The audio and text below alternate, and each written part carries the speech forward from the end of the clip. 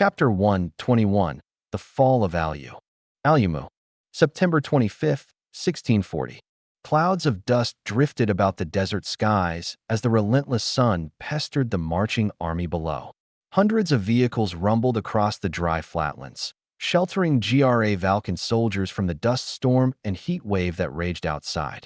Having encountered no resistance from Mu, they only had to worry about the abhorrent conditions of the local environment. Naturally, the lack of resistance uplifted the soldiers' morale, despite the terrible weather. However, there was one man who didn't share the upbeat attitude of the grunts in the 4th Armored Division. Resting in his comfortable command vehicle, General Borgflatz mulled over the uncomfortable prospect of a Muin trap. Silence permeated the outskirts of Alu. According to aerial scouts, the base, suburbs, and city were completely abandoned. The buildings were devoid of life, the streets were empty, and even the outer walls were unmanned. Yet, despite this intelligence, Flatz couldn't help but feel an ominous instinct in his gut, one that screamed danger. Even the fact that the base and suburbs were empty did little to ease his worries. In fact, the sheer emptiness of these locations served only to amplify his tense attitude, fueling his paranoia. To him, it made sense that they were empty. Guerrilla warfare was most effective in compact, confusing environments like jungles and cities. The local Muin base was too open, leaving it prone to artillery strikes. The suburbs had few places to hide, harboring nothing but spread-out homes and open roads that his tanks could easily navigate. If the Muins wanted to mount an appropriate defense, it would be inside the city, where roads could be easily blocked and where enemy guns could be hidden in every window. The entire situation reminded him of previous conflicts, like the ambushes in Hinomawari and Sonal. Much like these earlier battles, the atmosphere of Alu was too quiet. It seemed as if enemies were lurking in the city's abandoned buildings, waiting for the right opportunity to strike. Nothing could quell his anxiety, not even the motorcycle scouts he sent ahead, who reported no abnormalities. Everything so far pointed to the possibility that Alu was truly abandoned. Even their electronic equipment was functioning normally. Despite these reassurances, his sense of danger only increased the closer he got to the city, and reached its zenith when his tanks reached the city's outer walls without a hint of enemy activity. The cloud of dust settled as the Valkan vehicles slowed down. The vehicles funneled into the street that led inside the city, slowing down and presenting themselves as easy targets. Yet, nothing happened. Before the Valkans passed through the historic gate, Flatz issued an order to his forces. "Halt," he commanded, wary of enemy ambushers hiding in the crisscrossing maze of streets less than half a mile ahead.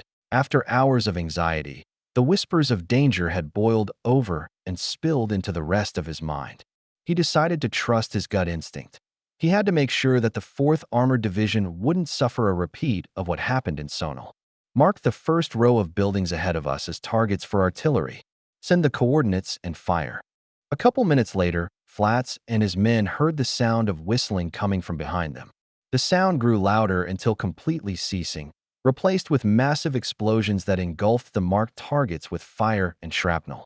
Shards of wood and brick flew away from the destroyed targets as dark clouds of smoke and dust rose from the impact sites. The paranoid Flatz looked around for any sign of change, even keeping an eye out for secondary explosions. He looked around, but his keen eye found nothing out of the ordinary.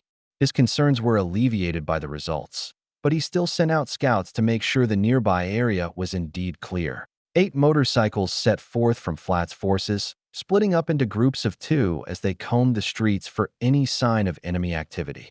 They scanned several blocks with magic sensors, picking up no hint of hostile activity.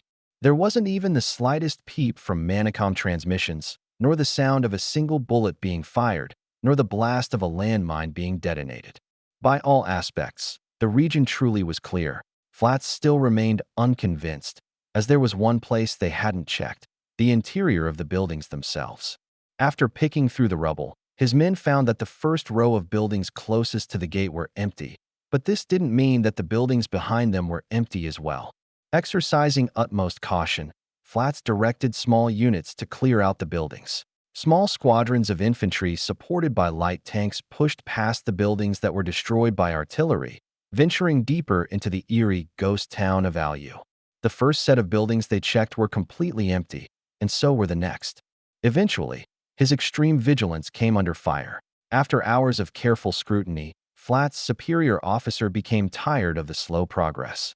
General Flatts, Kinley contacted him via radio. It appears that the city is truly clear. Let us proceed with establishing a base of operations here. But sir, Flatts protested, we still have not cleared the inner city yet. General, His Excellency expects results as soon as possible. We cannot dote any longer as we have before. We are on a time limit now. If you are still concerned, you may survey the rest of the city with your main forces. I expect you to be done by the time my army arrives, Kinley warned him. Flatts felt a tinge of embarrassment at Kinley's words, wondering if his wariness was too excessive. Still, he remained adamant and decided to accept Kinley's suggestion. Of course, sir. We will have the city secure by the end of the day. After combing a third of the city, he heeded Kinley's advice and dedicated a larger portion of his forces to securing the city. With the areas near the base, suburbs, and outer perimeter of the city completely secure, he moved his forces toward the downtown region. It was then that his worst fears were realized. The inaction that graced the 4th Armored Division was violently displaced by the thuds of landmines detonating, the staccato of guns firing, and the wails of men screaming. Schaefer light tanks went up in flames as their treads triggered mines hidden under the cobblestone and dirt streets, condemning the tank crews and nearby infantry to fiery deaths. Rockets, grenades, and bullets came flying from windows, ravaging the GRA Valkan forces that found themselves trapped on the narrow streets. The GRA Valkan communication network was quickly overrun with voices as panicking soldiers desperately called for help. Although Flatts himself was safely tucked away near the gate they had entered through earlier, he still felt incredible anguish at being ambushed. He silently cursed General Kinley for forcing him to push too quickly, blaming the deaths of hundreds of men on his superior officer's carelessness. If he had been allowed to carefully sweep the city, this chaotic turbulence and the consequent casualties wouldn't have occurred. Unfortunately, he couldn't turn back time. The best he could do was mitigate the damage being done to his forces. Resorting to his contingencies, he ordered the frontline scouts to retreat to the secured zones. All units, retreat from downtown and regroup at designated outposts near the city's perimeter. Sir, one of his officers called out. Some of the Wilder crews are reporting vehicle malfunctions. They've fallen through the ground. Just as the officer finished his report, a tank further up ahead fell through the streets, sticking halfway out of the ground like a capsizing ship. Then, it was hit by a single projectile that instantly obliterated its armor. Flatts felt his jaw drop at the ghastly sight. Not even their strongest Panzerfausts were able to dent the armor of a Wilder. And yet, as if mocking the technological achievements of the GRA Valka's empire, a single shoulder-fired launcher managed to do what a Wilder's gun could not. The shocking sight struck him twice as he realized that the shot came from a window inside what was supposed to be a secure zone. Given a mere second to wonder where the enemies came from, he had little time to react and found himself panicking. More and more buildings turned out to be garrisoned by the enemy, the Muin soldiers having somehow evaded the earlier inspections. Flatts reasoned that this was likely because the Muins hid small squads inside hollowed-out walls or secret basements of the buildings. But he couldn't act on this information and thus let the issue go. His main concern now was damage control. He needed to get his forces out of the kill zones set up by the Muins. All units, fall back to the outer wall. Trapped tanks are to hold back the enemy and cover our retreat. Throughout the battlefield, the GRA Valkan units acted on Flatts' orders. Guided by their reverence for Flatts as a distinguished commander and their zealous pride as GRA Valkans, the trapped tank crews faced death without fear. Even after witnessing the ease with which the Muins destroyed Wilder tanks, the thought of evacuating from their metal coffins didn't cross their minds. Shells flew at buildings, taking out numerous Muin guerrilla fighters with every shot. Facing suppressive fire from GRA Valkan machine guns and tank fire, the Muins holed up in the city's fragile structures began to falter. Their attacks became less frequent and less accurate as they had to adjust their position in order to avoid certain death from the tanks below. Flatts could only watch as tank after tank ignited, whole crews burning inside.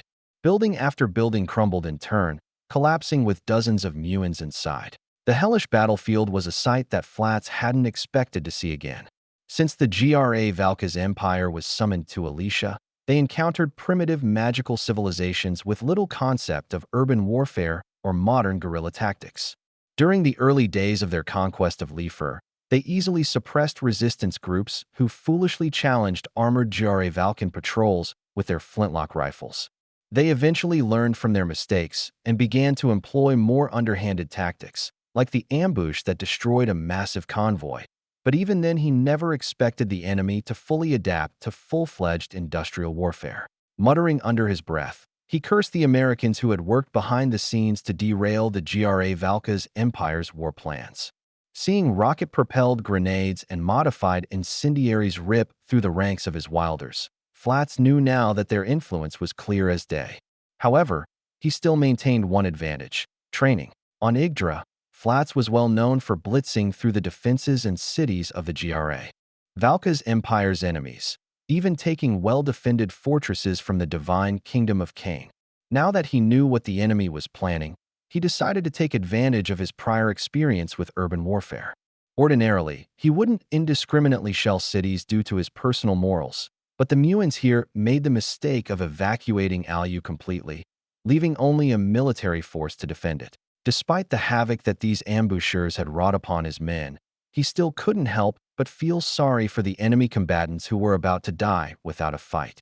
After an hour of retreating, his forces finally made it to the outer walls, far away from garrisonable buildings.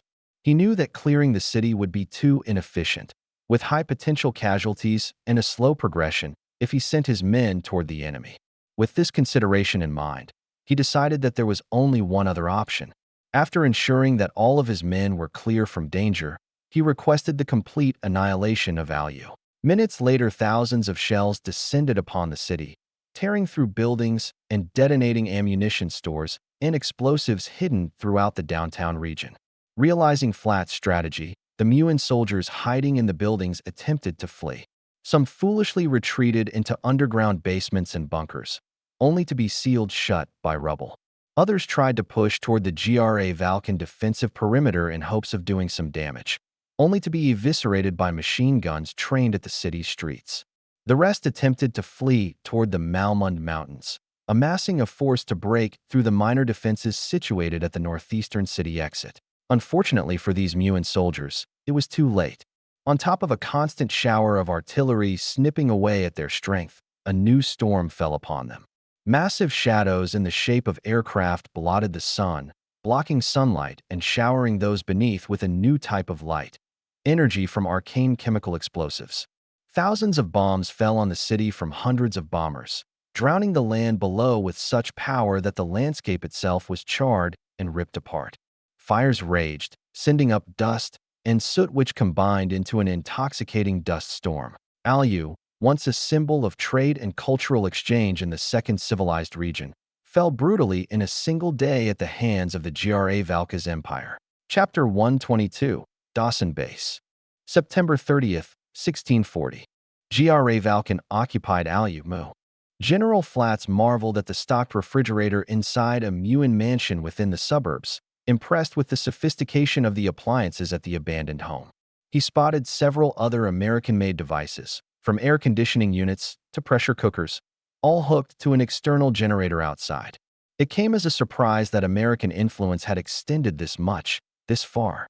It wasn't just military goods that changed the landscape of the far-flung second civilized region. It was consumer discretionaries as well. Humph! A dissatisfied grunt came from behind him. A shame we've damaged our relations with the Americans too badly to conduct business with them. I would have enjoyed these goods. Recognizing the voice as General Kinley's, Flats immediately stood at attention. Indeed, sir. Kinley placed his hand up, as if signaling there's no need for that. At ease, General. If anything, I should be the one in your position. I made a mistake. I rushed you, and it cost us hundreds of casualties, dozens of ruined tanks, and a drastic loss of infrastructure which we could have captured instead. I'm placing more trust in your abilities from now on, General Flats. Thank you, sir, Flats said, inwardly appreciating his superior's praise and modesty. Come, now, Kinley said, grabbing orange juice from the fridge and pouring it into a glass. The meeting starts in 10 minutes. At once, sir. A dozen officers gathered in the spacious living room of a Muin mansion, which had been converted into a command post for the GRA Valkan invasion force. Among them were Generals Flats and Kinley, the respective leaders of the 4th Armored Division and the 8th Army. Together, they prepared their strategies for the Malmund front. Seeing that everyone was present, Kinley began. Our base of operations in Alu has finally been secured thanks to your hard work. Now that we have accomplished our objective here, it is time to bring our attention to our next target, the city of Kilseki and the associated Dawson base, which are located 125 miles to the northeast of our current position. Captain Harwisk, if you will, Kinley said, gesturing for the man to take over the presentation. Sir, a brown-haired man said, exuding a powerful aura of determination. He cleared his throat, then outlined crucial information about their upcoming attack. Scouts have confirmed a large buildup of defenses at Dawson Base, including anti-tank gun and artillery emplacements. Unfortunately, a combination of camouflage netting and possible decoys have made it difficult to accurately discern the defensive capacity of Dawson Base. Although we are unsure of the enemy's composition at this time, we will act on this limited information with prudence and assume that it is likely that the defenses here are enough to inflict heavy casualties to, perhaps even completely rout, our mechanized units. On the other hand, their air defense network is severely lacking. The airfield in Dawson Base holds a maximum of 4 fighter squadrons. Therefore, the first phase of our operation begins with the 15th Air Wing's bombing run of Dawson Base, which will be followed up by a cleanup operation from the 16th Air Wing. As we have learned from the 11th Air Wing's defeat, there is a high possibility of American mercenary aircraft intercepting our bomber fleets with long-range anti-air missiles. As such, fighters from the 14th Air Wing will establish air superiority within a 50-mile radius of Kilseki. They will serve as a screen for our bombers. In the meantime, select forward assault groups will secure any villages or outposts along the way and work with mine-clearing units to clear a path for our main forces. Routes for each of your units will be distributed once the mine-clearing operations are complete. Be sure not to deviate from these designated routes. The second phase of our operation will see ground forces from the 4th Armored Division and the 8th Army march to Kilseki to capture the city. After Dawson Base is annihilated, we expect there to be minimal resistance, far less than what we experienced when the 4th Armored Division engaged guerrilla fighters in the city of Alu. Once the city and base are secure, we will begin establishing the facilities necessary to clear out the Malmund Mountains from enemy forces. Harwisk concluded his briefing on the operation, nodding toward General Flats to hand the rest over to him. General Flats then provided detailed instructions to the invading forces. The bombing runs are scheduled for Wednesday, October 5th, so you have 3 days to ready your men. We set out on the morning of Tuesday, October 4th, and will make camp outside the range of Muin defenses so that we may quickly follow up the bombing runs with an assault on Kilseki on Wednesday. All units should expect guerrilla combat from Muin forces, so adjust your loadouts and formations with an anti-infantry focus in mind. Any questions? The officers remained silent, with some of them shaking their heads. Good. You are dismissed. October 5th, 1640. 40 miles from Dawson Base. Lieutenant Spetz smirked as he listened to an update from the 14th Air Wing, detailing the lack of enemy activity. The Muins attempted to intercept, but couldn't get any higher than 10,000 feet, so they simply went back to their runway. Someone said over the radio. Hearty chatter and laughter filled his squadron's communication network. Rumors about the 11th Air Wing's demise had spread throughout the military, striking fear into many pilots. However, it seemed that the words of their commanding officers were indeed true. It was simply a rumor after all, and the Muins certainly did not have anything to challenge Jare Valkan air superiority. With their fears eased, Lieutenant Spetz's squadron continued their escort mission with their Air Wing's bombers. They were only a few minutes out from their target, and the skies still remained clear. Even if the enemy was employing American mercenaries, as the rumors suggested, they wouldn't be able to make it in time. Their victory was, in Spetz's eyes, set in stone. He let his guard down slightly, seeing no activity in his peripheral vision and no reaction from his comrades. It was then that multiple objects flashed on the ground below, their glares easily catching his attention. The flashes looked like small explosions, but they came from inconspicuous spots of unassuming desert. Spets felt like something was amiss, and he was right. The flashes and smoke that he had mistaken for explosions were actually signatures of missile launches, firing one after another. Taking initiative, he relayed the information to his squadron and dove right for the enemies below. This close to the enemy, there wasn't an option of retreating. If he was going to fight the enemy equivalent of anti-air flak with no way of escape, he might as well get close and deal as much damage as possible before dying. Spets angled his plane downward, narrowly evading the missile that slammed into the bomber he was supposed to protect. The resulting explosion ignited the bomber's stored munitions, setting off a chain reaction that vaporized the crew within and propelled shards of the airframe outward. Shrapnel from the devastated bomber impacted Spets's plane, filling his cockpit with the sounds of scraping metal. Sparing no time gawking at the anticlimactic death of the bomber, Spets continued his descent. Spets's plane emitted a shrill cry as he plunged into a steep dive, his actions soon followed by the cries of a dozen other fighters as they readied themselves for a strafing run against the targets below. Standard anti-aircraft fire soon filled the skies, disappearing behind them amidst a backdrop of exploding bombers.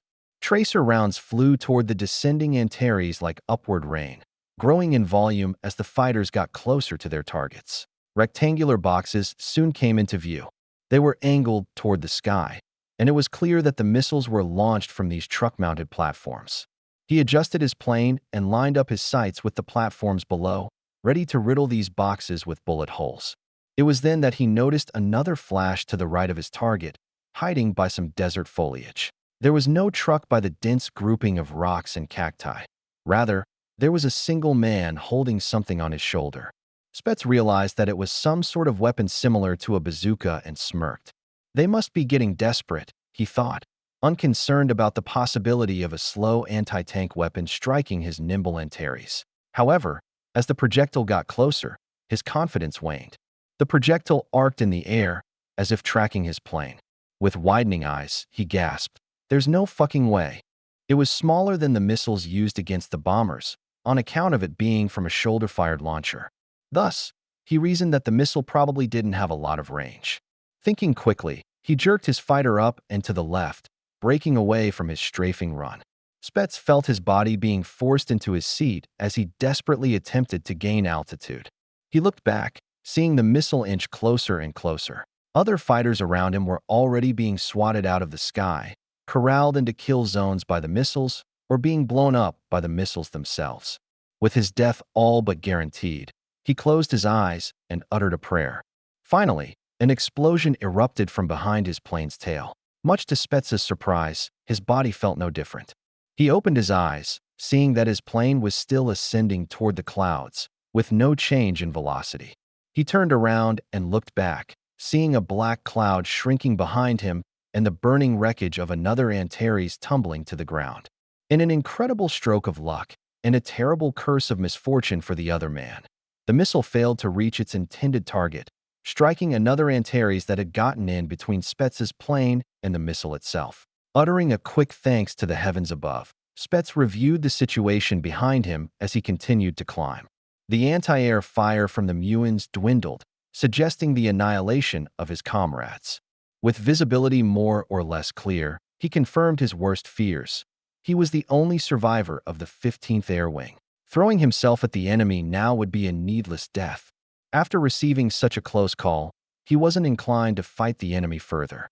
Spets leveled his plane, once more thanking the heavens for saving him, and flew back toward friendly lines to provide a much-needed report on the massacre that just occurred. 80 miles from Dawson Base, General Flats lowered his head, his face flushed with heat from sheer panic. He shook his legs nervously, wondering how the unthinkable had happened again. The 15th Air Wing was completely annihilated, save for a lone survivor. He and General Kinley had painstakingly set up multiple contingencies and layers of safety in anticipation of American mercenary jets, truck-mounted and shoulder-fired anti-air missiles. How are we supposed to expect weapons like this? Flats yelled in anguish, startling the officers riding in his command vehicle. They remained silent, unsure of what to say. Then, the radio flared. General Flats. Kinley's voice came through, his tone clearly urgent. I've just received word of the 15th Air Wing's defeat. What's going on there? Flats cleared his throat. Sir, I've halted our advance for now. We're currently waiting for intel from scouts that we sent ahead. All right, Kinley sighed. Have your forces wait for my army's artillery units. Have your men defend my artillery from any Muin offensives while we lay siege to Dawson Base. Use your scouts to identify the locations of enemy air defenses. Once we take those out with artillery, the 16th Air Wing will move in to destroy the base. Flats nodded, uncertainty flooding into his mind more than ever before. Understood, sir. Chapter 123, Dawson Base 2. Dawson Base Mu. Dusk fell over the desert landscape, bringing an end to the scorching heat of the midday sun and ushering in a new, chilly atmosphere. Clouds consolidated, blocking the moon's light and providing a light drizzle to the parched ground below. All living creatures along the desert surface rejoiced that their drought had come to an end, all except for one. Fucking rain, a GRA Valken operative muttered, his tone conveying clear annoyance. Fucking rain indeed, Lawrence, another man said with a rather grateful tone. Less visibility for the enemy is a positive for us, he said, using an infrared scope mounted on his sniper rifle to scan the base. A large bright blotch came into view, surrounded by smaller, rectangular-shaped blotches. While letting his partner peer into the main base with standard binoculars, he focused on the outlying vehicles, which were obscured by darkness and illuminated only by the heat of their engines and systems. He also spotted dozens of individuals roaming the desert by themselves, likely patrols or men armed with handheld launchers. He ignored them, since the hypothetical maximum altitude for these smaller weapons were about 10,000 feet, less than half of the height that their bombers would usually fly at. The trucks, however, were a threat, and he marked down their grid locations in his notebook. He identified a total of 12 trucks scattered around in the desert. It was difficult to identify the missile cells themselves due to the poor resolution at this distance, but it didn't matter. The 8th Army had more than enough artillery to strike all the positions. After marking down the positions of all 12 trucks surrounding the base, he analyzed the surrounding wilderness. Aside from the city of Kileski itself, there were no other anti-air platforms to worry about. Having completed his job, he checked in with his partner. He looked to his left and whispered at his comrade, who was still eyeing the base. Lawrence, have you found anything? Yeah, Tolson. I've identified 4 more launch platforms inside the base, as well as some standard anti-air flak cannons, Lawrence replied. His face then shifted, revealing uncertainty.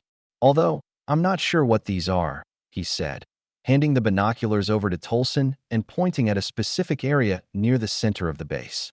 They're covered by some sort of tarp. It's hard to see what's underneath. Tolson took the binoculars and aimed it where Lawrence was pointing. Sure enough, he saw the silhouettes of 2 contraptions under tarp, barely visible under the base's lighting. They're right at the front door of that hangar. They don't look like aircraft, though, and there's probably more of those things further back in that hangar. It's hard to tell from here, from this angle. Shall we get closer? Lawrence asked. Tolson hummed, thinking of a response while he looked around the base once more. He scanned the outer walls, but found nothing out of the ordinary. There were trenches and barbed wire, supported by fortified bunkers and anti-tank emplacements behind them. The rear of the base, that is, the side closest to the Malmund mountain range, was spacious and contained airfields. It'll be impossible to tell unless we infiltrate the base itself. Let's report this back to command for now. All right then, Lawrence said with a bit of skepticism in his voice. Sensing doubt in his partner's tone, Tolson reassured him. They're probably more anti-tank guns. In any case, they're nothing to worry about since they'll be wiped out once our bombers make their run. Lawrence nodded, believing in Tolson's words. Right then, let's get back to base. 4th Armored Division Forward Camp, 50 miles from Dawson Base. The midnight desert saw the rain subside as the clouds began to part, revealing the moon's faint light.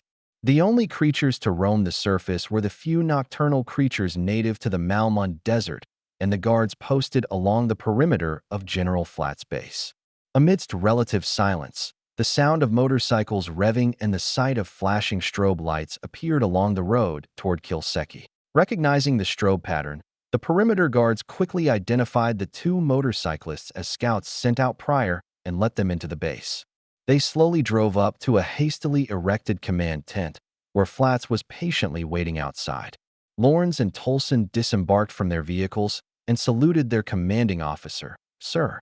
"Report," Flats said, getting straight to the point. Tolson began with his report, pulling out his notebook. "We discovered 12 potential launch platforms in the desert surrounding the base, as well as 4 more located inside the base itself. Their coordinates are listed here."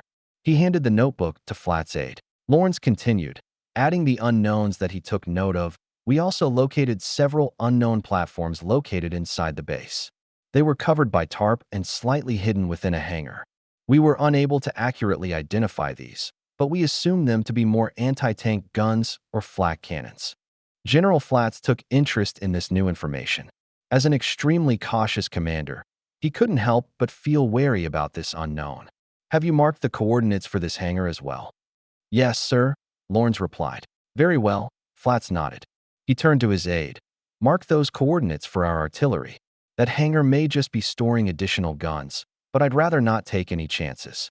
Ensure that the 8th Army correspondents know that." "Of course, sir," the aide said before running off to relay Flats' orders. Flats returned his attention back to the two scouts. "You boys have done a mighty fine job locating their anti-air. Go on and get some rest. Tomorrow's going to be a big day." October 1st, 1640. 20 miles from Dawson Base. Heavy armor trampled the light vegetation that grew along the desert, treads crushing anything unfortunate to be caught underneath. The tide of Valken metal kicked up a massive dust storm, manifesting an ominous sight that truly represented the 4th Armored Division. Yesterday, the Muins enjoyed calm. Today, they are going to be subjected to a raging storm of thunderous artillery strikes and bombing runs. Hundreds of tanks were joined by hundreds of light vehicles and artillery units, forming the most fearsome land force the Ravernal Empire had to offer. Despite this overwhelming power, Flats still maintained utmost caution. His level of wariness was so significant that he had deployed dozens of planes to get an accurate picture of the battlefield, as well as spread his troops in such a manner that they wouldn't become immobilized in the event of a Muin counterattack. The ambush on his forces in Alu had left a scar on his record and taught him a valuable lesson, one he imprinted onto his very soul. "We're 20 miles out, sir," one of Flats' aides reported to him. Flats nodded. "Excellent. Have the 16th Air Wing begin preparations. Once we reach the 15-mile range, we shall make use of our enhanced evergreen artillery and eliminate the enemy's air defense network." Flats felt satisfied that his plan was coming together, even forming a slight smile on his face. However, this smile was quickly wiped away by a sudden whistling coming from the skies above. An ominous chill went down his spine, followed by the near rupturing of his eardrums and the trashing of his body inside his command vehicle. He instinctively covered his head with his arms, getting below the windows as he braced against the devastating impact that had narrowly missed his vehicle. His ears rang, but he quickly regained composure and looked out the dirt-splattered window.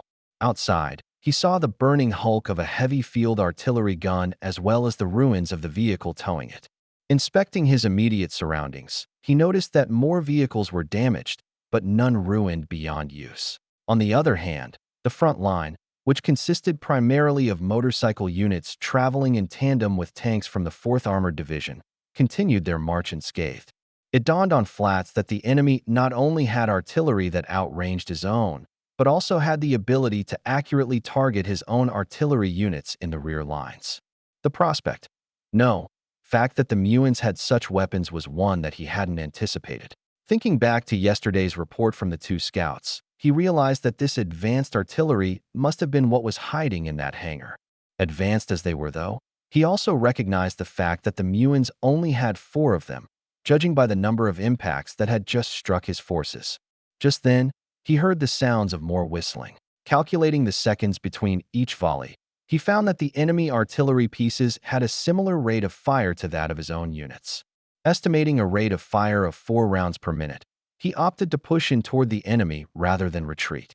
If his forces continued traveling at their current rate of 20 miles per hour, His artillery could reach firing position within 15 minutes. This meant that the enemy could launch about 60 shells at his forces, and that was a risk he was willing to take. Having decided on his strategy, he gave orders to his men. All units, continue forward and get within firing range. Commander Brecht, your artillery units are the main target of the enemy's attack, so ensure that as many of them as possible survive for our counterattack. All air units, maintain distance from enemy air defense network and continue to provide battlefield updates. Find out where those shots are coming from. More shells rained down upon the charging GRA Valkan forces. Now aware of the Muin attack, they hit the gas and maneuvered as best they could to close the distance and retaliate. Shells landed with near-pinpoint accuracy, annihilating at least one vehicle per volley and damaging a multitude of others. Nevertheless, even in the face of nightmarish fear, the GRA Valkan forces were spurred onward by the light at the end of the tunnel. They braved a painstaking 15 minutes of helplessness, suffering the same fate as fish in a barrel until finally, they were able to retaliate. Sir, the positions of enemy artillery have been transmitted to Commander Brecht's units via Manicom. They're preparing to fire now, a communications officer reported. Even though they had finally clawed their way into a position where they could fight back, the worst still wasn't over. Having stopped in order to prepare their weapons, Brecht's artillerymen were prime stationary targets for Muin artillery. As more shells came hurtling down, all Flats could do was pray for those who had been sentenced to certain death. For explosions ravaged Brecht's men. For crews were entirely gone, stripped of their opportunity to even fight back, let alone go back to their families.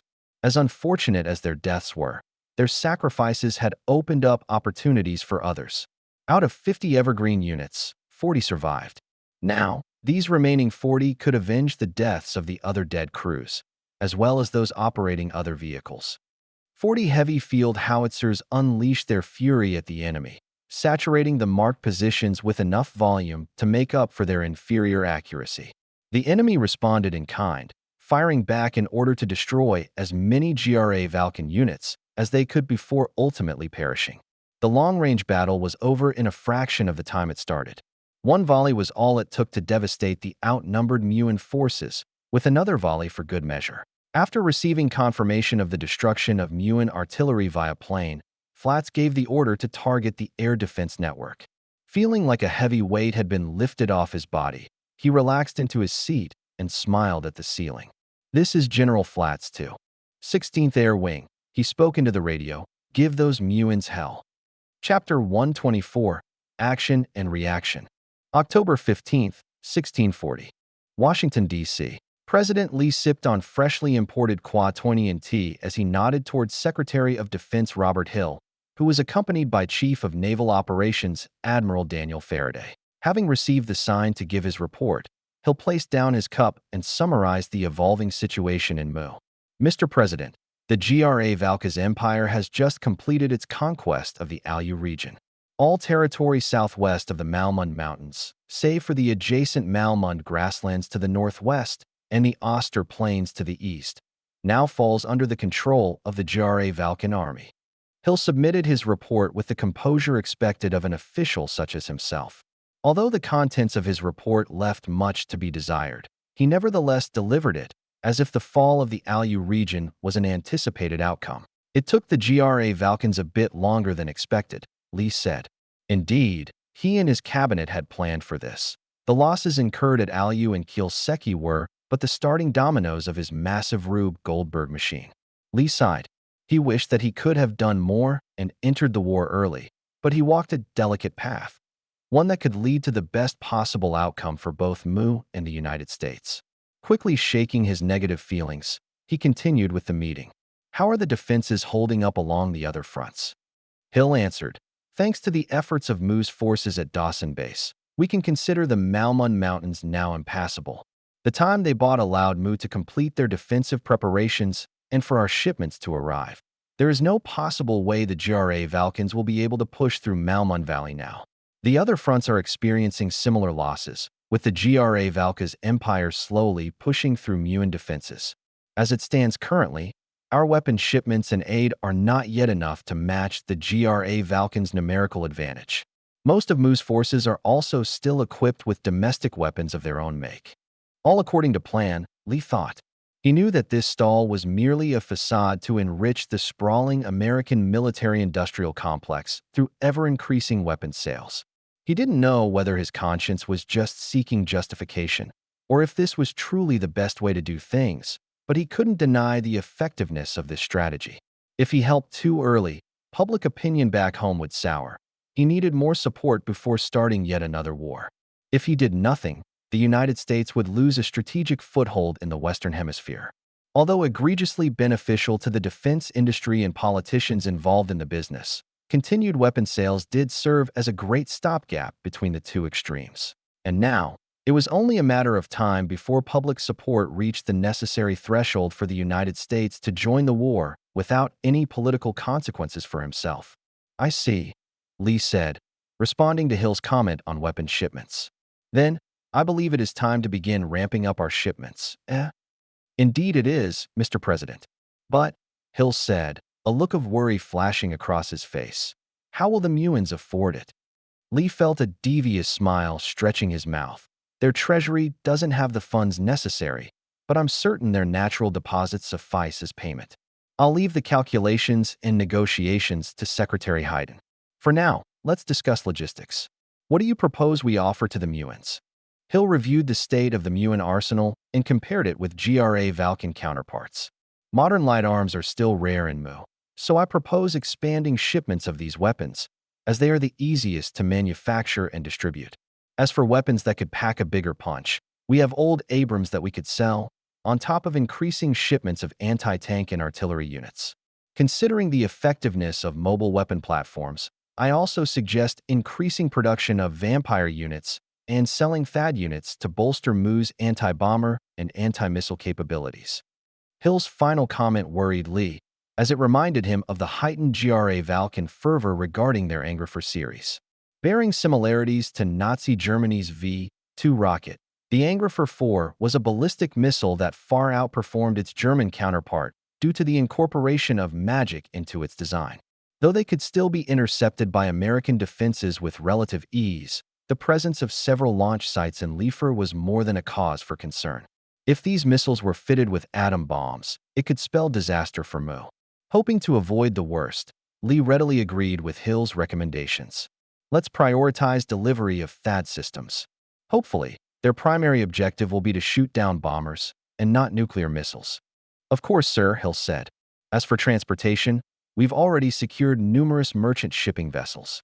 We can deliver as many munitions as we want, but we're limited by security." "Admiral Faraday." Hill handed off the hat to the Chief of Naval Operations.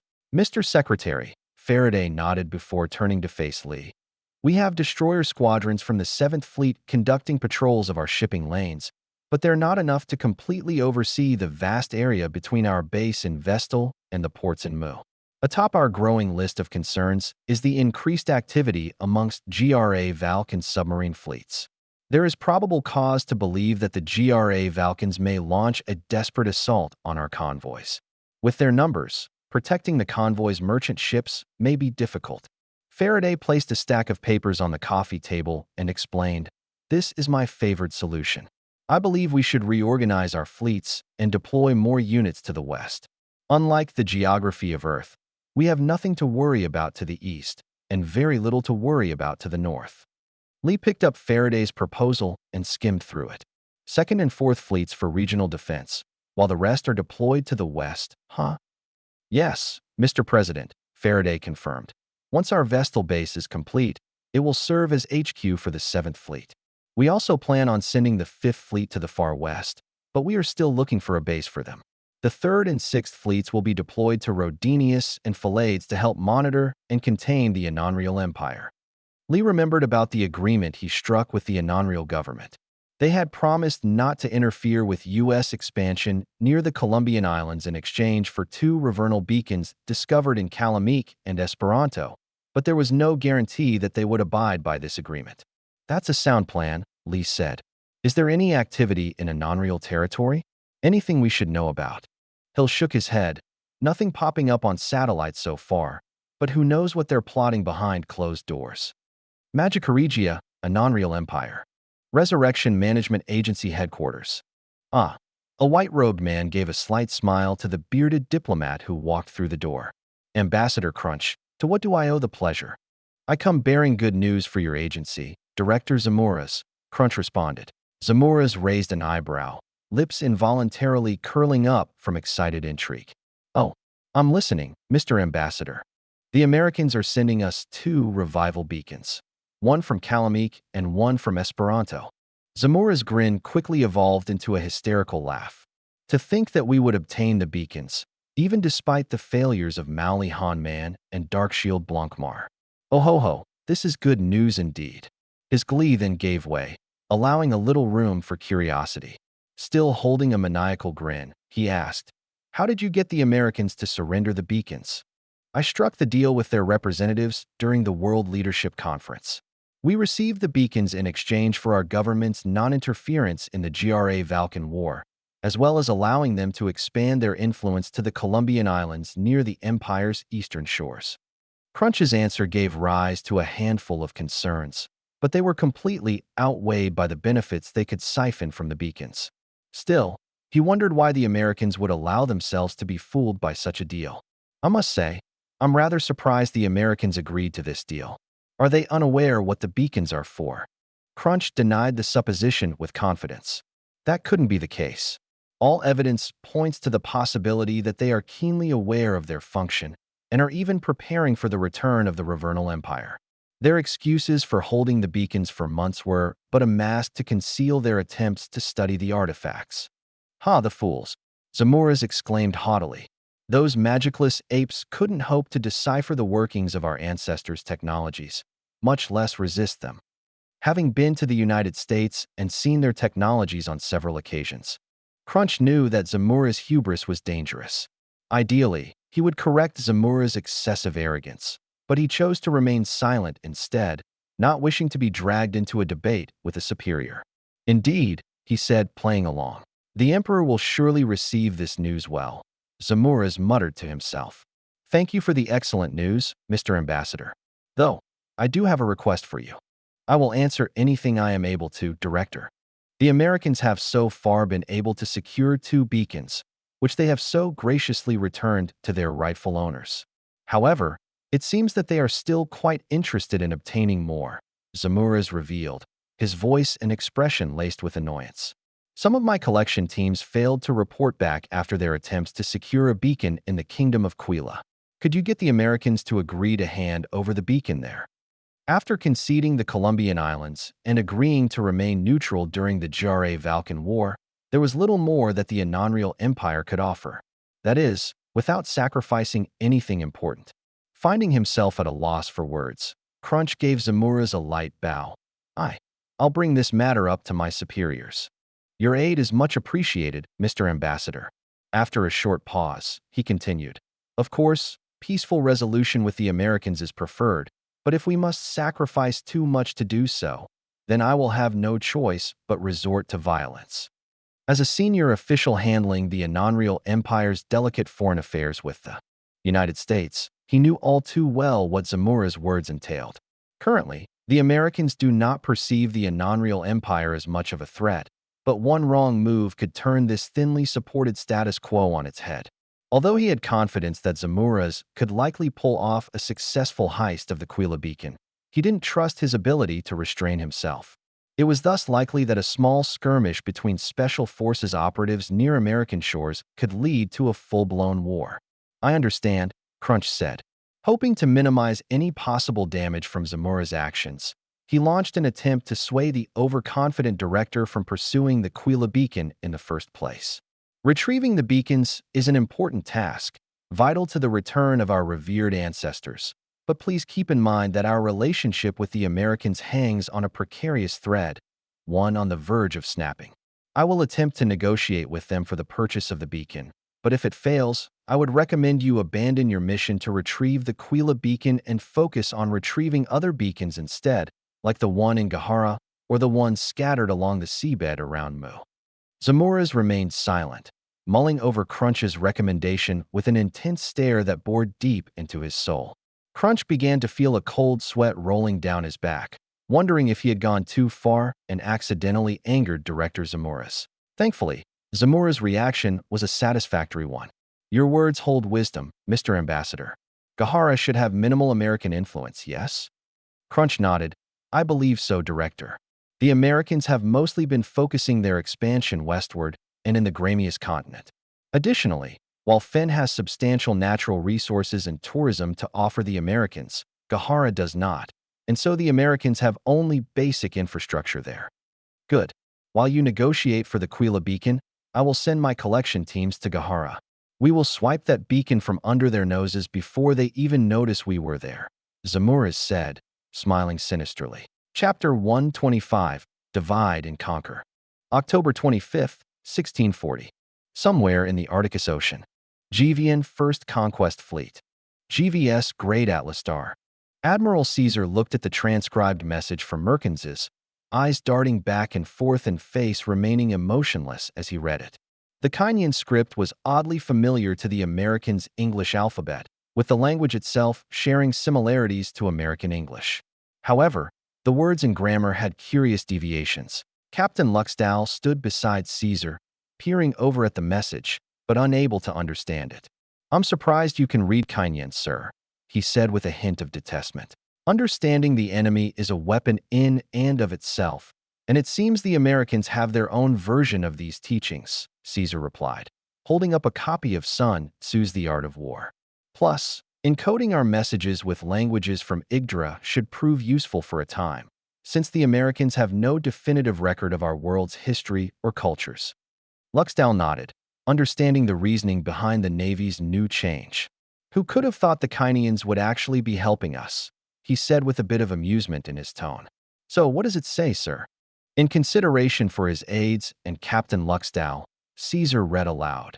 The Second Conquest Fleet reports success in taking Carveland and Maris. They've also completed mine-laying operations along the American standard shipping lanes, so all American convoys are now forced to take a longer route through the Amoran Ocean near the Ravernal Empire. Battle groups from the Second Conquest Fleet are now harassing coastal defenses along Mauritius's southwestern border, while their pal Chimerae continue to defend their most important ports. That means we'll have difficulty capturing Heidel Base, Captain Luxdal pointed out. Caesar agreed. An astute observation, Captain. He walked over to a map of the Arctic Ocean, which was laden with pieces representing GRA Valkan and EDI units.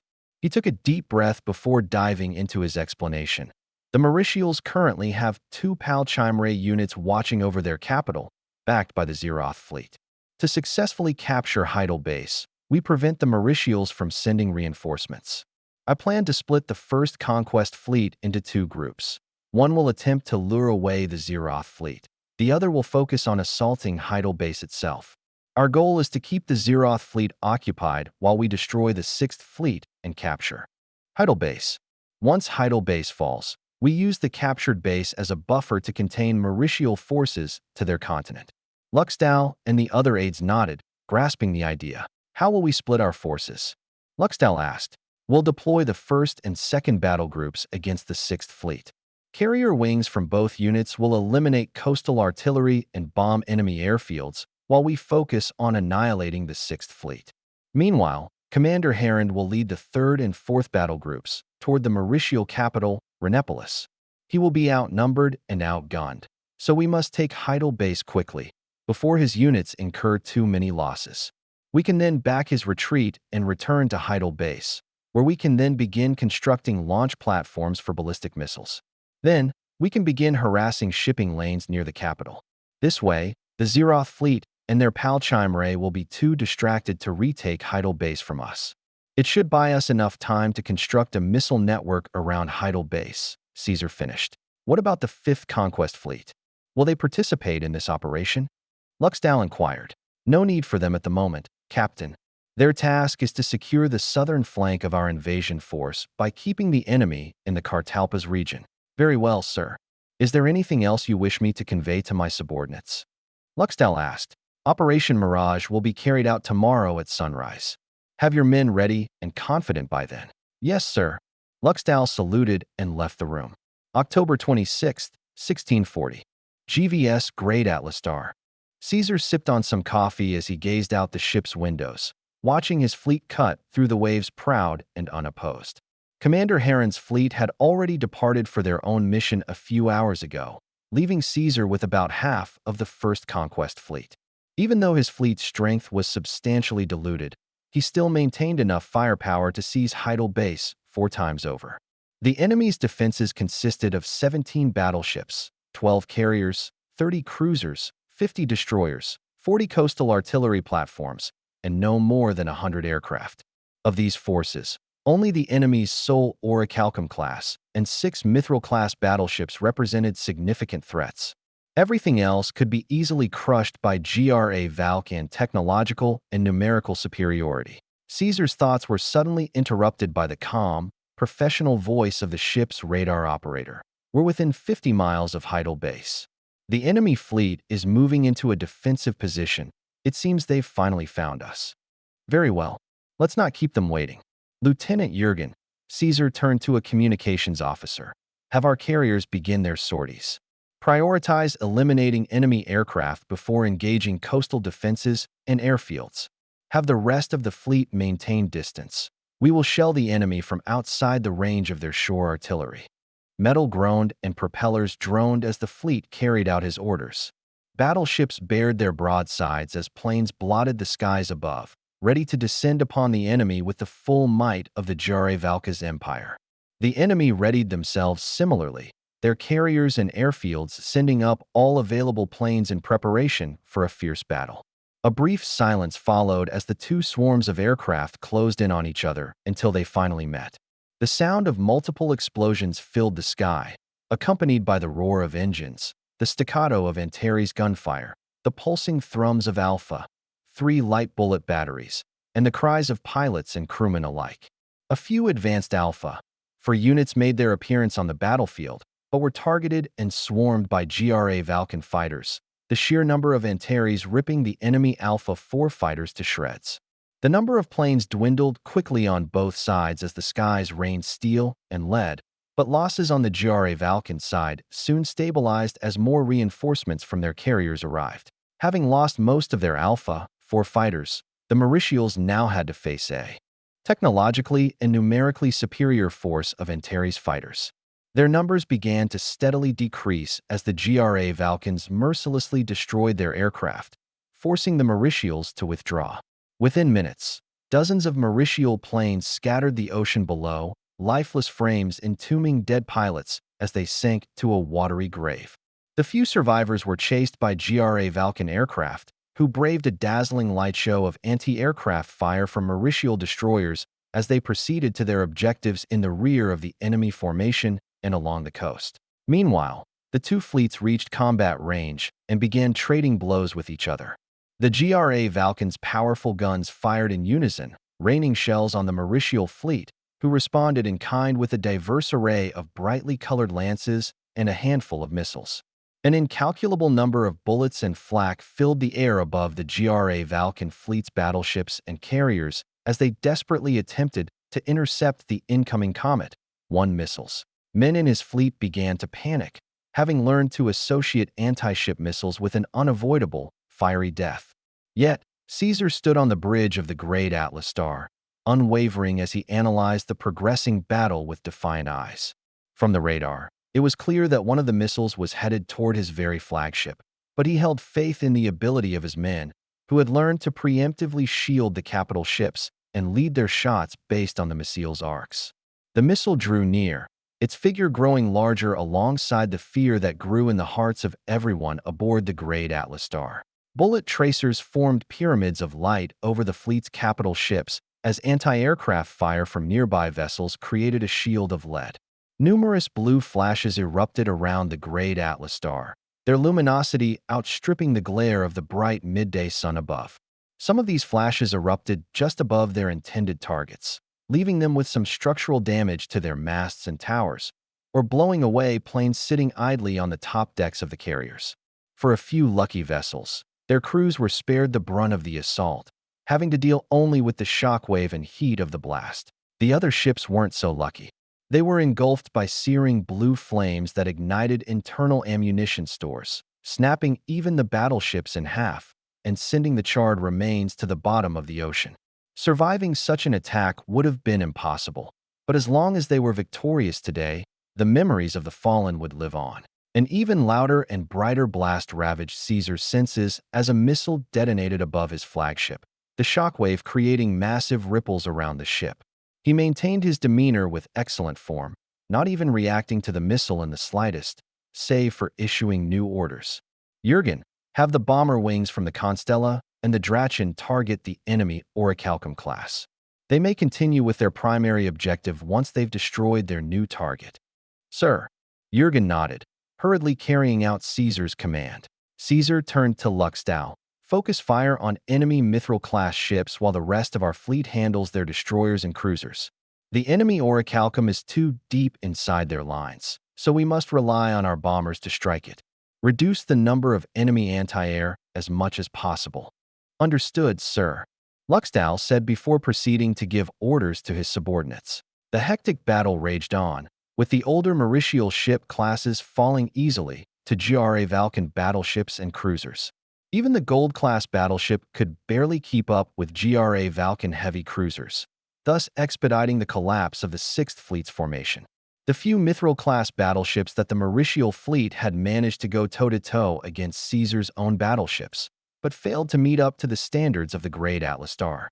Although Caesar's flagship suffered some external damage, a few disabled anti-aircraft guns and dents in the hull couldn't compare to the catastrophic gaping holes and destroyed main guns that the Mithril-class ships suffered. Occasionally, a GRA Valkan battleship would report the loss of power or armaments due to damage incurred from fighting the Mithril or Orichalcum classes.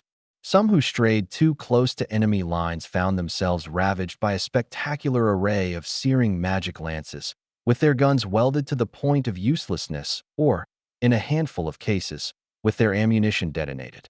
Devastation did not spare the GRA Valkans, despite their numerical, tactical, and technological advantages. Yet, with Caesar's brilliance, they managed to minimize losses, losing only a few cruisers and battleships to the Mauritial fleet. On account of the ferocious pummeling that Caesar's fleet gave to the Mauritial 6th Fleet, the GRA Valkan aircraft managed to slink past enemy lines relatively unscathed.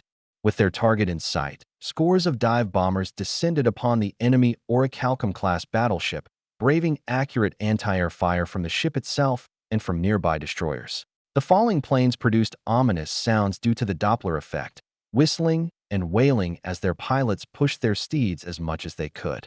They lined up their sights, accounting for the velocities of their planes and the movement of their target. 400 meters, 300 meters, 200 meters. Their altimeters counted down, the menacing golden frame of the Orichalcum-class battleship growing ever larger until finally, the dive bombers unleashed their payloads. Bombs and debris from crashing planes pelted the Orichalcum-class ship and the waters around it, sending columns of water bursting into the air where the ocean was hit, and sending metal and men into the air where the ship was hit. Explosions ravaged the entirety of the ship's deck area, killing the anti-air crews stationed above and wrecking the finely crafted main guns.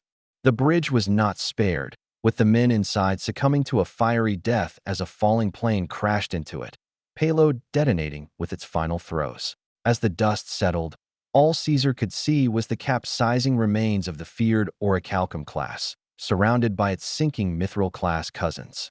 In the distance, plumes of black smoke rose into the air, signaling a successful raid on Heidel Base's coastal defenses and airfields.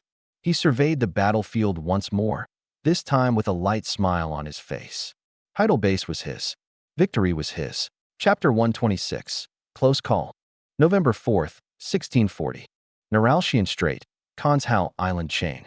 Destroyer Squadron 15, U.S. Navy 7th Fleet. USS Barry.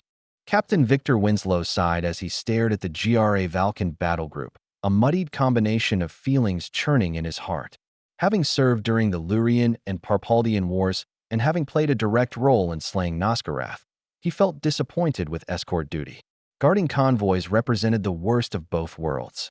He experienced not only the anxious tensions of wartime, but also the tedious boredom of peacetime. He didn't even have the luxury of stealth, which the submarines below him enjoyed. If tensions reached a boiling point, his ship would be the first to get fired upon, and he did not want to risk fighting the GRA Valkyns this far from friendly territory. If the GRA Valkyns came at him with a full battle group, he wouldn't be able to protect the convoy. Despite this, there was a small part of him that wanted the GRA Valkyns to just try.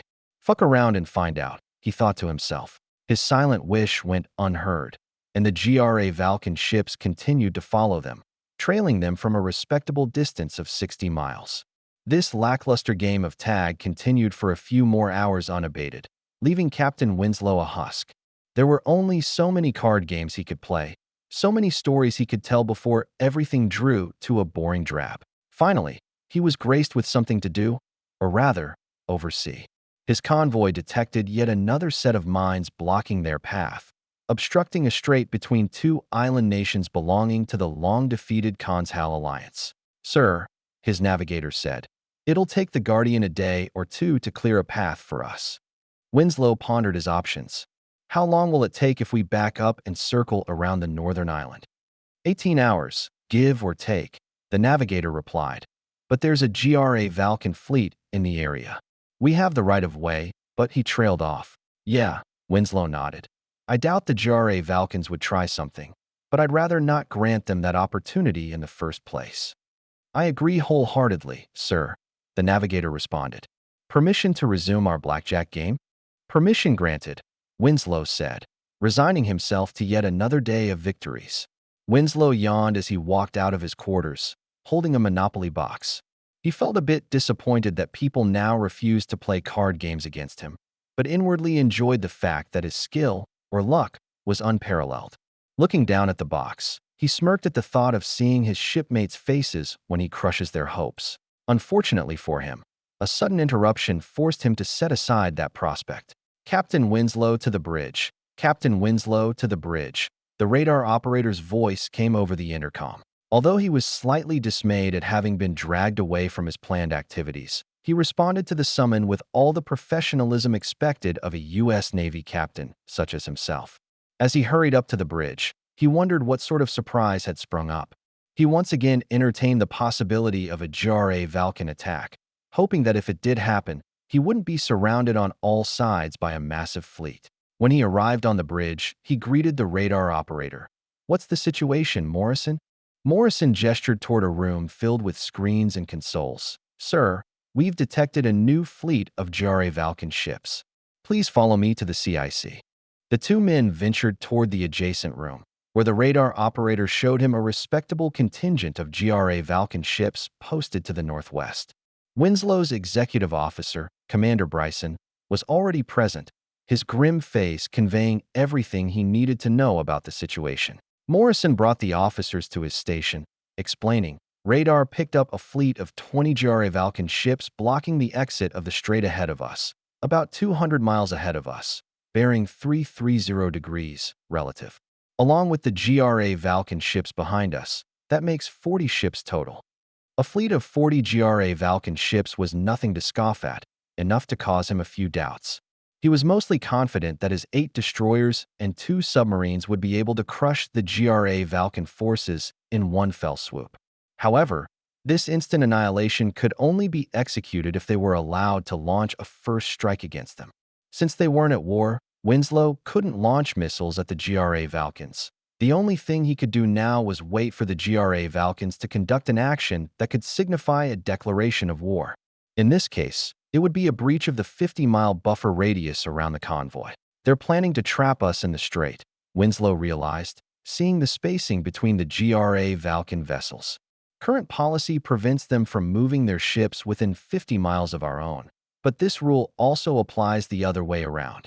He curled his hands into fists, slightly agitated by the implied situation he would now have to handle. "They could effectively lock us in here for however long it takes our governments to come to an agreement, or until someone gets an itchy trigger finger," he said with a worried tone. Commander Bryson added on to Winslow's concern. "With the way the war is going in Mu, the supplies in this convoy are absolutely necessary. Delaying this shipment by a week or more, or even destroying the supplies outright, could spell a complete rout for Muan defenses. The Mauritials are already spread thin, forced on the defensive trying to handle the GRA Valkan Navy. The atmosphere in the room quickly grew sullen as the men digested the possibility that this containment could very well mean a huge shift in the course of Elysian history. The United States had initially planned to support the EDI with supplies and training, allowing the hastily constructed alliance to handle its own defense without American intervention. This was a precaution on part of President Lee's administration and their fear of exhausting the populace too quickly with a series of wars. The new circumstances that the GRA Valkans have placed them in, however, threw a wrench in this plan, ironically making the long-term situation worse for the GRA Valkans. This blockade will undoubtedly be successful in advancing their short-term war effort by denying the Muons of their much-needed supplies, but would inevitably lead to American involvement one way or the other. Either the Muons would be forced into such a disadvantageous position that the United States would have to join the war for the sake of global security and to prepare for the arrival of the Ravernal Empire, or the GRA Valkans would stray too close to the convoy and trigger a response. He immediately notified Navy HQ of the developing situation, who merely told him to stand by as they attempted to get hold of the GRA Valkans. With no further orders from HQ, Winslow shared his thoughts with Bryson, who empathized heavily. "There's no way out of this, is there?" Winslow asked. Bryson leaned on a nearby table, hands clasped as he thought about potential solutions. "It's risky, but we could try to run the blockade." Winslow thought of the same thing, feeling glad that he wasn't alone, but still harbored doubts. He couldn't let his inherent bias sway him from making an informed decision, and so played devil's advocate. "Let's say we run the blockade," leaning over the table to adjust friendly pieces representing his fleet. "We consolidate, form a spearhead and bust through, but that still leaves us open to GRA Valkan fire. Assuming they're willing to fire on us and formally drag us into the war at this stage," Bryson interjected, believing that the GRA Valkans wouldn't do something so irrational. Winslow thought about Bryson's words for a moment. Indeed, the GRA Valkans were a methodical kind, having orchestrated the quick conquest of most of the Mu continent by now, and even having planned for complete domination for their own homeworld. Yet, he didn't think such logic could be applied now. Winslow countered, "Right now, the GRA Valka's empire is like a cornered animal. If Mu and the Holy Mauritial Empire continue to receive shipments and intelligence unopposed, then the GRA Valka's empire will certainly lose the war, and they know this. They might not be willing to drag us into the war here and now, but can you say that for certain?" Winslow's tone grew stern, his volume increasing. "Can you say for certain that none of our cargo ships will be lost, none of our men will get hurt from this gamble?" Bryson was left speechless. Winslow's question was rhetorical. Everyone knew the answer. It was a fat, obvious no. Winslow cleared his throat. "Please excuse me for getting a bit heated, but this plan is too risky. The only way we get through the blockade unscathed is if we fire the first shot, and I'm not too keen on the idea of breaking orders to start the largest war we've ever been in since World War II. Their debate was then cut short by a slightly panicked announcement from the sonar operator. 12 subs coming from the northern island, Vakis, 30 miles out, bearing 280 degrees. "What the fuck?" Winslow blurted. His sudden reaction was unprofessional, but he couldn't help it given the contents of the announcement. He hurried over to the sonar operator's station, confirming the surprising claim to be true. How the hell did they get so close? He wondered aloud. Before anyone could respond, he quickly shifted into combat mode, giving orders. "Keep an eye on those subs, Ricci." "Commander," he turned to Bryson, "bring the ship to general quarters while I coordinate with the rest of the fleet." "Sir." Bryson nodded, hurrying up to the bridge alongside Winslow. He patched into the ship's intercom. "Attention on deck. This is Commander Bryson. General quarters. All hands man your battle stations. All hands man your battle stations." While Bryson readied the ship for combat, Winslow hurriedly issues orders to convoy and its escorts. "All ships, sail hard to port. Put some distance between us and those subs. Captain Kirchhoff, have your subs form a screen and hold your fire unless the enemy subs get within 30 miles of the convoy." Winslow then turned to the radio operator. "Open a line to headquarters." "Done," the man said. This is the captain of the USS Barry requesting authorization to engage the GRA Valkans. A fleet of GRA Valkan submarines has breached our buffer zone and are within 40 miles of the convoy. The reply was quick. Acknowledged Barry. You are free to engage, but the Department of State requests that you hold fire unless absolutely necessary. We will divert Destroyer Squadron 31 to assist, ETA 5 hours. You may operate at your discretion until then, Captain. As much as he wanted an easy way out, he didn't want it at the cost of a full-blown war. For once, he actually agreed with the bureaucrats and diplomats in the state. Department. Understood, HQ. I'll maintain distance and hold fire unless necessary. Thankfully, the submarines seemed to only be showing their faces, traveling no further than the mouth of the massive cove that they cunningly used to hide from American sensors. A thought of concern flashed across Winslow's mind as he wondered how they knew about the range of American sonar and how to evade them. But this was quickly overshadowed by the movement of the Northern GRA Valkan fleet. Sir, Morrison exclaimed, the Northern fleet is moving at 20 knots toward the convoy. They're trying to intercept us. Understood. Notify me if any ship breaches the buffer zone. After distributing all his commands, he directed his attention to the view outside the bridge. Bryson approached him. Captain, the fleet is ready for combat. Winslow nodded. Understood. Hold fire for now. Let's hope we can look back on this as a close call, and not as the spark that ignited a war. Chapter 127. Close Call 2. November 5th, 1640. Ragna, GRA Valka's Empire. Emperor GRA Lux paced around the conference room, ignoring the museum-worthy art pieces that adorned the walls. In the face of constant setbacks and crises, the opulent displays of wealth had become nothing more than background noise, receiving little admiration from the stressed officers and bureaucrats in the room. To GRA Lux, the current emergency was the worst he had ever encountered. Reports of massive losses against EDI fleets and stalemates on the front lines of the Osterfront were nothing compared to this looming threat. The blockade itself had gone according to plan. Using 2 fleets, he succeeded in delaying vital shipments to Mu, thereby hastening their demise.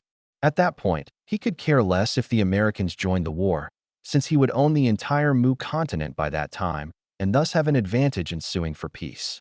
Unfortunately, this carefully concocted strategy could be unraveled by a single warship. The GVS Revolution lived up to its name, with a mutiny underway on the heavy cruiser.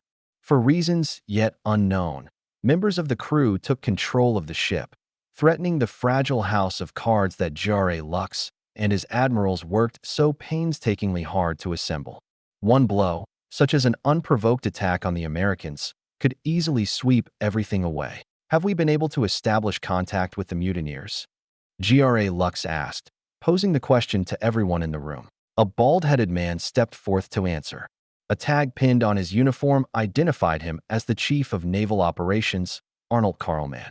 Your Excellency, we are currently working on doing so without the use of radio or Manicom, in order to prevent the Americans from figuring out that a mutiny has taken place aboard one of our vessels.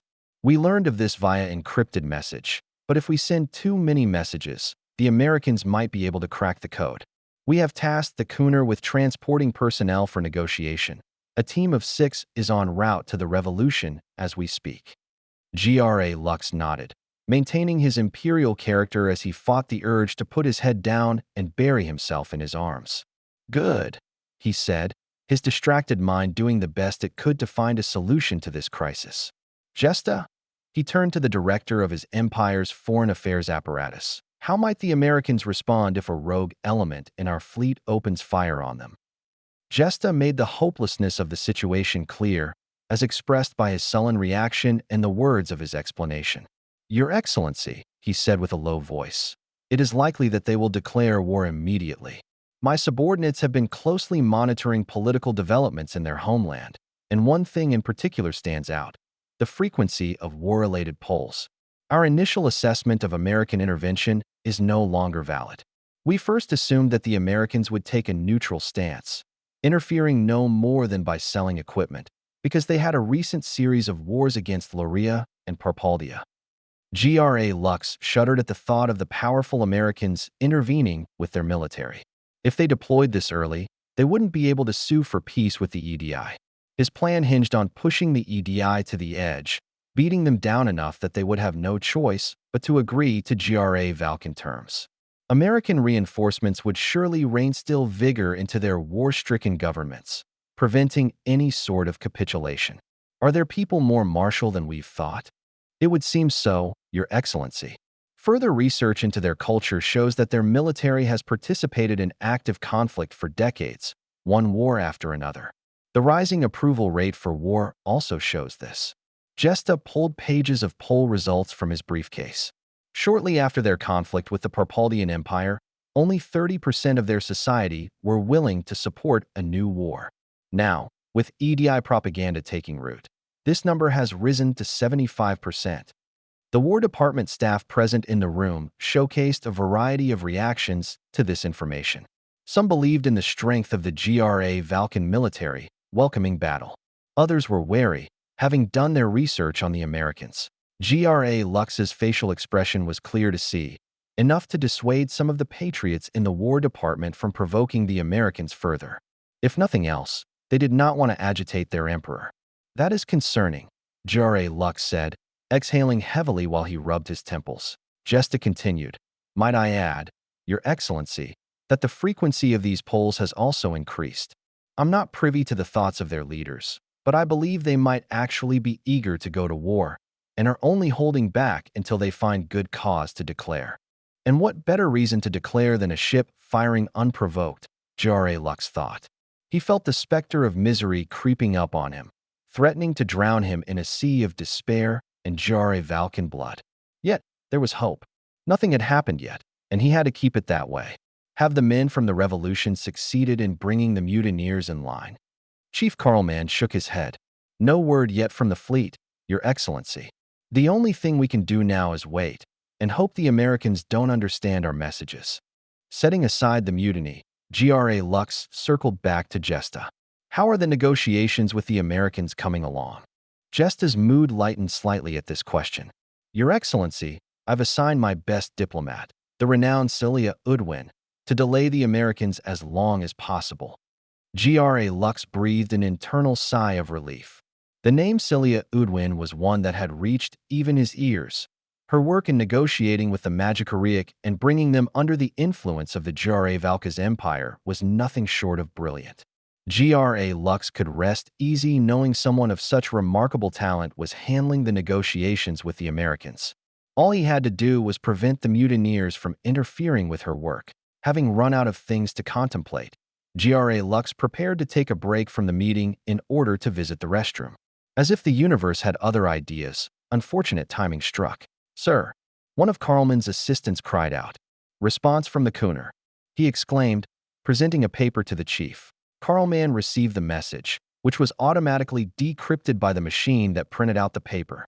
He translated the resulting Kinyan text, denial from revolution, smite the revolutionaries. Although cryptic, the message was clear enough. Carlman spoke further, saying what was already on everyone's minds. The revolution mutineers have refused to agree to our proposals. The message doesn't say why, but the revolution crew most likely wants to spark a war. GRA Lux glanced at the hubristic officers in the War Department, the same ones who welcomed battle. They instantly cowered under his gaze, looking down as if they too recognized the error of their misguided patriotism. He reasoned that the crew of the revolution might be similarly prideful, hoping to bash the Americans that had made the war so difficult for the GRA Valka's empire.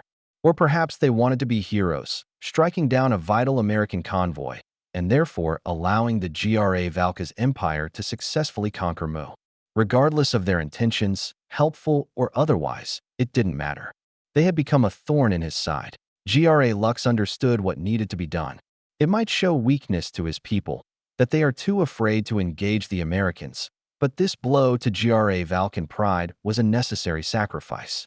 This sacrifice could even play to his favor. Improving relations with the Americans via this small gesture could buy him enough time with which to conquer Mu. Having no other option but to let the Americans know that a mutiny had occurred, GRA Lux prepared to make his next move in this game of chess. He faced Carlman, eyes revealing reluctance. Send a message to the Cooner. Tell them to destroy the revolution. Destroy one of our own ships. Someone from the War Department blurted out in incredulity. Gra Lux opened his mouth to say something in response, but was asked a question by Carl Mann before he could do so. Are you sure, Your Excellency? Gra Lux had no answer to that question. Carl Mann elaborated further, weighing the downside impact of making such a decision. We will be able to avoid immediate war with the Americans, but this will come at a heavy cost of morale. It would be impossible to put a gag order on thousands of our sailors. The information will leak. Gra Lux looked around the room. His subordinates didn't show it outwardly, but he could see it written in their eyes. They did not approve of executing loyal men. He could tell that those who identified themselves as hawks, particularly their leader, a gray-haired man named Guinea Merrick's, were already beginning to lose respect. For the first time in his life, Gra Lux felt trapped. There was a way out, but at what cost? As much as he hated it, he had to sacrifice the patriots aboard the revolution. We have no other choice, Gra Lux said solemnly, hoping he wouldn't regret his decision. I'm sure. Tell them to destroy the revolution. The men in the room, especially the hubristic hawks in the War Department, felt uneasy with the order. Despite this, they said nothing, bottling their feelings in their hearts. They could only watch and listen in grave disappointment as Carl Mann proceeded to carry out the Emperor's order. Chief Carl Mann relayed Gra Lux's will to his assistant. Send a message to the revolution. Smite the revolutionaries. November 6, 1640. USS Barry. Almost 2 days have passed since the submarine scare. In that time, little occurred while the State Department held negotiations with their counterparts in the Gra Valka's empire. Despite this lull in the action, tensions were as high as they've ever been. Captain Winslow couldn't be more irked by this combination of events. There was nothing more tiring than being constantly on alert, yet seeing no combat. His eye bags, as well as those of his crew, sank more every time the Gra Valkans repositioned their ships. With coffee stores beginning to run dry, he wondered how much more of this uneventful back and forth he would have to endure. The only thing he had going for him was a gut feeling that something was about to happen soon. For the last few hours, the Gra Valkans saw a drastic increase in encrypted transmissions, messages that were successfully intercepted but have yet to be deciphered. He could only guess as to what the Gra Valkans were talking about, but he was almost certain that their boring staring contest was soon to see its end. As if confirming his suspicions, the radar operator, Morrison, alerted him of Gra Valkan activity. Sir, one of the Gra Valkan cruisers is moving out of formation. The other ships look like they're moving to intercept. He and Commander Bryson cut their coffee break short as they quickly hurried to the CIC from the bridge. Sure enough, the Gra Valkans were breaking their formation. However, they didn't show any intent of charging at the Americans. Rather, their movements corroborated Morrison's claim. Then, something unthinkable happened. The Gra Valkans are firing on their own cruiser. Morrison exclaimed, "What in the hell?" Winslow wondered. He turned to the weapon operators inside the CIC. "Be ready to fire on my command." Muffled blasts soon reached his ears, no doubt the sound of battleship guns firing. He looked back up toward the bridge, wondering what was going on until one of his communications officers reported a transmission from the Gra Valkans. United States Navy convoy, do not be alarmed. We have successfully eliminated a rogue element in our fleet that was aiming to disrupt our peaceful exercise, the message said. Captain Winslow responded, hiding the confusion in his voice. Acknowledged, Gra Valkan Navy Fleet. Maintain your distance and advise us if any more unforeseen circumstances occur. Winslow then turned to Bryson with a quizzical look on his face. Bryson simply shrugged. Cruiser wanted to fuck around, but the other Gra Valkans did not want to find out. The Gra Valkan response was quick and professional. Understood, United States Navy convoy. We are now returning to our original positions. Winslow smiled at Bryson's words, finding amusement in them. Looks like the Vakis made the right choice. Chapter 128, Rising Dragons. November 12, 1640. Washington, D.C. After nearly a week of bureaucratic back and forth with the Gra Valkans, President Lee and the men and women serving in his cabinet were finally able to breathe sighs of relief upon the successful de-escalation of the Neuralgian Strait crisis. The GRA Valkan representative, Celia Udwin, did well to hide her delaying tactics, but found it difficult to prolong the blockade further. As negotiations wrapped up, the GRA Valkan ships dispersed and allowed the American convoy to pass.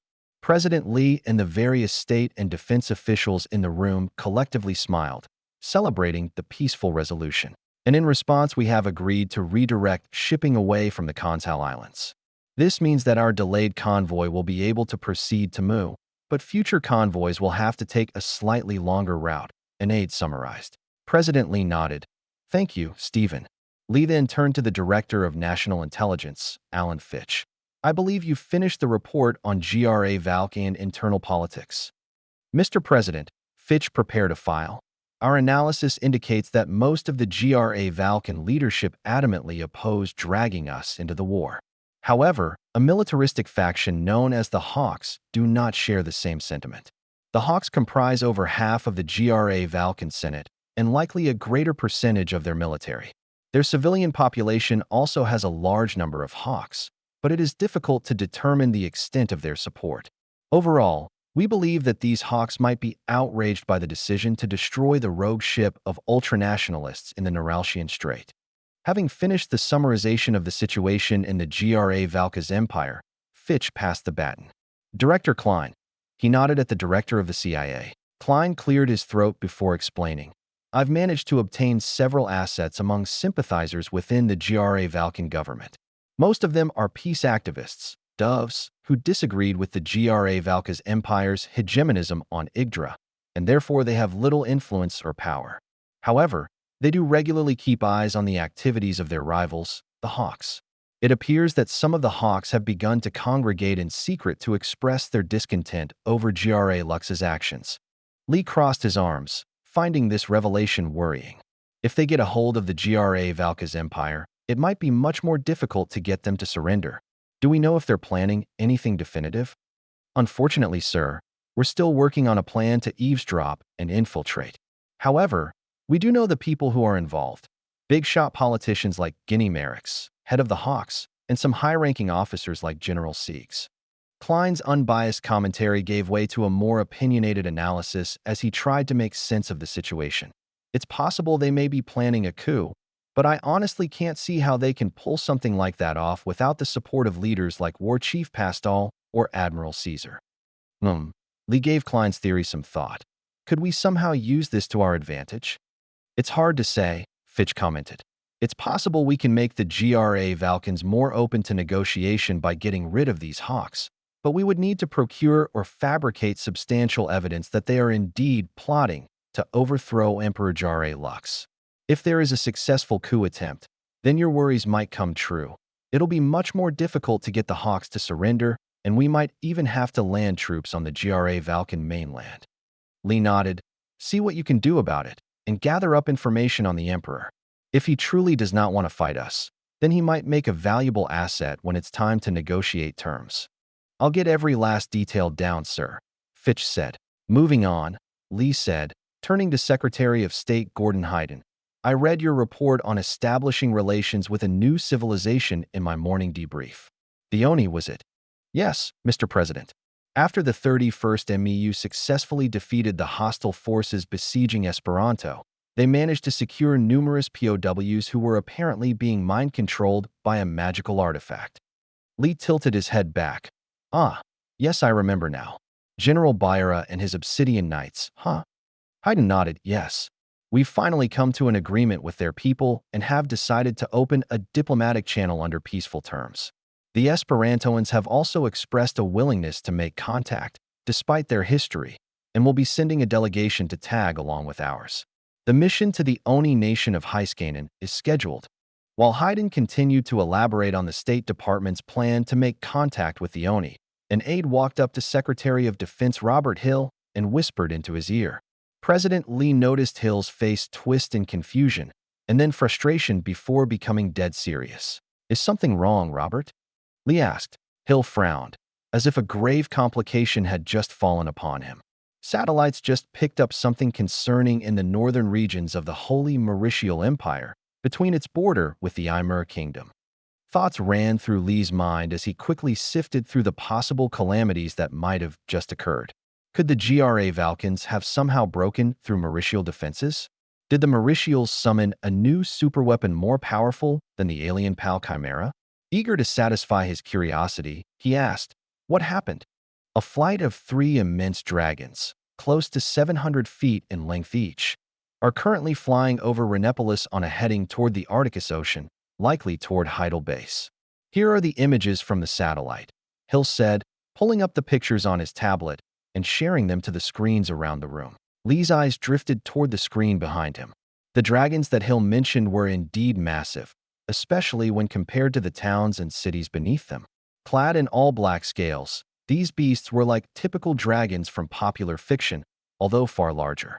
"Well, I'll be," Lee said, mouth agape as he approached the screen to get a closer look. His mouth contorted into a nervous smile, expressing his incredulity over the existence of these creatures. "I'm not surprised there are dragons, but man." A series of wows and woes spread out throughout the room as everyone processed the fantastical depiction on the screens. They wore a varied mix of expressions, from amusement to concern. Some were even outright fearful. "If these things are anything like Ghidorah, we're fucked," someone said. It was a valid point, Lee silently agreed. However, logic dictated that these things might not be as powerful as they seem, especially in light of their recent success against monsters like the Aji Daka and demons like Nosgarath. Dismissing his subordinate's worries, he immediately focused on the here and now. "Are they hostile?" Lee asked. Hill shrugged. "Most likely not. The dragons passed over the towns below peacefully, and there has been no indication of a Mauritial attempt to intercept. The PAL Chimera under their command haven't reacted either and are maintaining their positions." Lee wondered. A seasonal migration? "Perhaps the Mauritials themselves have some answers," Hayden said as he tapped into a Mauritial news network broadcast on one of the mounted screens. The broadcast flared to life, with the famed MNN reporter Alana Ferlin on screen, clad in her iconic red dress and standing in Rhenepolis Harbor. She spoke over the delicate hum of a PAL Chimera in the background and cheers from local citizens, finally decided to adopt a more serious course of action to deal with the GRA Valky's empire. In light of the recent losses in Otaheit, Michael, and Heidel Base, the Ymir Kingdom has deployed 3 of their plasma dragons, also known to some as lightning flame dragons. They are also contributing more flame and wind dragons to the war effort, enough to shake the GRA Valkyn's grip over the skies. Lee raised an eyebrow, clearly intrigued. He wanted to know exactly what these beasts were for the sake of both national defense and to satisfy his childish curiosity. "Alan, Robert, keep an eye on these dragons. I want to see how they perform in combat." "Sir," the men said in unison, also eager to learn more about these plasma dragons. However, Lee's interest didn't stop there. The existence of these incredible creatures only meant one thing. The Ravernals had something better. "Note all that you can about their capabilities," he said. Apparently, Ymir's predecessor, Infidragun, had hundreds of these beasts and were still defeated by the Ravernal Empire. "Robert, I'd like you to work with Dr. Holden from the Magical Research Department. Something tells me a bunch of Amrams won't be enough for what we'll need to fight against," Lee said, the image of the Aji Daka tanking missiles branded onto his mind. San Francisco, California. A lone man approached the entrance to the downtown San Francisco Public Library branch, hoodie fluttering in the wind and book in hand. His young features and the backpack he carried matched all the characteristic appearances of a student. A perfect disguise, he thought as he entered the building. The man then walked up to a nearby counter, presenting the book to the clerk. "A day later, and you would have been late," the clerk scolded in a teasing manner. The man laughed it off. "You know I would never do such a devious thing to a lady such as yourself." The clerk giggled in response. "Well, are there any more books you want to borrow?" "No, thank you. Actually, I'd like to use one of the computers again," the man said. "Sure thing," the clerk responded. "The computers at the tables over there are available." She pointed toward an empty portion of the library. "Let me know if you need any help." The man smiled. Outwardly, it appeared genuine and friendly, but internally, the man couldn't help but smirk at the Americans' freedoms. Through their excessive liberties, he and many other operatives had managed to glean countless details on modern technology. Although they couldn't do much to replicate American technologies, they were able to learn enough to push along the development of their own technologies at a much faster rate. With knowledge from American books and the internet, they made valuable strides in the fields of electronics and propulsion, even gaining some intelligence on American tactics. While he couldn't determine the credibility of tactics shown in fanfictions about a certain modern meets fantasy story, he couldn't deny the usefulness of official military field manuals. Of course, after reading so much about the Americans, the man had no doubt that they completely dwarfed the Ravernal Empire in all aspects, from technology to economy. If faced with war, the Ravernal Empire would have no hope of winning. Although mostly useless against the Americans themselves, the details have proven helpful in aiding the war effort against the EDI. Understanding the limits of American gear, like manpads and artillery pieces, have allowed the Ravernal military to adapt and work around Muin positions armed with these weapons. Although such thoughts interested him, the disguised student had a different task: the analysis of American science and how it can be used to improve Ravernal technology. It was currently impossible to accomplish this mission by infiltrating American companies, considering they have little knowledge of American technology to begin with. But one tool allowed them to achieve more than anything else in their history: Google. It was the first thing that graced the screens of the computers, and the best thing that the Ravernals used to their advantage. The disguised student sat down, ready to study American attempts at integrating magic into their civilization. He typed "magic" into the search bar and immediately navigated to the news tab. There, he found something interesting: a series of articles from major news providers about Imer's plasma dragons. Curious to learn more, he clicked on the article on the official MNN website. His eyes widened in shock as he read on and saw a video from an MNN news crew that captured the splendor of the plasma dragon. It was about the same size as their current Hercules-class battleships, putting the puny wyverns and biplanes in the Mu continent to shame. Too engrossed in the article, the man didn't even realize that two men in black suits had approached him. "Whatcha looking at there, buddy?" The Ravernal spy looked around, caught off guard. By the looks of their outfits, it was clear they belonged to an American intelligence agency. And by the looks of their faces, it seems that they too had their attention caught by the article. Taking this chance to escape, the spy jumped out of his seat, but soon tripped over one of the agent's legs. "You got somewhere you need to be, bud?" An agent asked as he positioned himself between the spy and the exit. As an information technician from the Ravernal Bureau of Intelligence, the spy wasn't trained extensively on counterespionage, instead relying on his disguise and subtlety to evade detection. Seeing no way out of his predicament, he shook his head in defeat. That's what I thought," the agent said. "You're going to have to come with us. We've got a few questions for you." Chapter 129, Draconic Wrath, 1. November 14th, 1640. Heidel Base. GVN First Conquest Fleet. GVS Great Atlas Star. Calm waves splashed softly against the imposing hull of the Great Atlas Star, which was anchored just off the recently conquered Heidel Base. The sun shone brightly upon them, with not a cloud in sight. Gulls chirped about, singing tunes that soothed Admiral Caesar's battle-hardened ears. He enjoyed every moment of this serenity, cherishing what fleeting peace he had. He couldn't afford to let these little things go, for he knew that every battle carried a risk of death. With the threats present on Alicia, this risk of death had only grown. As if futuristic magic saucers weren't enough, he now had to face a group of 3 fantastical dragons that were each similar in size to Hercules-class battleships. These so-called plasma dragons were additionally supported by naval and air assets from the Holy Mauritial Empire. According to their radar systems and scouts, the Mauritials were deploying their prized Zeroth fleet, hundreds of aircraft from their mainland, and a PAL Chimera.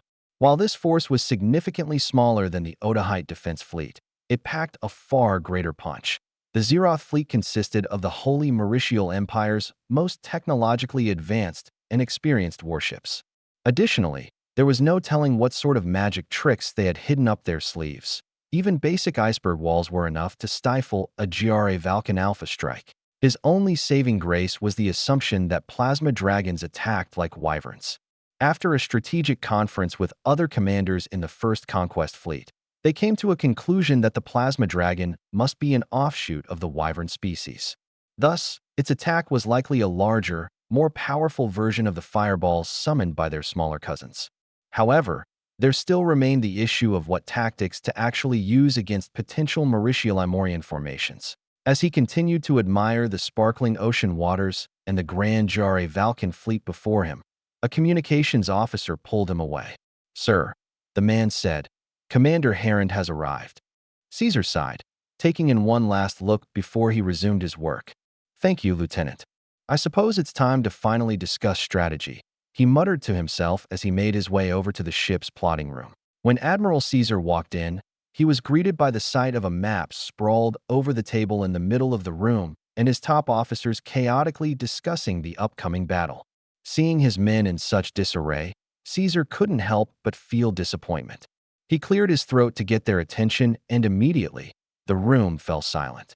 "Gentlemen," Caesar began, "I know our foes have powers of untold magnitude, but we must remember who we are. We are the brilliant commanders of the GRA Valkan Navy. We've slain dragons. We've wrecked a PAL chimera. The coming battle shall be a greater challenge than those before it, but it is precisely this kind of challenge that tests our mettle as GRA Valkans."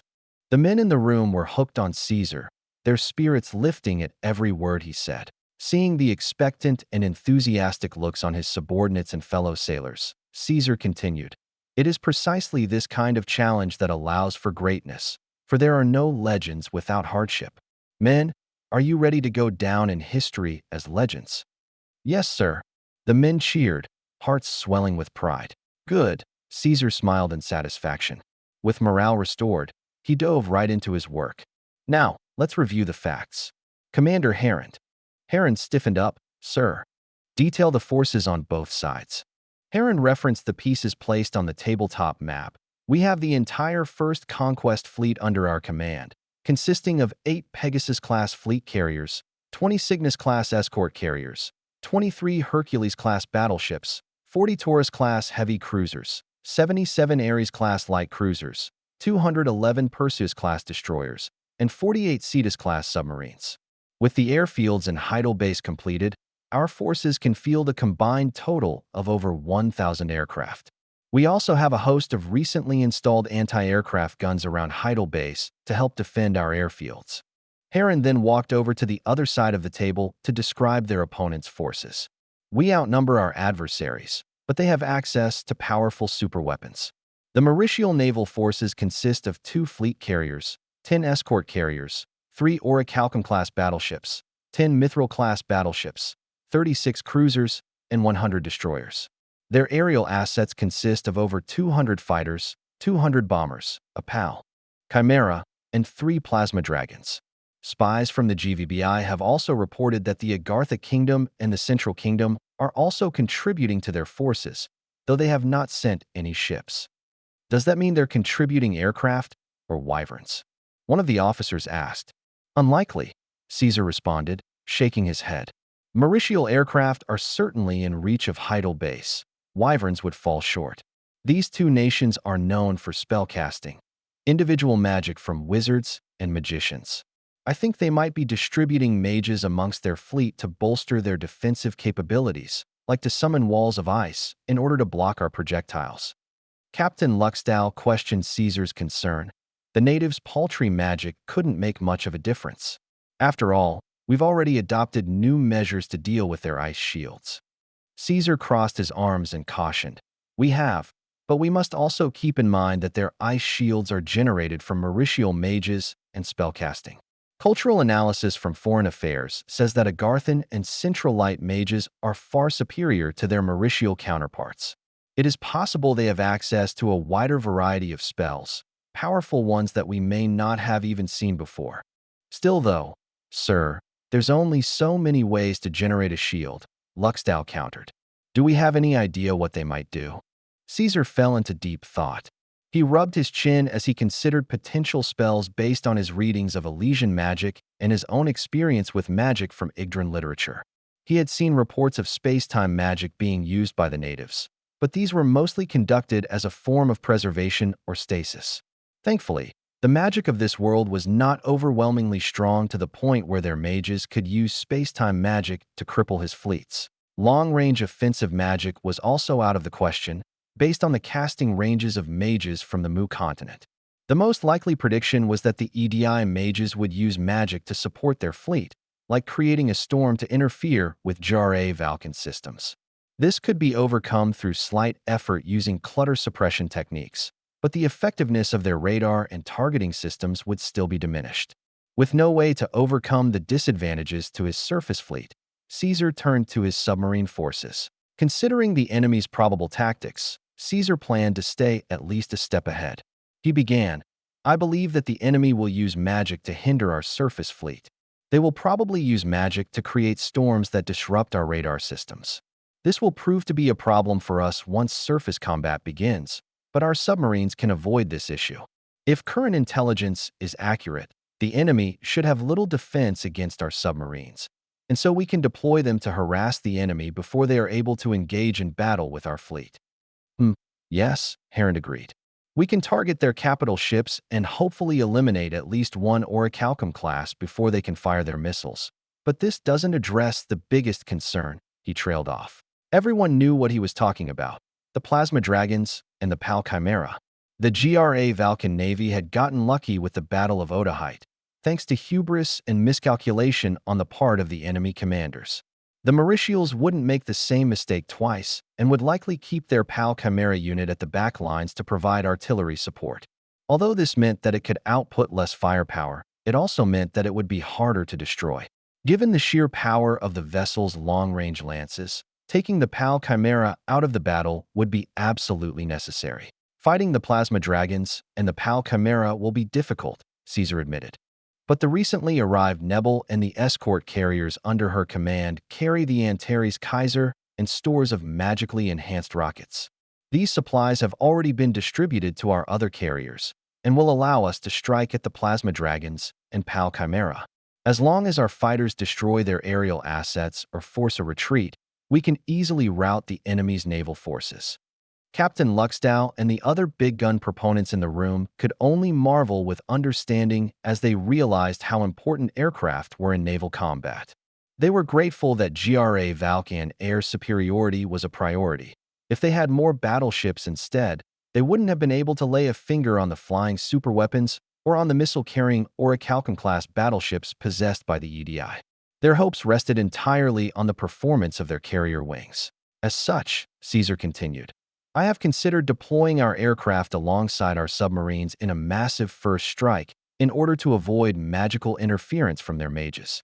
Our aircraft will be split into 3 groups: one to engage enemy aircraft, one to conduct bombing runs over the enemy's capital ships, and one to engage their flying superweapons.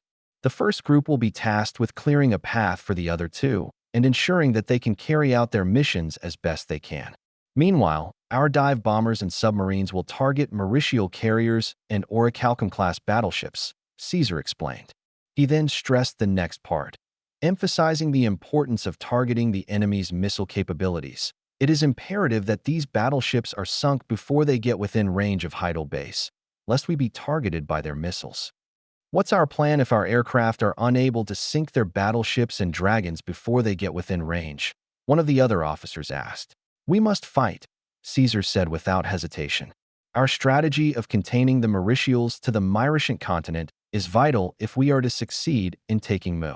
We must do all that we can to prevent EDI reinforcements from delaying Mu's demise." The men in the room shifted nervously at this response.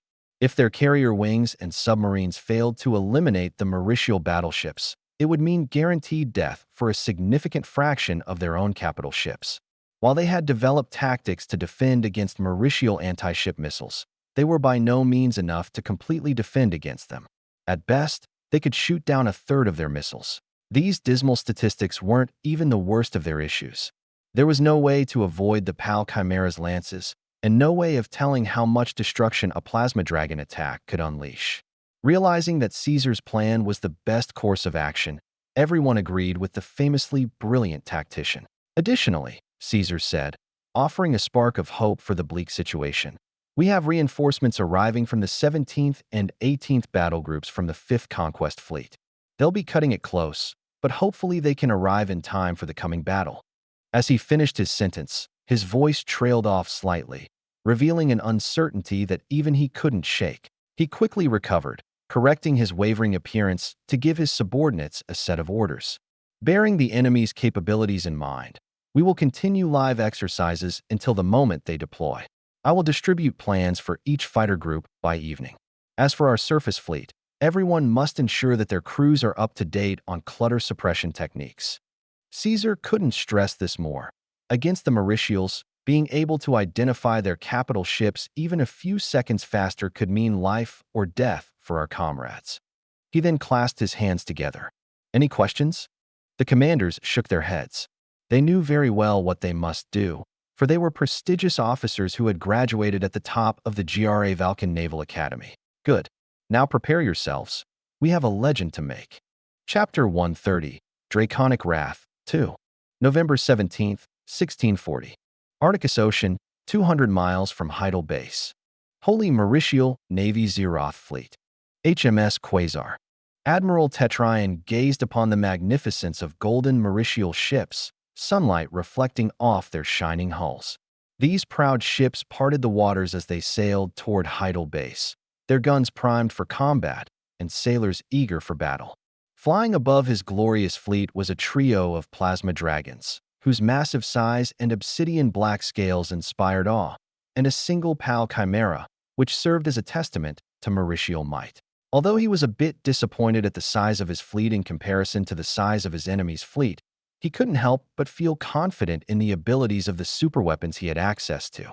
The GRA Valkyns have yet to devise effective countermeasures against their Comet series anti-ship missiles, and they were laughably outclassed when pitted against the Plasma Dragons and PAL Chimera.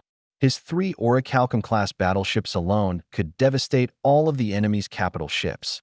Such was the true might of the greatest magical civilization in the world, he mused with pride. As he became lost in thought, an alert came from the ship's CIC, which was integrated with the PAL Chimera-like bridge. Hostile contacts on radar.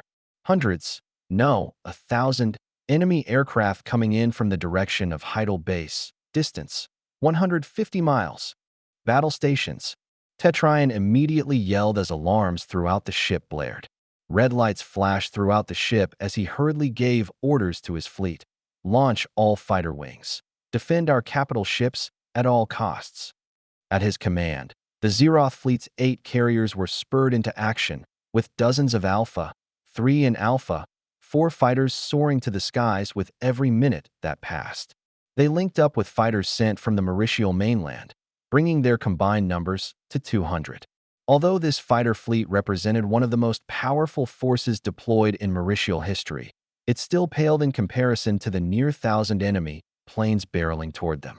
Even if half of them were fighters, it still meant that they were outnumbered 2.5 to 1. Although it pained him to admit it, the enemy's fighters were more than a match for his own.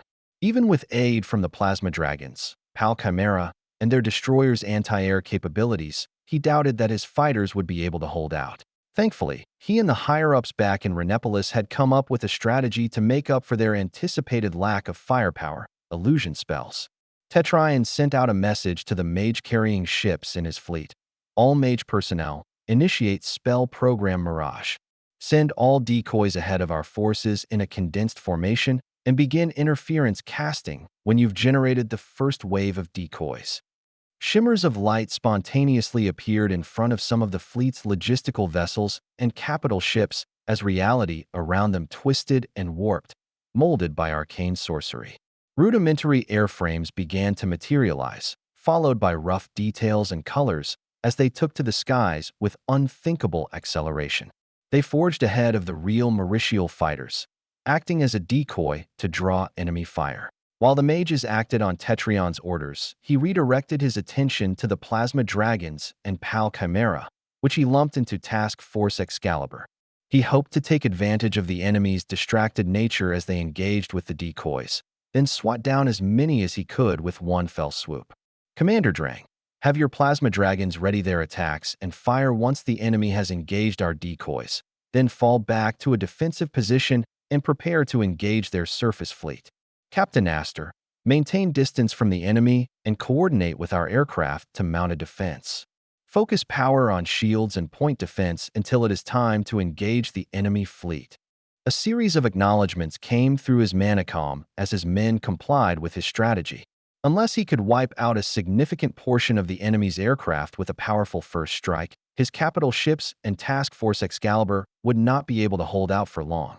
If the GRA Valkyn's first attack on the PAL Chimera units during the Battle of Otahite was any indication, the dragons could easily succumb to a few squadrons of their fighters.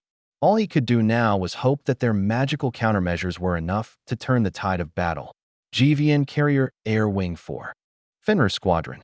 Captain Sinhelm's gray eyes darted around as he glanced at the oddly dynamic weather shifting around his plane. Amidst the drone of his plane's propeller, strong headwinds and even drizzle began to whittle away at his Antares Kaiser. While all GRA Valkyn warplanes were engineered to withstand mild weather, that didn't mean they were completely immune to performance degradation as a result of shaky turbulence and poor visibility. They would have to get closer to their targets, leaving them exposed to the enemy's close-range armaments. Hostile magic is at play. Everyone, he addressed his men. Looks like we're going to have to fight in a storm. Take winds and visibility into consideration and make all necessary adjustments when releasing your payloads. Roger that, sir, the replies came. Sinhelm looked to his left and right. His squadron consisted entirely of the newest Antares Kaiser variants, which were armed with magically enhanced rockets. These new weapons would undoubtedly give their planes a strong magic signature that could be easily picked up by enemy matters. He didn't know how such magical devices worked, but if their scientists were truly accurate about magic waves, then one thing was for sure. The enemy would be able to see his signature through the storm. The same wasn't necessarily true for his radar. Precipitation could scramble information received by his instruments. This was a trade-off deemed necessary by the higher-ups who had initially called for the Antares Kaiser units to be refitted with magic rockets. Their first encounter with the PAL Chimera was devastating, with massive casualties inflicted upon GRA Valkyn squadrons, whereas the magical saucer remained unharmed under the cover of invisible shields. It was only through a series of lucky strikes by the Great Atlas Star that the first Conquest fleet managed to avoid a complete disaster. Calculating the yield of the Great Atlas Star's cannons to estimate the rough strength of the PAL Chimera's shields, naval analysts predicted that over 200 Merzweckerkete Mark II rockets would be necessary to disable the shields and down the vessel.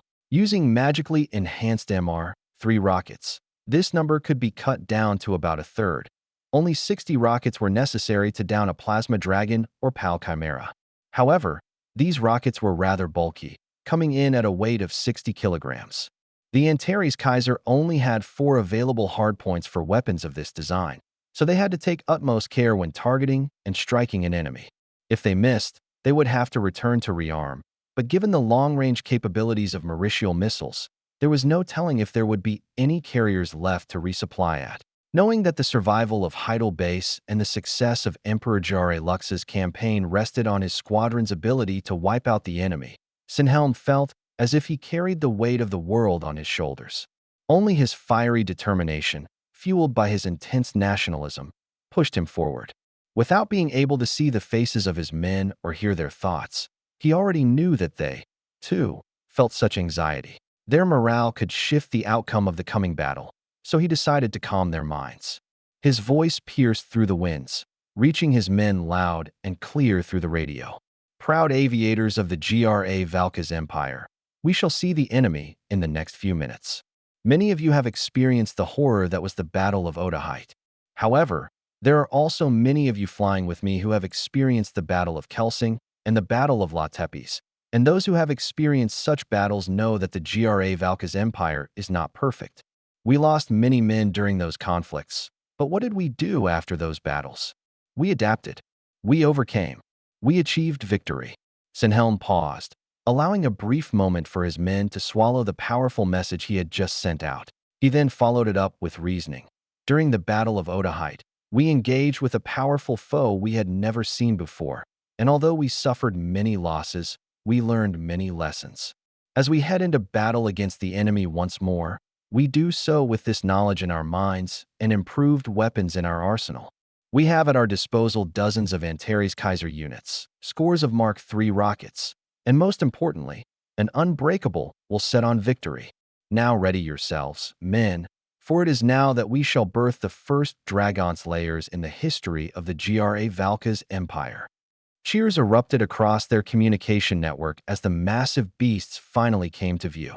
The men's hearts were lifted, bursting with pride and replacing anxiety with a desire to go down in history as the first pilots to take down dragons and a flying battleship. As Caesar had put it a few days ago, this was the era of legends, and the men under Sinhelm's command did not shy away from this opportunity to become famous. Cries of war echoed throughout the battlefield from both sides as Antares' propellers droned on and Imorian dragons roared. Hundreds of sleek, silvery monoplanes collided with hundreds of shimmering golden jets as individual squadrons engaged each other. Bright orange Jare Valken tracer rounds crossed paths with the yellow hue of Mauritial light bullets, filling the darkening skies with an incredible light show that dwarfed even the fireworks celebrations of Conquest Day. However, something wasn't right. All of their strikes missed, and so did the enemies. Mauritial light bullets seemed to barely graze their planes, with some of their projectiles even seeming to phase through or disappear on contact. Their own bullets simply passed through the Mauritial planes as if they didn't exist at all. There was only one explanation: magic. Upon realizing that these ghostly planes were mere decoys, Sinhelm suddenly caught a glimpse of 3 flashes from the corner of his eye. Instinctively, he jerked his plane to the right, rolling to the side in preparation to circle back around to once more face the enemy. As he did so, he yelled through his radio, "Evade! Evade!" 3 massive balls of plasma burst through the clouds and collided with several groups of fighters that had failed to avoid the devastating attack. The collision between solid metal and superheated gas resulted in a dispersive effect by which plasma shot out in other directions, catching other planes in its deadly web. The lucky few who were caught in the center of the attack were instantaneously swallowed by the searing plasma, while those around were roasted in their own cockpits. Some suffered severe burns while others lost complete control of their craft, the propellers welded tight. The devastating attack eliminated dozens of fighters in one go, leaving the GRA Valkyns with a smaller numerical advantage. The sight of charred metal and spiraling planes falling to their doom was a sad one, but one that Sinhelm was already accustomed to. It hurt his pride and soul knowing that his men could be swatted from the sky without even being able to fight back, but he kept his composure and prepared for a counterattack. As soon as the dust settled, Mauritial fighters swarmed their chaotic and disorganized formations. Recovering from the split-second shock of watching his comrades erased from existence, he rallied his men.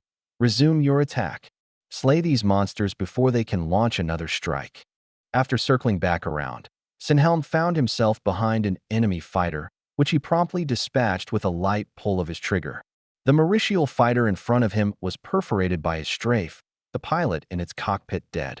After clearing his immediate vicinity, he and the fellow pilots in his squadron pushed through Mauritial fighter formations and allowed standard Antares units to engage the hostile fighters while they focused on getting their payloads to their targets.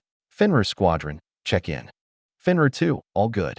Fenrir 5, slight damage to my left wing, but it shouldn't be a problem. The remaining pilots checked in, except for Fenrir 12. "Damn," he said. Not only did he lose a skilled pilot, he also lost 4 crucial rockets that might be vital to their mission. Sinhelm allowed a fraction of a second to grieve before returning to the task at hand. "I've also received reports from other squadrons. 5 of our men are already on their way to Valhalla," he trailed off. "That means we've got less rockets to pull off our mission with. Our comrades are counting on us to eliminate those heavy targets, so stay alive and make your shots count." For the Emperor. Chapter 131, Draconic Wrath, 3. November 17, 1640. Holy Mauritial Navy Zeroth Fleet. HMS Quasar. Alarms blared throughout the ship as Mauritial, Agarthan, and Centralite sailors alike scrambled to their posts. While enlisted personnel hurried around the vessel to conduct their duties, the officers remained relatively calm. The men on the bridge had no duties to hurriedly accomplish. All they could do was wait as their subordinates carried out their pre-established plans. Although they seemed calm on the surface, many, if not all, of the officers were tense, breaking out into cold sweats or desperately staving off creeping anxieties. That is one hell of an air force, Admiral Tetrine said, voice laden with uncertainty. Having previously engaged in battle with GRA Valkan carrier fleets, he knew firsthand how potent their fighters and bombers were. They outclassed every counterpart in the EDI arsenal, save for American-bought jets and Mauritial Alpha for fighters. The Imorian attaché haughtily dismissed Admiral Tetrion's uncertainties. Fret not, elf. Our plasma dragons have humbled even Pal Chimere. No matter how many planes the GRA Valkans throw at them, they will be no more of a nuisance than a swarm of gnats. I admire your confidence, Commander Drawdak, Tetrion said, unconvinced of the Imorian's words. While their fighters' guns stand no chance of penetrating the hides of your plasma dragons or the shields of our Pal Chimere, their rockets can. You've read the report on the Battle of Otahite, yes? Drawdak nodded, shifting his tail as he elaborated. Your forces worked with the Muons to achieve victory over the invading GRA Valkans. The GRA Valkans matched your numbers, but you were able to turn the tide with the use of Pal Chimere and American weapons. It was a Pyrrhic victory, more akin to a defeat than a win, Tetrion lamented. We won the battle, but lost half of our assets. Even a Pal Chimera was damaged, rendered immobile by a direct hit from the enemy's flagship, the Great Atlas Star. Had it been fully shielded, it may have been able to withstand the strike. However, an attack run by GRA Valkan fighters dealt significant damage to its shields. As he said it aloud, he became more wary of the GRA Valkan's capabilities and stressed his concern once more. If 30 fighters were sufficient to weaken our shields, then it is likely 100 or so could overwhelm the Pal Chimera. Drawdak realized what Tetrion was implying. His pupils widened as his hubris was shattered, and with a shaky tone, he pointed out what Tetrion already knew. The enemy has almost 1,000 aircraft. The plasma dragons are more vulnerable than your Pal Chimera, so casualties may be unavoidable. His emotions darkened, reflecting his trepidation at the likelihood that he could do nothing about losing some of the Ymir Kingdom's most prized assets. What can we do? We can only hope that our first strike is enough to even the odds, Tetrion admitted. Our heavy aerial units will pull back to draw the enemy in, but there's no guarantee we can pull off any tactics when our forces are too busy fighting their overwhelming numbers. On top of that, there's no telling what new tactics or weapons the enemy is bringing to the battlefield this time. A solemn silence swept over the increasingly despondent leaders. They had grown overly confident in a naval victory and the strength of their superweapons, causing them to neglect the power of enemy air assets. Only the Pal Chimera had sufficient point defense to ward off fighters. He couldn't say the same for the plasma dragons, which relied on heavy magic strikes. A new voice spoke up, raspy yet wise. It is possible for us to elusify a plasma dragon or Pal Chimera. This was never part of the original plan due to the sheer amount of mana required to perform this task, but we can choose to forego creating illusions of our fighters in order to elusify a larger decoy instead. If done correctly, we can cause them to waste their attacks, but this will only work once. Tetrion hummed in agreement. You may be onto something, Archmage Varjan. I don't fancy the idea of leaving our fighters to fend for themselves, but protecting our superweapons is of utmost importance. During the Battle of Otahite, GRA Valkan fighters held 4 large rockets per fighter. We can bait them with an enticing target and have them waste an entire volley's worth of ammunition. We must be careful, though, Varjan said. By the time the first wave of decoys hits the enemy, they'll recognize that we have the ability to create illusions. They may not be able to detect them, but they will know something is amiss if the bait is too easy. Yes, Tetrion agreed. We'll have our Pal Chimera operate alongside the decoy, but we will keep it a bit further back. The rest is up to you and your men, Archmage. See to it that the enemy wastes their opportunity to strike us down. GRA Valkan Sirius-class dive bombers and Rigel-class torpedo bombers descended upon the Zeroth fleet's capital ships like hawks swooping down to snatch their prey. They braved continuous volleys of anti-air fire, with a few unlucky pilots being shot down. Undeterred, the pilots continued along their attack run. Then, they finally unleashed their payloads. Admiral Tetrion gripped a steel rail tightly, bracing himself for the torrent of bombs while the mages on board casted defensive spells.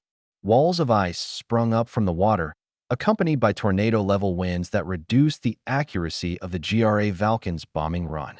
Many bombs detonated in the water or on the ice, but some found their marks and tore apart the magically reinforced mithril, causing ships to begin drawing water. His own vessel did not escape unscathed, despite being sheltered in the rear of his fleet. Massive shockwaves rattled him, and exploding ordnance rattled the hull of his flagship, threatening to shatter the windows on the bridge. Damage report.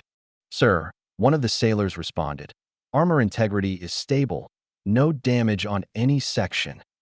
The supernova has been hit and is currently taking in water. They're still in fighting condition, but cannot take another hit. One of the communications officers reported. The Event Horizon reports minor damage to its hull. After more reports came in, Tetraion was able to see a clear picture of the attack run's aftermath. A small number of destroyers and cruisers were sunk, but not as many as he had expected. His suspicions were correct. The enemy had prioritized attacking their capital ships, battleships and carriers, and managed to sink 2 carriers. While it was a devastating loss, he couldn't help but breathe a sigh of relief. A significant number of illusions had disappeared, meaning that they had taken the brunt of the GRA Valkyn aerial assault. The attack also happened to coincide with a strike from GRA Valkyn submarines, which the fleet's destroyers were currently engaging. On the other hand, the GRA Valkyns lost a substantial amount of aircraft in their first wave. The preemptive strike from the plasma dragons knocked out dozens of fighters from the sky, but that was mostly a win for their aerial assets. The preemptive strike destroyed no bombers, and the anti-air response from the Mauritial fleet barely managed to remove 3 squadrons' worth of bombers from the playing field. This fact gave him some hope, until he saw the next wave of aircraft flying through the storm. Prepare for the next wave, he announced, gritting his teeth. They were on their own, with no support from the PAL Chimera or the Plasma Dragons. He could only hope that they too would weather the storm, for his entire fleet would be doomed if the full might of the GRA Valkyns was brought upon him. GVN Carrier Air Wing 4. Fenrir Squadron. A bright lance flew past Captain Sinhelm's craft, incinerating 2 fighters behind him. They tumbled lifelessly out of the sky, their metal frames reduced to molten slag by the powerful beams of the PAL Chimera ahead. He and his squadron encountered stiff resistance, with some unfortunate squadrons already completely wiped out. To the PAL Chimera's side was another one, which lagged behind and seemed to have a sputtering engine. It blinked continuously, turning on and off, as if it was malfunctioning. Curiously, the vessel was also not firing back, which led Sinhelm to assume it was a damaged vessel. The other squadron leaders took note of this, and one of the commanders began prioritizing the damaged vessel. This is Mjolnir, leader. We're diverting our forces to engage the rear saucer. Sinhelm almost acknowledged the order, but something seemed amiss. He thought about the decoys that the first wave of fighters had encountered.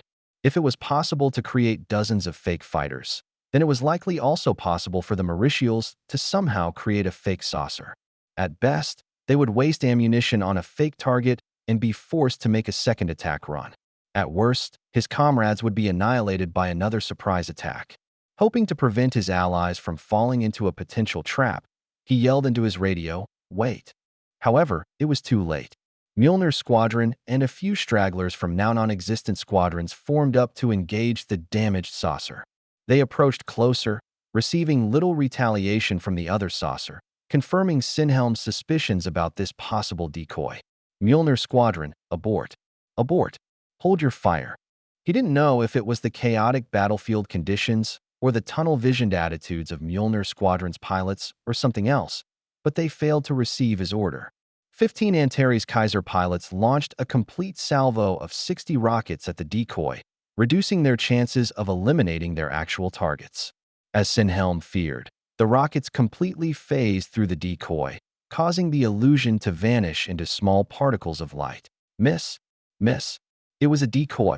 Their radio network soon filled with the regretful words of their comrades, who had just thrown away their weapons into empty sky. Groans of despair and sighs of regret began to shake the pilot's morale, but Sinhelm quickly took hold of the situation. No time to regret. Mjolnir, leader, do you copy? I copy, the man responded. Have your forces join us against the PAL Chimera. Sinhelm's order was followed by a brief silence. Without rockets, Mjolnir Squadron's only purpose was to serve as decoys. It would be their mission to take hits so that as many payload-carrying fighters as possible could survive. Stricken with regret and now offered a chance at redemption, the man accepted his fate and responded solemnly, "Understood, sir." Mjolnir Squadron's fighters joined Sinhelm's vanguard, taking up the lead in order to soak up more of the damage. Sinhelm didn't like having to sacrifice men, but it had to be done. If they couldn't take the PAL Chimera out of the equation, they wouldn't be able to strike the well-protected plasma dragons, and their surface fleet would burn. Filled with resolve, he and his fellow pilots pushed forth. Small blue bolts flew past his comrades by the hundreds while larger beams blazed through the skies. He couldn't see well in this weather, but this likely meant that the enemy couldn't either. The saucer's accuracy had plummeted significantly compared to their anti-air fire from the beginning of the battle, so he gained some hope. Soon enough, they closed the distance, and the massive saucer's silhouette came into view. Target range, 1 click and closing. All units, prepare to fire on my mark. Sinhelm's squadrons inched ever closer to the massive saucer ahead.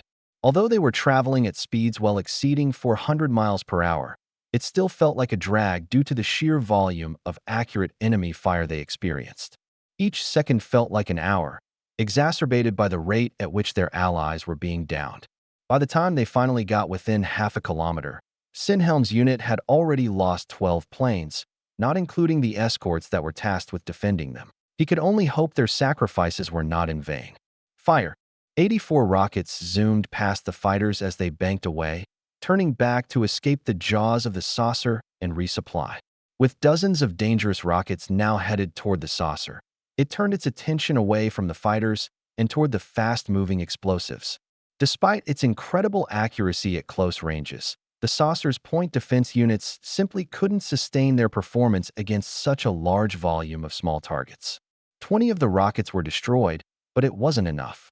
40 rockets slammed into the saucer's shields, detonating with blinding blue light. An ear-shattering scrape echoed throughout the battlefield as the shields were shattered, followed by the sound of twisting metal as the remaining rockets made contact with the saucer itself. The incredible machine, once seen as an invincible alien battleship, was finally defeated. It sank below the clouds, trailing blue smoke until it finally met its end in the tumultuous ocean below. Chapter 132, Draconic Wrath 4. November 17, 1640. Holy Mauritial Navy Zeroth Fleet. HMS Quasar. Flurries of commands and words flew across the battlefield as individual ships reported their situations up the chain of command. If not for the communication system set up by the Americans, Admiral Tetryon would have struggled to keep up with the various happenings in the battle. With the help of his communications officers, he kept tabs on the numerous groups that his forces were split into for organizational purposes, from squadrons to battle groups. However, there was one particular channel that he paid the most attention to, the PAL Chimera's channel. We can't avoid the rockets. Full power to shields. The PAL Chimera's captain's words echoed through the Mauritial command network, the underlying fear in his words spreading throughout the ranks of officers. Then, the unimaginable happened. The rockets slammed into the PAL Chimera's shields, each explosion generating more cracks until the shields finally gave way, erupting in a shrill cry of shattering glass. With this deafening cry, all heads turned to the skies in order to locate the source of the sound. All heads were then introduced to the unfathomable sight of a PAL Chimera condemned with certain doom. "Fuck!" the captain screamed. "All hands, abandon SH." There was little distance between the now-defunct shields and the hull of the PAL Chimera itself. The rockets thus spared little time, slamming into the ancient superweapon and bombarding its exterior hull with a series of blue explosions. The souls inside had little time to react and none to escape. The gruesome sight of a burning PAL Chimera, outer stabilizers falling from the sky, and central command node breaking apart, struck despair into the hearts of the EDI combatants. Even the stoic Admiral Tetryon did not remain unaffected. In fact, he felt it the most out of anyone else in his fleet. His resolve began to crack, verging on the point of shattering like the falling PAL Chimera's shields. If he faltered now, everyone under his command would falter. However, he didn't even care anymore. What was the point of remaining composed in the face of such terrible circumstances? He continued to stare at the falling symbol of Mauritial power, not a single muscle in his body able to move. Then, he felt something on his shoulder. The Imorian, Commander Drawdak, was shaking him aggressively. Admiral, Admiral, get a hold of your senses. Drawdak yelled, his bellowing roar bringing Tetryon back to reality. Tetryon did come back to his senses, but all he could do afterward was sigh despondently. It may be time to signal a retreat, he muttered. Retreat? Drawdak recoiled in shock. There can be no such cowardice. Heed the reports of your men, he said, allowing one of the Mauritial officers on board to speak. Sir, the ship's captain spoke, we're nearly in missile range. We're ready to fire at the enemy on your command. These promising words lit a spark of hope in Tetryon's heart. There was still a chance to turn the battle around and force the GRA Valkans out of the Heidel region. Or at the very least, exact vengeance for the loss of the Pal Chimera. Very well, Tetryon said, life and vigor returning to his eyes. We shall launch a counterattack alongside the plasma dragons, targeting the GRA Valkans' capital ships. He turned to a communications officer. How are our forces? We've lost nearly half of our fighters, but we managed to eliminate at least 200 enemy aircraft, fighters and bombers combined. As for our fleet, we lost 16 destroyers, 6 cruisers, 2 gold-class battleships, and 3 light carriers. The casualties weren't bad, considering the numerical advantage that the GRA Valkans had over them. However, the casualties were so low only because the GRA Valkans were hoping to eliminate their anti-air capabilities before committing the rest of their forces. American training and equipment also aided their destroyers in dealing with the submarines, who struggled to land hits amidst turbulent waters and magic defenses. With the Pal Chimera gone and half of their fighters in the sea, there was little they could do to stop the GRA Valkans from tearing apart their ships from above. They had but one option: charge forward and eliminate the GRA Valkan carriers before they could deploy a critical mass of aircraft. Very well. Ensure that as many of our fighters are resupplied for the next battle. We shall close the distance between ourselves and the enemy fleet as best we can, then launch all missiles at their carriers. The Imorian's plasma dragons will launch their own strike at the same time, covered by our fighters. Their objective is to clean up any remaining GRA Valkan carriers. If our fighters outnumber theirs at that time, then the plasma dragons will continue their attacks. If not, then they will fall back after one volley, at which point they will regroup with our fleet for a combined strike. GVN Carrier Air Wing 4. Fenrir Squadron. Captain Sinhelm had never experienced such an exhilarating thrill in his life. Although it had been a few minutes since his successful mission, he could still feel the rumbling echoes of the falling saucer. He could still feel the way his airframe shuddered as the Mauritial superweapon ripped itself apart with a massive final explosion. Even now, his heartbeat remained rapid and his fingers remained jittery. Of course, such feelings were not unwarranted. After all, they had accomplished what even the great Atlas Star herself could not: destroy a Mauritial saucer.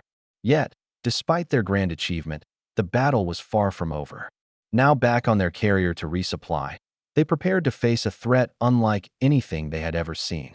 The enemy's plasma dragons were flying reptilians, much like the wyverns they had previously faced. Like their smaller cousins, they attacked via a projectile formed in their mouths. However, that's where the similarities ended. Unlike the wyverns of Leifer and other countries in the Mu continent, the plasma dragons have far greater magic capacity and intelligence. There was no telling what other attacks these creatures could pull off. It doesn't matter what tricks they have up their sleeves, sir, Sinhelm's wingman said, reassuring the entire squadron. Whatever they've got, it can't be worse than the Pal Chimera's shields and point defenses. Sinhelm's mood lightened significantly. He chuckled, loosening his grip on his fighter's controls. Yeah, they're nothing but bigger wyverns with more armor. And we've got the perfect answer: bigger rockets. A series of whoops and cheers echoed through the radio, affirming Sinhelm's words. Having brought down one of the Holy Mauritial Empire's invincible superweapons, there was little that could tear down their inflated morale. With spirit in their hearts and confidence in their abilities, they launched back into the skies, one by one. Sinhelm felt himself pulled back into his seat as he was catapulted off the carrier's runway. accelerating to speeds that a wyvern could never hope to match. As he pulled up and began to circle around the fleet in preparation for an attack, a sudden development froze the blood in his veins. Destroyers and cruisers in the fleet began firing their anti-air guns into the sky, covering the capital ships with layers of defensive fire.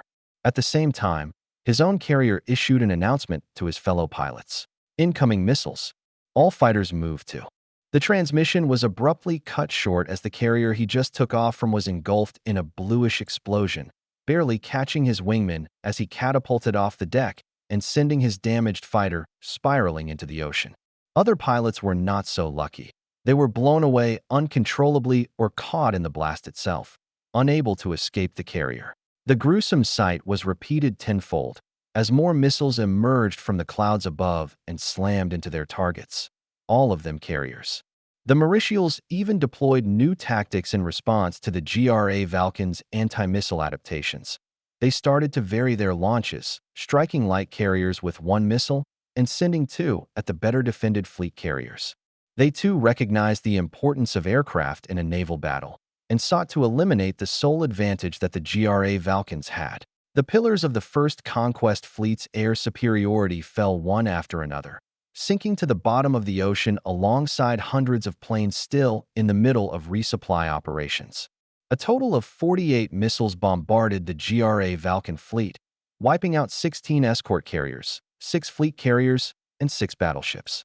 Dozens of destroyers and cruisers were caught in the crossfire, suffering varying degrees of damage from the resulting explosions. Thus, it took mere seconds for the tide of battle to be turned, leaving the GRA Valkens now playing the part of the besieged defenders. Sinhelm did a quick check of his forces. Entire squadrons were gone, but he still had 95 fighters across 12 squadrons. The carriers had prioritized deployment of Antares Kaiser units, so they didn't lose any of them, but these numbers still worried him. 40 Kaiser and 55 standard units were a hefty number, but they wouldn't be able to protect the hundreds of bombers that still remained and defend their fleet from enemy bombers at the same time. 95 planes to do all that, plus eliminate the enemy plasma dragons? The best he could do at this point was deal as much damage as possible to the enemy in hopes of forcing a retreat. All squadrons will be targeting the incoming plasma dragons. Our bombers will push forward to draw some of the enemy fighters away while we focus on the dragons. If we can beat a saucer, then surely we shall triumph over mere dragons, Sinhelm declared. In his heart he knew that this wouldn't be possible, but he'd be damned if he didn't at least try to rally his men. Soon enough, the plasma dragons showed up, accompanied by hundreds of aircraft and the bulk of the Zeroth fleet. There was no way that the Mauritials had such numbers, so they must be using more decoys. Having learned from the first skirmish, he and his comrades knew that the decoys could not shoot and mostly flew in straight lines. Having a way to tell apart the decoys from the real targets was helpful, but he wondered how well he could identify decoys in the heat of combat. As if anticipating this, the Mauritials preemptively intermixed the decoys with their standard ranks, with some of the lead planes being real this time. Sinhelm's men missed some of their shots, striking decoys, but quickly corrected their fire once they realized that some of the enemy planes weren't firing back. Although the Antares fighters had superior maneuverability, they were still susceptible to being caught off guard. Dozens of enemy fighters went down, but at a cost of a few of their own. Sinhelm's eyes narrowed. He hated this fact, but there was little he could do about it. He dismissed these thoughts as he focused on training his sights on an enemy fighter ahead of him. He released a calm breath, taking the shot. Bright sparks bounced off the target's chassis, signifying a direct hit. The Mauritial fighter proceeded to fall out of the sky, smoke trailing from its lifeless airframe. There was no way he could accomplish all objectives given his forces, so Sinhelm decided to go for the most efficient one that would deal the greatest damage to the enemy. Ragnarok leader, have your men form up on me. We'll be targeting the closest dragon on radar. Copy that, Fenris leader. En route now. 10 additional Antares Kaisers soon joined Sinhelm's group of 11 as they busted through the wall of enemy fighters, downing inferior Alpha, 3 fighters with minimal effort. The closer they got to the plasma dragon, the more resistance they encountered. Mauritial fighters began to converge on them from numerous angles, with such a spread that it was impossible to determine how many were decoys. Sinhelm knew he had a low chance of survival, but regardless, he was determined to give his all for the Valka's empire. Fire, Sinhelm commanded, launching his own rockets as he gave the order. Dozens of rockets flew toward the plasma dragon, slamming into it before it could unleash its attack on the Valkan ships below. Charred scales and chunks of meat flew from its abdomen as rockets detonated its center mass. It emitted a shrill cry from the pain, reaching Sinhelm's ears even under the thick glass canopy of his fighter. Sinhelm winced, temporarily losing control of his plane. Although a momentary oversight, this mistake was enough for a pair of Mauritial fighters to flank him. "Shit, this is Fenris 1. I've got 2 bogies on my tail," Sinhelm desperately cried out. Other distress calls and communications came through his headpiece, but he could barely make out their words through the dragon's death throes. It was doubtful that anyone heard his plea for help. He tried to shake the fighters off his tail, rolling and turning in ways unimaginable to the inferior Alpha 3 fighters. Try as he might, the fighters somehow managed to keep up. He turned back to look, discovering that they were in fact Alpha 4 fighters. One of them then fired a rocket at his plane. Seeing this gave him a sliver of hope. If the enemy pilot was that incompetent to waste a rocket on his agile fighter, then he might be able to come out of this after all. He swerved to avoid the rocket and looked back only to find that the rocket had adjusted course. His eyes widened in fear, realizing the horror of the nightmare he had just witnessed. He didn't even have time to react before an explosion rocked his craft, tearing apart his plane's tail and shredding its wings. By some miracle, he survived, but now he was falling from the sky with no control over his Kaiser whatsoever. He desperately worked to pop his canopy, barely managing to do so before his plane slammed into the water. He jumped and fortunately found a piece of floating debris to latch onto. Now out of the battle, he had nothing to do but spectate. The 2 remaining plasma dragons continued their mission, obliterating their targets with magical plasma and cooking unfortunate vessels caught in the vicinity of their main targets. The Valkan side offered little resistance. He could only assume that the rest of his comrades were shot down. As if realizing this defeat, the Valkan fleet began to pull back, leaving behind a handful of cruisers and destroyers to keep the enemy occupied while everyone else retreated. Indeed, this was a nightmare. Unable to contain his emotions, Sinhelm allowed the tears to flow, crying until he was eventually dragged out of the water by a Mauritial rescue team. Chapter 133, Losing Faith. November 18, 1640. Ragna, Valka's empire. Howling winds brushed against the windows of the war room, as if attempting to intimidate the unnerved men inside. Gray skies accompanied these winds, although no rain fell. It was like the weather itself shared the same building tension as the leaders of the Valka's empire, who had just received word of a disastrous defeat at Heidel Base. After a few minutes of waiting and discussing amongst themselves, the meeting's most important men finally entered the room and took their seats. Emperor Lux sat at the head of the table in the war room, flanked by his most trusted advisors. Chief Arnold Karlman, Chief Zand Pastal, and Senator Guinea Merrick sat across from him, all wearing rigid faces that obscured their inner troubles. Lux cleared his throat and began to speak. "Gentlemen, I have convened this meeting today to discuss the—" He paused for a nigh unnoticeable moment, deciding his words carefully. "Setback that our forces were dealt with in the Heidel region." Chief Karlman. He handed off the figurative microphone to him. Karlman summarized the events that occurred in the Battle of Heidel. The first conquest fleet engaged elements from the Mauritial Zeroth fleet, which consisted of Mauritial warships, mage assets, a saucer, and 3 plasma dragons. Our forces launched a first strike, deploying submarines as well as hundreds of fighters and bombers with the goal of eliminating high-value targets like their missile battleships and saucer. They succeeded in destroying the enemy saucer, but were unable to sufficiently damage their surface fleet due to the introduction of new types of magic, such as decoys. Due to various reasons, such as inclement weather, our forces struggled to distinguish real targets from fake targets. The enemy has also adapted to our tactics and technology, making use of American advice and equipment to fend off our submarines.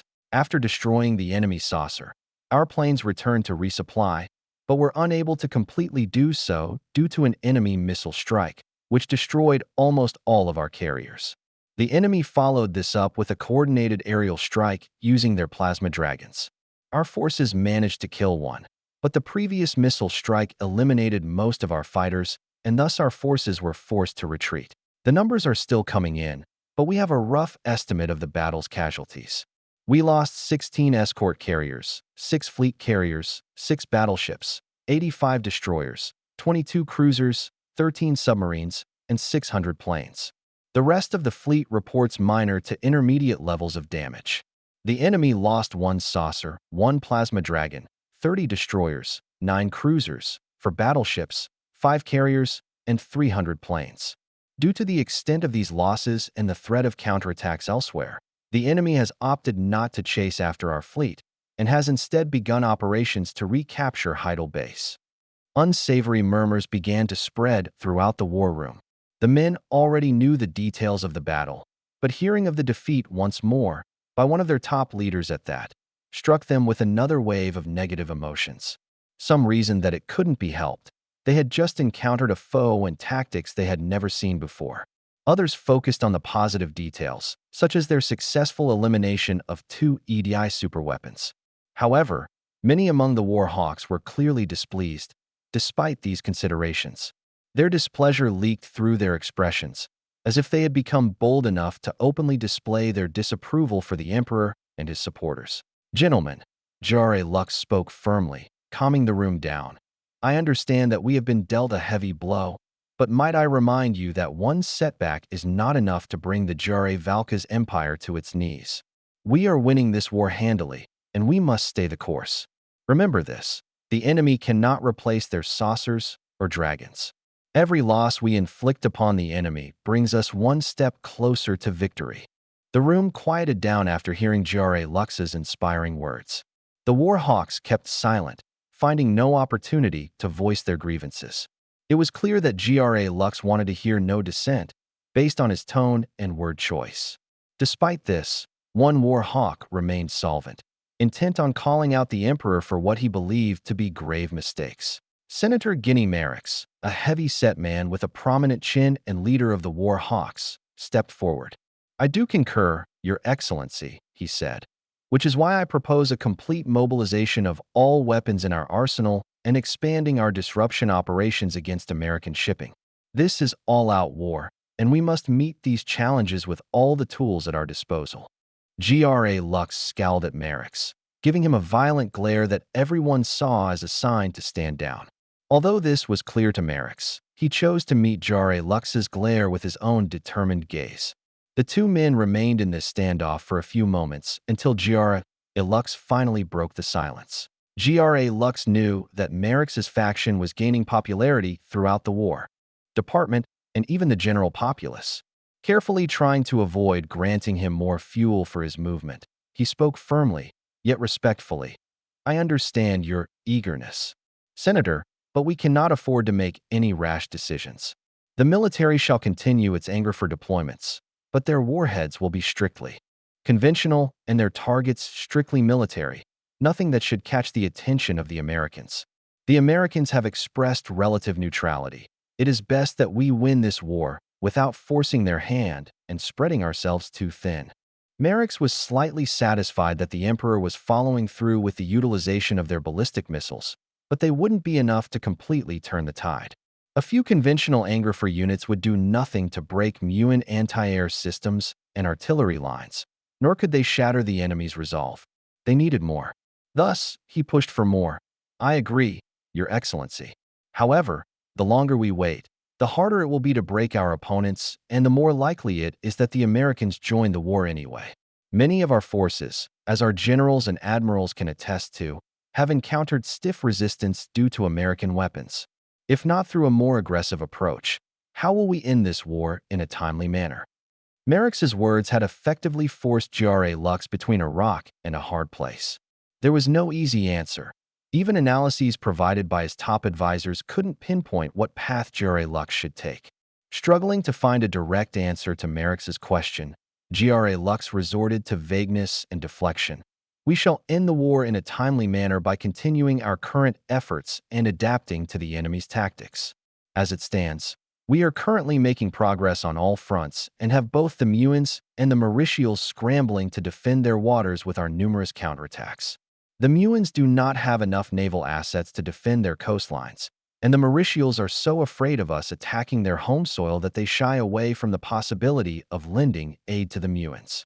Driving the final nail in the coffin, GRA Lux warned Merix against further criticism. You needn't worry about our ability to win this war, Senator. Only your legislative duties. Not wishing to push his luck, Merix simply nodded. Of course, Your Excellency. GRA Lux then turned his attention to the various leaders of the military, asking them for possible counters against Mauritial decoys and other magically dependent tactics. While they discussed the impact of decoys on combat and how to improve their target identification systems, Merix could only sit and ponder a different concern: how he would orchestrate a coup. Somewhere in Ragna, under cover of dusk, disgruntled men in civilian clothing poured into an abandoned building in Ragna's industrial sector. It was an old factory, long abandoned after the transference due to a lack of demand for military-grade equipment, perfect for representing the men who now gathered in a dimly lit, smoke-filled room. Men from all walks of life convened here. Only under the sparse lighting of the struggling bulbs around the building could one tell that they were generals, admirals, and other high-ranking leaders within the Jare Valka's empire. People continued to funnel in through the decrepit, rusting doors out front until finally, the stream stopped flowing. With the meeting's members now all present, Merix took his seat at the head of a rotting wooden table, his piercing gray eyes scanning the faces of his co-conspirators. Heroes of the Gra Valka's empire, he began, our time has come. Considering the unjustified execution of our countrymen in the Neuraltian Strait and the recent defeat at the hands of the Mauritials and their ilk, I've come to the conclusion that our current course of inaction is woefully insufficient. The Emperor's weakness is causing our great nation to struggle against mere primitives, and we can no longer afford to debate and persuade. We must take action, and we must take it now, for the sake of our country. The other war hawks in the room nodded in agreement, murmuring their assent. Key among them were Generals Norvan and Krell, as well as Admiral Delano, high-ranking officers who were outclassed only by the three great generals and the chiefs themselves. They oversaw the war's most significant fronts: the Malmund grasslands, the Oster plains, and the naval campaign in Muon waters. Assassination, Delano suggested, his voice gruff and low. No, wait, he backtracked. That would be too risky. We need a more subtle approach, something that won't be seen as outwardly treasonous. General Norvan proposed an answer. What about capturing the Emperor? We can use him as leverage to force the other leaders to fall in line with our plans. Merix stroked his chin, deep in thought. Yes, that could very well work. The Americans orchestrated a similar coup in Parpaldia, so we know it can be done. However, the reasoning is wholly different, Merix said. As he recalled, Parpaldian leaders launched a coup because their emperor foolishly refused peace with the Americans. On the other hand, he and the Warhawks are launching a coup because they do not care about war with the Americans. As ironic as this was, the comparison was completely lost on him as his mind constructed excuses to deny it. General Krell, one of the more cautious officers in the War Department, caught the irony of the suggested coup. The Parpaldians were foolish to fight the Americans because they were outgunned by hundreds of years of technological differences. We're in the same boat, although perhaps not to the same magnitude. What happens when the Americans do decide to invade because of our choices? We all know they're itching to get involved in this war. I hate to say this, but they could crush us like we crushed the Pagandans. Merix waved a dismissive hand. The Americans are too far away to be a real threat. They have no bases with which to support a large-scale assault 20,000 miles away from their homeland. And whatever forces they may send won't be enough. They'll be crushed by the entire might of the Gra Valkan military. We'll conquer Mu, defeat the Mauritials, and then we'll deal with the Americans if we have to. The Warhawks continued to debate the merits and details of their plan late into the night, their voices growing more and more fervent with each passing minute.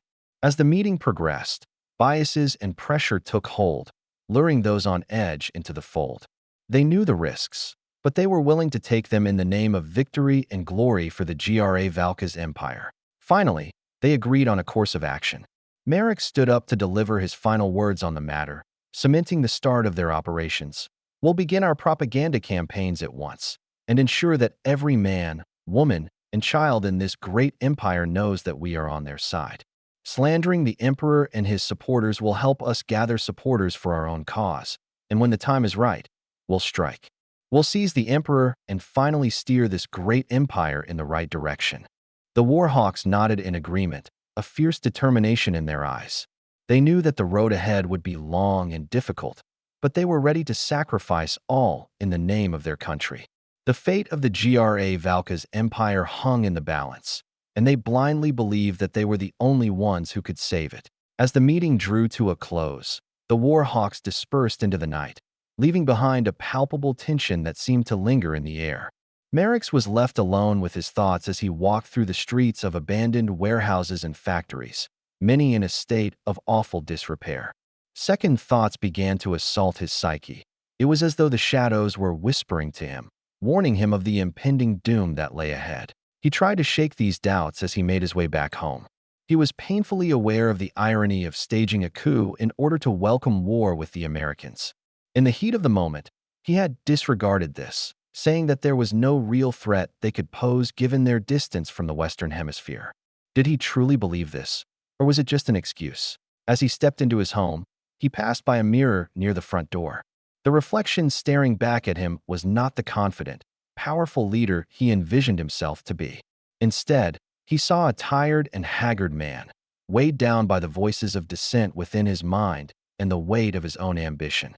Shaken by what he saw, he narrowed his eyes, determination returning to his tired face. He had already made his decision, and now he had no choice but to double down. Chapter 134, Escalation. November 19, 1640. Washington, D.C. The bustle of the White House grounds was uncharacteristically quiet, as if the entire world held its breath in anticipation of something monumental. Inside the Situation Room, President Lee sat at the head of the table, his calm and composed demeanor masking the concern he felt about the situation. Director Fitch sat to his right, preparing documents and intelligence reports for review. Secretary of Defense Robert Hill, the epitome of stoicism, sat to the president's left, his gaze directed toward a screen showing a live feed of the ongoing conflict in Mu. Also present in this meeting were Director Klein, Secretary Hayden, and Chairman of the Joint Chiefs of Staff Brent McCarthy. The room was bathed in a muted light, as if to mimic the gravitas of the situation at hand. The atmosphere inside the room was tense, as they had just received a report on the Battle of Heidel. It was a Pyrrhic victory for the EDI, who managed to drive away the Valkans from the doorstep of the Holy Mauritial Empire at the cost of an irreplaceable PAL Chimera and Plasma Dragon. Although the Valkans suffered significant losses to their carriers and aerial assets, the industrial capability of their nation was more than enough to replace these without a second thought. As they mulled over the implications of this mess, the discussion eventually turned to how to support the EDI and weaken the Valkans as much as possible. The group was determined to do whatever it took to ensure that the EDI would emerge victorious. Analyzing satellite images of the wreckage around Heidel Base, the men in the room couldn't help but feel frustration at the Valkans' growing capabilities. They knew the Valkans weren't stupid, they would adapt eventually. However, they didn't realize they would adapt this quickly. Using a presentation to guide his explanation, Fitch discussed the underlying reasons behind the Valka's empire's success. Originally, we never expected the Valkans to be able to eliminate a single plasma dragon, much less a PAL Chimera. We knew that their achievement during the Battle of Otaheite was a fluke, and the Mauritials certainly wouldn't let something like that happen again. However, we overlooked a critical development in Valkan weapons technology: magically enhanced rockets. A zoomed image of blue explosions ravaging a PAL Chimera popped up on the screen. Fitch explained further, much like our own magically enhanced weapons concepts, the Valkans were able to integrate magic into their arsenal. Where standard MR-2 rockets would have failed to even graze the PAL Chimera, their enhanced variants, which we are dubbing the MR-3, have demonstrated the ability to readily blow past heavy shielding and armor. We're attempting to acquire more information on their weapons programs. Director Klein Klein stood up, taking over where Fitch left off. Mr. President, our assets have been so far unable to breach the heavy security in the Ravernal Empire's secretive research facility, Hell's Gate. We're currently coordinating with the Department of Defense to secure a submarine from which we can deploy reconnaissance drones, as we've already ruled out the possibility of infiltrating the facility as personnel. The information we've managed to glean so far has been derived from rumors amongst the doves and grunts within their military, as well as psychological hints given by Valkan combatants captured during the Battle of Heidel. Although our intel is somewhat lacking, we can safely assume that the Valkans likely have other forms of magically enhanced weaponry. President Lee sighed. The Valkans already have a numerical and technological advantage over the EDI. If they kept winning battles of attrition and expanding their arsenal, not even daily shipments of weapons would be able to stop their advance into Mu. Perhaps it was the time to consider direct action, he thought. Seeking the opinions of his advisors, he began, "This news does not bode well for our proxy war. Shipments of supplies won't be enough with the way this war is going." He furrowed his brows, contemplating the weight of the situation. He leaned forward, clasping his hands together on the table, and turned to Secretary Hill. "What are your thoughts, Robert? The last poll numbers are decent enough. Up to 80% of all Americans support war with the Ravernal Empire. Should we escalate our involvement?" Secretary Hill took a deep breath, considering his response carefully. "Mr. President, if we do join the war, we will have to consider the limitations of our deployment. As it stands, our closest base is in the Vestal region, well over 8,000 miles from the Muon fronts. If war is a likely possibility, the Department of Defense will need your assistance in securing congressional approval for expanding our logistical capabilities overseas, and eventually consensus for a declaration of war." President Lee nodded. "I'll take care of that. Let's ensure we have logistics to support a full-scale war with the Ravernal Empire. How long would this take?" A look of uncertainty flashed on Hill's face. "It's difficult to determine.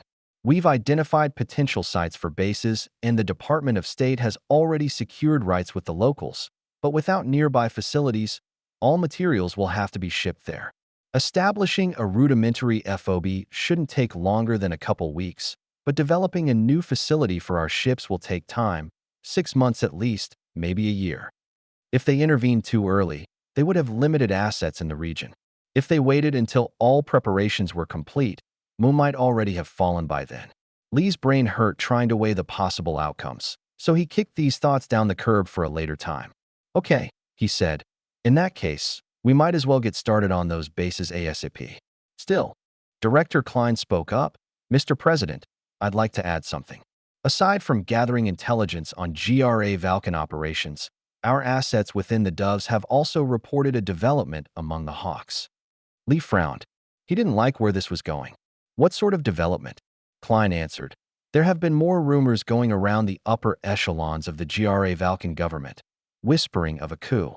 The meetings we've been tracking so far corroborate this. The risk of a coup is no longer a far-fetched possibility, but a likely reality.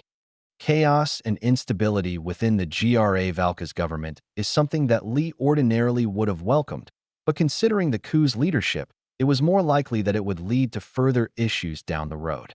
If the Hawks seized power, they would undoubtedly escalate the war, forcing the Americans to intervene earlier."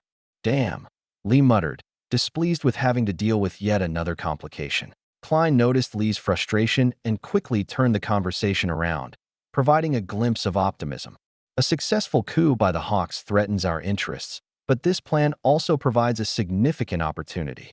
If we are able to expose their operations before they can carry out a successful coup, Lux will be forced to focus on the turmoil back home and filling the vacancies left behind by the Hawks. Getting rid of the Hawks will cause a lot of disruption to their internal communications and leadership. Their military will be in disarray, which could buy us some time." Lee raised an eyebrow. Although intrigued, he was still suspicious about this opportunity. "What are the risks involved, and how long would this take?" "That's the part I'm most concerned about, Mr. President," Klein admitted. "Our network in Ragna is rather small due to the difficulty of getting operatives onto their mainland. The risks to us are minor, since the Doves will be doing most of the heavy lifting. However, it'll be difficult to pull off. There's no telling how far along their plans the Hawks are, and procuring enough evidence to implicate the Hawks will be difficult. Lee rubbed his chin. Do you have any plans? Klein nodded. Our current course of action is to make use of bugs to record their meetings. We'll then transfer the media into forms normally accepted within JRA Valkan society so as not to arouse suspicion. We don't want anyone to know about our involvement and assume that this was the work of the Doves alone. The only issue is that the Hawks meet in different locations every time, making it difficult to record them without the use of compact drones. It'll take at least a month to get a shipment of drones in the region. And that's a complete month that the Hawks can use to plan their coup without any interference, Lee remarked.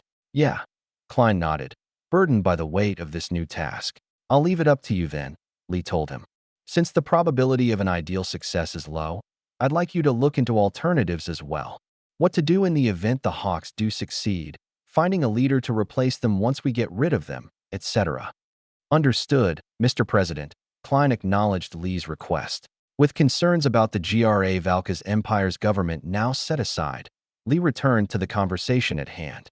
We'll have to plan for the worst and assume that the Hawks' coup is successful. He turned toward Hill and McCarthy. If the war escalates by year's end, what forces can we muster for a deployment?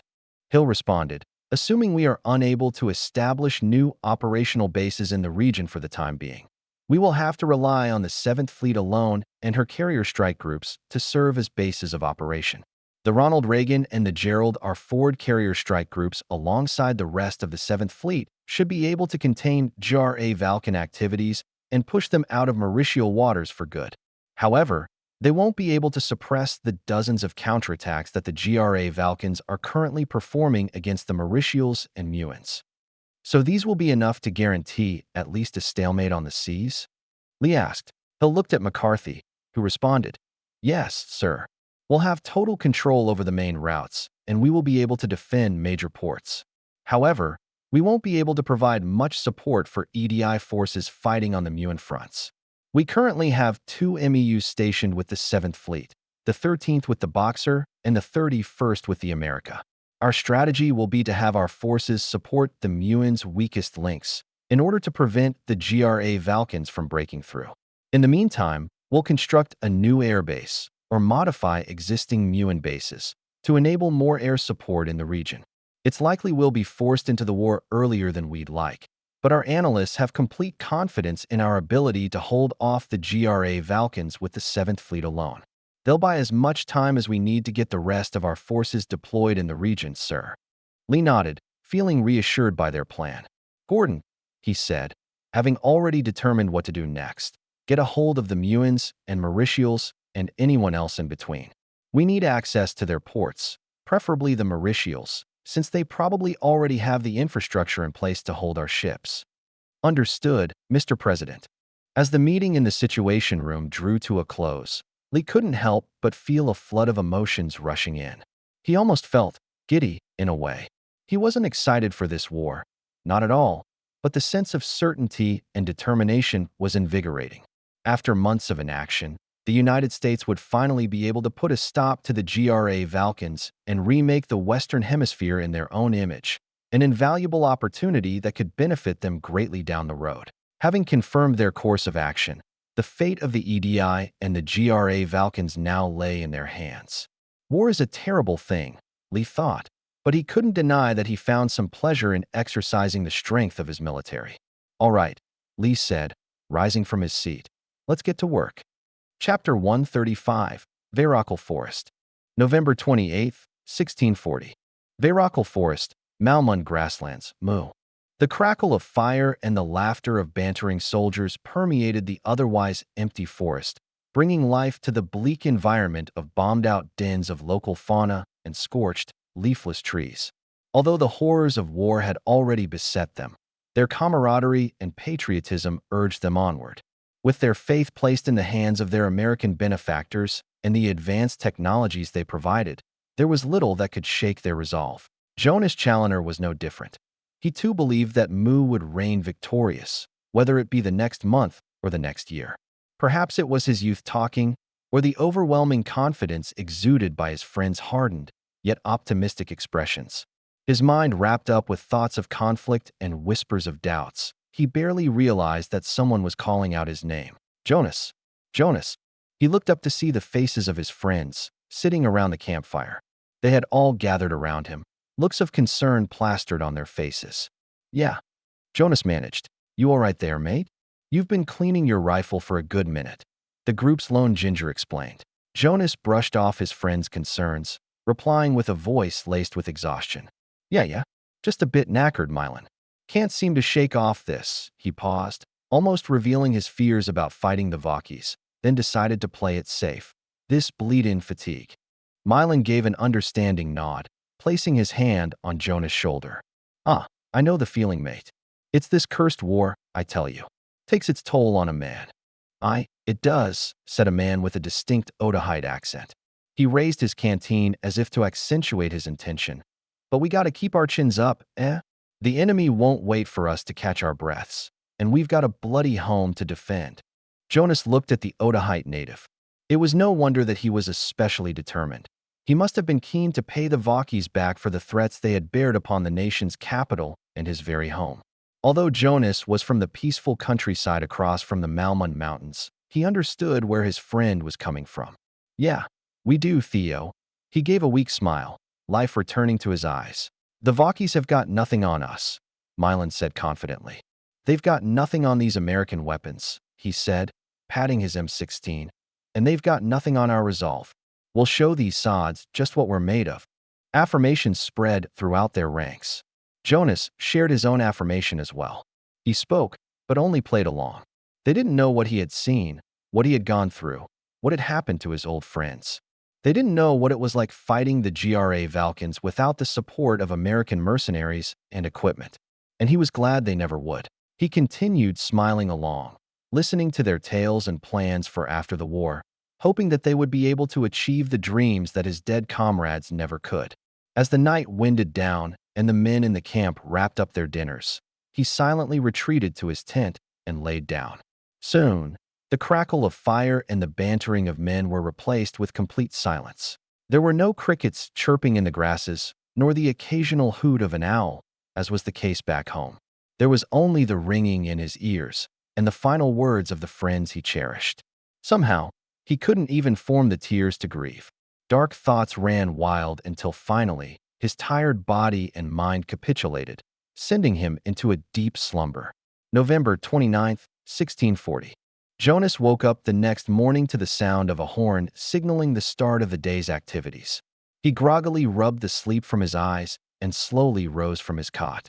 Stretching, he took a moment to gather his thoughts. Today was the day they expected the GRA Valkans to finally reach Ravernal Forest. Jonas had mixed feelings. He was eager to finally pay the GRA Valkans back for what they had done, but he was also fearful, traumatized, even. His experience with the horrors of their war machines was one that was not easily forgotten. The only thing that kept him going now was the faith that his comrades and the officers above him had in American equipment and the mages from the Myrician continent. The camp itself bustled with unparalleled activity as men hurried around to eat their breakfasts and pack their gear. As Jonas walked toward the mess tent, he noticed support mages, mostly Centralites and Agarthans, casting spells to prepare for the battle ahead. Some focused on enchanting heavy ammunition, shells and rounds made for American field guns and artillery. Others focused on the logistics of moving large crates of magic gems, fuel for their spellcasting. Large thuds echoed throughout the camp as blocks of dirt were moved around by mages quickly digging trenches connecting the camp to the front lines. To his surprise, there were even a few summoners in the mix. He watched in amazement as a couple of bearded wizards created golems from the dirt around them and summoned trance from the damaged forest around them. A surge of confidence rippled through Jonas as he witnessed the mages' activities. Rather than focusing on offensive spellcasting, which was less potent than conventional weaponry, the mages worked tirelessly to enhance their overall capabilities and disorient the Vakis wherever possible. This was no doubt the implementation of creative plans drawn up by the Americans, who had apparently fought against a foe like the Vakis decades ago. He grabbed some food, packaged MREs from the United States, and sat down to eat. As he eagerly tore open the packaging, the aroma of its contents sprouted out, causing his mouth to water. It was none other than the highly acclaimed chili mac, which became a quick favorite among the EDI forces. Although it held nothing to the home-cooked meals he enjoyed back home, it was much more tasteful than the bland rations that he was accustomed to. It was a stark contrast, but a welcome one nonetheless. As he began filling his stomach, a series of horns erupted around the base. These sounds only meant one thing: the time for battle was nigh. He quickly finished his breakfast, then hurried to prepare his equipment. He joined the rest of his comrades, who were in the midst of receiving orders, reinforcing Captain Alistair's unit at grid 3475. They're expecting to make contact with Vakis in less than an hour, so let's get moving. His heart began to pound as he and his squad raced toward the front lines, hoping to make it there before the Vakis could. As he ran, he felt the adrenaline coursing through his veins. This was it, he thought. Bouts of fear crept alongside the outer edges of his psyche, but were dispelled by the growing optimism that he had. It didn't take long for them to reach Captain Alistair's position. While their lieutenant convened with the other officers, Jonas and his enlisted comrades were left to set up their position. "Can't wait to blast these sods," Mylan said, concealing himself in what little brush remained. The Vakis'll find out soon enough what it feels like to be on the receiving end of advanced tech," Jonas said, almost excited to put his M16 to work. The lieutenant returned, interrupting their chatter with new information. "The Vakis are 4 clicks out. Mages, begin casting." The mages in Jonas' unit began to create sculptures from the earth around them, not quite golems, but rather decoys meant to fool the enemy.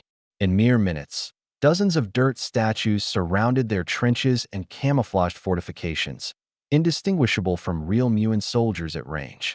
As soon as they finished creating their decoys, the mages created more golems and treants. Some were kept in the back to help move equipment and ammunition, while the rest were sent to the front lines to soak up as much damage as possible.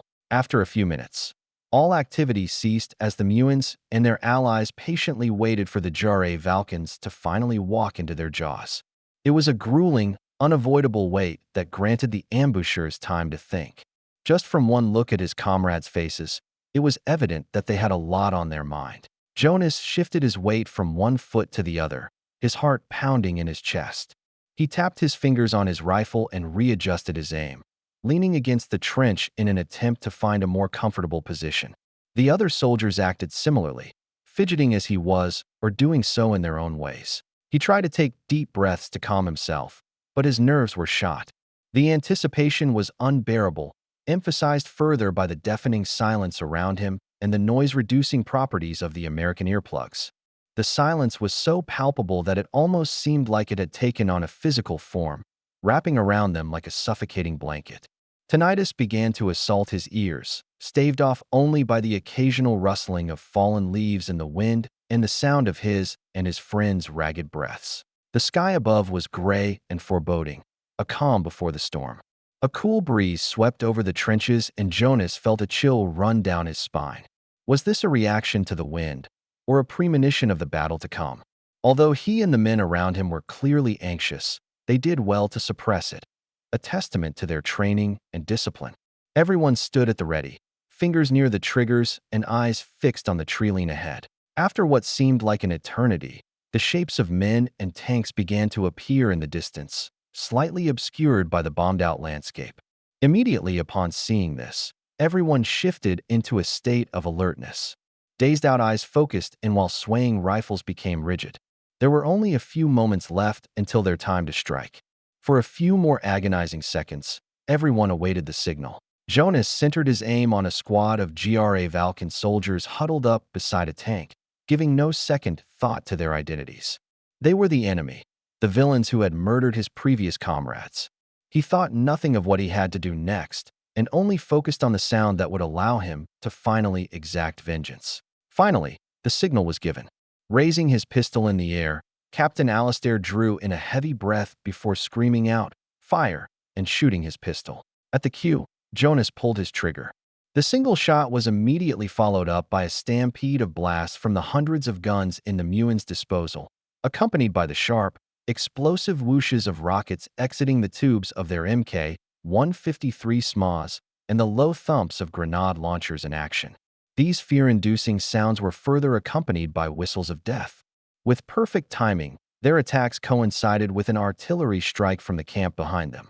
The Ravernal lines were encompassed by intense light as an overwhelming amount of firepower ravaged their positions, immediately eviscerating what men and tanks they had in their vanguard. The dreaded Wilder heavy tanks were no match for the magically enhanced American shells that fell from the skies, nor the powerful SMAW rockets that tore apart their armor like it was nothing. The EDI's first volley was devastating, leaving the Ravernal formations in chaos. Men scrambled around, panicking to get behind their tanks or diving to the ground in order to minimize their profiles.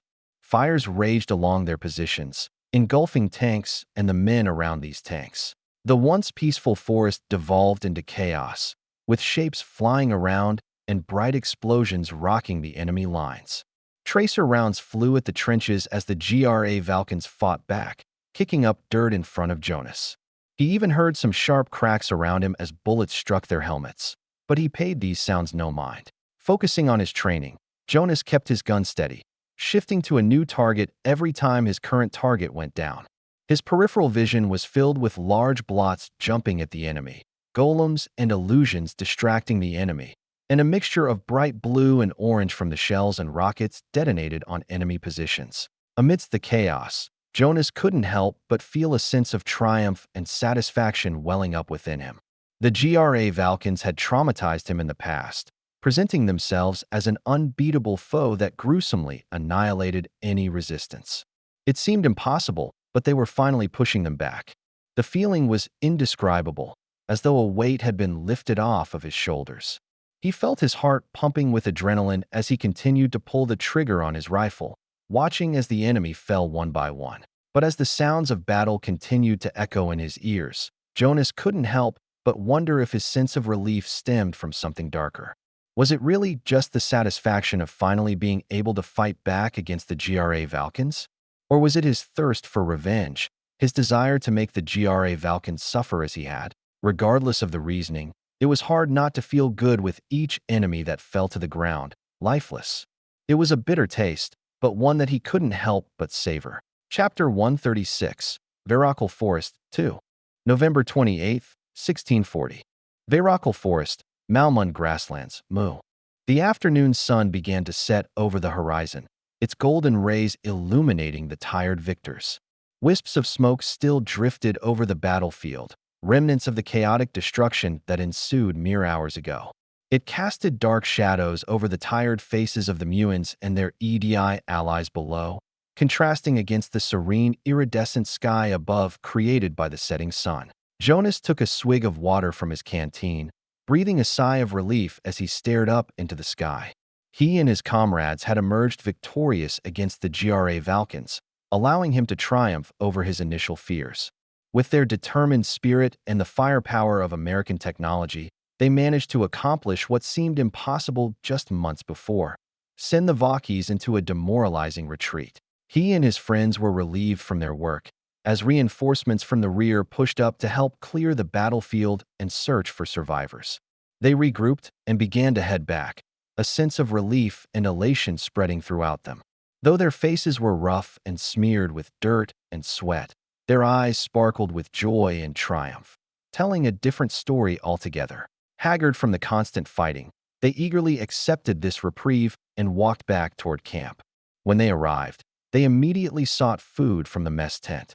Finally ready to relax, they found themselves sitting around a campfire together, enjoying their hard-earned meals.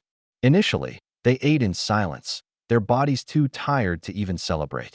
Only after they regained their energy did they begin to react to the fact that they had indeed won.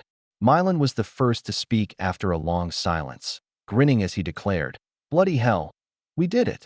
We sent those Vakis running with their tails between their legs." Jonas chuckled, wiping the grime from his forehead with the back of his head.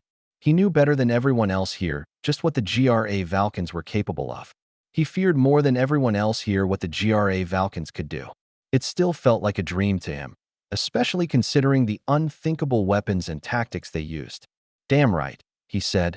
"The Vakis got nothing on us now." Theo chimed in, his Otahite accent adding a unique rhythm to his speech.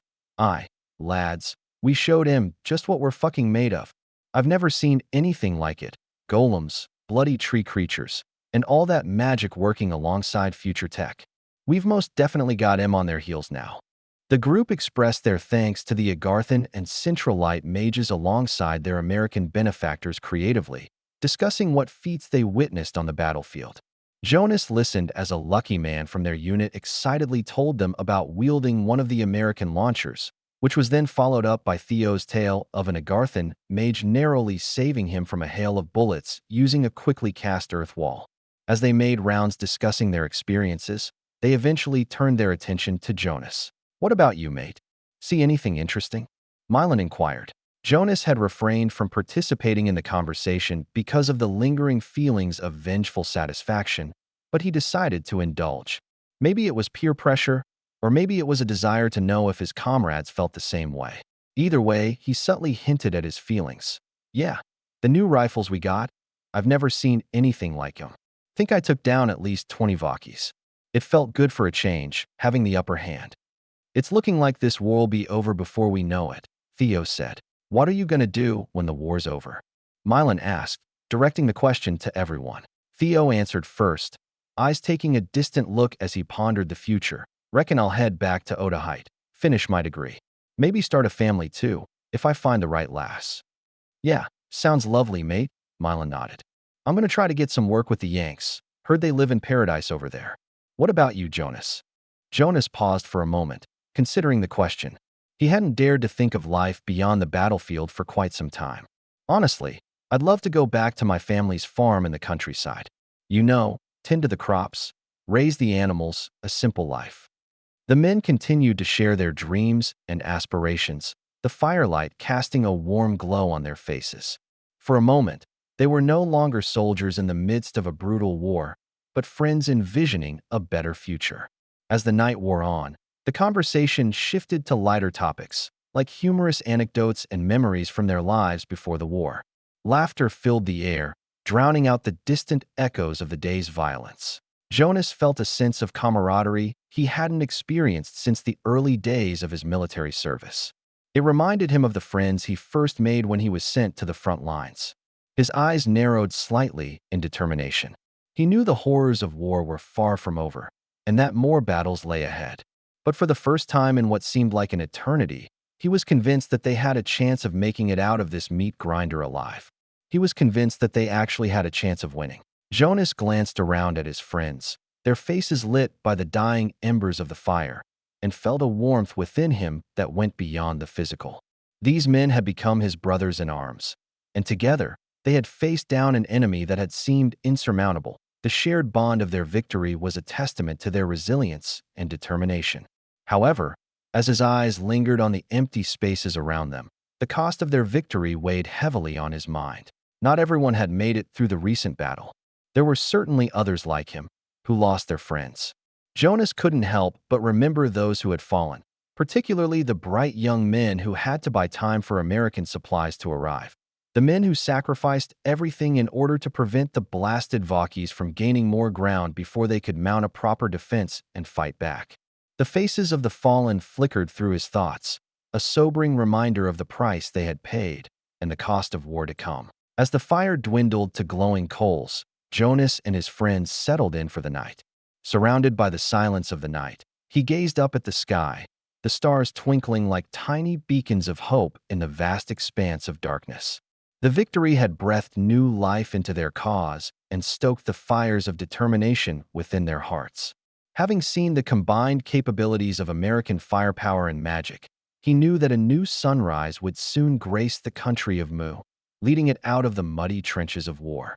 Jonas closed his eyes, his thoughts filled with visions of a brighter future, as well as the faces of the friends they had lost, and drifted off into a fitful sleep. December 3rd, 1640. Ravernal Forest, Malmund Grasslands, Mu.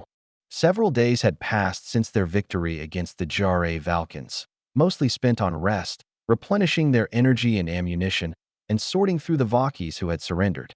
Jonas looked up from his plate of food, watching as a car drove a group of POWs inland for questioning. The few Vakis that did talk confirmed what they had already known thanks to American satellites. The captured town of Silverton had been reinforced, and the troops there were preparing to mount another offensive. After he finished eating, he made his way onto a square in the middle of their base, where Captain Alistair had set up a projector. Images of Silverton's surroundings were displayed on a large piece of fabric, allowing the audience to get an understanding of their strategy. While people continued to stream in, Jonas found himself fascinated by the wonders of this technology. His peers shared the same thoughts, with Theo remarking, "I've had the chance to see the Shinies broadcast before, on a magic telly imported right from their motherland. Really cemented what they said about being the strongest, bloody country in the world, till the Yanks came along." He snickered. "Now their tech's rubbish in comparison. Bet the Shinies are feeling pretty jealous about that one, eh?" Jonas chuckled. If there was anything that united them, it was their rivalry against the Mauritials. Before he could respond, a sharp, high-pitched noise echoed throughout the camp as Captain Alistair tested his mic. "Dragon Company." His voice boomed through the speaker system. Jonas and the rest of his comrades quickly dropped their conversations, gathering around as their eyes locked on Captain Alistair and the projector screen.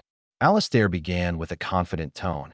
"As we've learned from our recent victory, the combination of superior technology, magic, and resolve has proven to be a formidable force.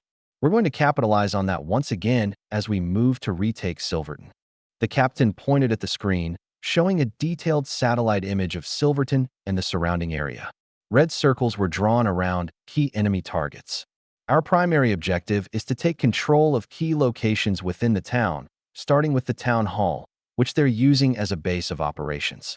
Wyvern Company will focus on capturing the airfield. To achieve this, we in Wyvern Company will be flanking through Veracal Forest while the rest of the 2nd Battalion engages the enemy along the main road. A lot of our anti-armor munitions will be diverted to our sister companies. They'll be needing the launchers more than us, so we'll have to make do with what we've got." Alistair pulled up more images of the town and explained, "The Vakis have defensive perimeters set up all alongside the forest at the edge of town, making it nearly impossible for us to breach inside without sustaining heavy casualties. Lucky for us, we managed to find 2 Valky Deuces unscathed. Bulldog Squad and Vanguard Squad will be infiltrating the Valky base, each being accompanied by 2 mages." Jonas' ears perked up as Alistair mentioned Bulldog Squad. He turned to look at his friends, who all shared the same look. Although they spoke no words, he could tell they were all experiencing a combination of surprise, excitement, and nervousness. Infiltrating a base disguised as the enemy was highly risky and something he'd only heard of in stories of wars long ago. 100 questions ran through his mind. How will they be able to slip past undetected? What will they do once they get inside? Prepared as ever, Alistair had the answers for Jonas' unspoken concerns. "We snagged some papers from the Vakis we captured a few days ago. Agents from the Strategic Intelligence Bureau will be in the driver's seats, so all you'll have to do is stay quiet. The mages will maintain a false illusion of an empty truck. You'll be directed to a logistical station near the town hall and wait to disembark. You need to wait a few minutes after they sound the alarm, until most of their forces have been sent to the main road." Alistair paused for a moment, letting the information sink in before continuing. "Once the Vakis have been successfully diverted, you'll sabotage their perimeter defenses from the inside and open the gate for the rest of us." He then switched to images taken by American drones, showing each observation post and searchlight. "Split yourselves into 8 teams to capture these positions as stealthily as possible. Archmage Vendarin will now explain the details regarding illusion spellcasting," Alistair said, handing off his microphone to a middle-aged elf wearing a camouflaged wizardly robe. Vendarin began by clearing up any misconceptions about magic. "Let me be clear, what we're about to attempt is not an invisibility spell. It is a modified illusion spell. We've tested it, and it does work, but it is so far inefficient and drains mana extremely quickly. Once you're behind enemy lines, my mages will not be able to support you further using magic. They are trained to use rifles, but may be afflicted with mana exhaustion, so you will also need to protect them as you secure your objectives." Captain Alistair took the mic once again and wrapped up the briefing. "Once we breach their perimeter, we'll conduct a sweep of the area and converge on the town center. After we eliminate any lingering resistance, we'll reinforce the other companies and join the battle along the main road. striking the Vakis from behind. We'll wrap this up quickly, and from there, we'll be able to provide support to neighboring towns and continue pushing back the Vakis. He stepped back from the projector and surveyed his audience.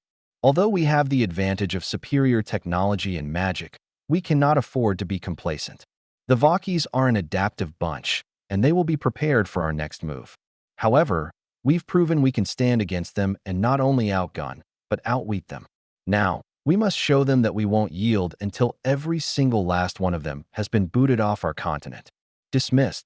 With that, the soldiers dispersed, talking amongst themselves about the upcoming operation. Having received one of the most important missions, Jonas couldn't help but feel anxious. Their entire operation rested on the success of their infiltration. The plan was solid, but he knew even the best plans could go wrong. He would just have to trust in his comrades and the American advisors who whipped up this crazy plan. Hopefully, they could add another overwhelming victory to their growing list. Chapter 137, Silverton. December 5th, 1640. Ravernal Forest, Malmund Grasslands, Mu. Morning dew coalesced on blades of grass as the sun began to peek over the horizon. Although painfully early, the camp was already bustling about as men made preparations for today's operation. After having a quick breakfast, Bulldog Squad and Vanguard Squad gathered in a lot containing the captured GRA Valken trucks. Each member, including Jonas, Mylan, and Theo, knew the gravity of their mission infiltrating the enemy base and paving the way for Dragon Company's assault. Their faces were a mixture of determination and anxiety as they mentally prepared themselves for the task ahead. Physically, they had done as much as they could. The past few days, they had practiced communicating with hand signals and stealthy squad tactics with a pair of commandos who had been attached to their unit. All they could do now was put their skills to the test. Captain Alistair walked among them, inspecting their equipment and providing last-minute guidance. Remember, stealth is of the utmost importance. You need to stay undetected until the signal is given, he reminded them, his voice firm and steady. If the GRA Valkens are alerted to your presence before they are diverted away, they will all converge on your position and the mission will be a bust. As they finished their preparations, the Strategic Intelligence Bureau operatives and Agarthan mages joined them in the hangar. The agents, dressed in GRA Valken uniforms, carried documents and identification while the mages were equipped with enchanted accessories. The trucks had also been loaded with crates of magic gems to help the mages maintain their illusion. Boarding the transport trucks, the members of Bulldog Squad exchanged brief, tense glances with one another. There was no room for error. Each member of the squad knew that their very lives, as well as the lives of their fellow soldiers, were on the line.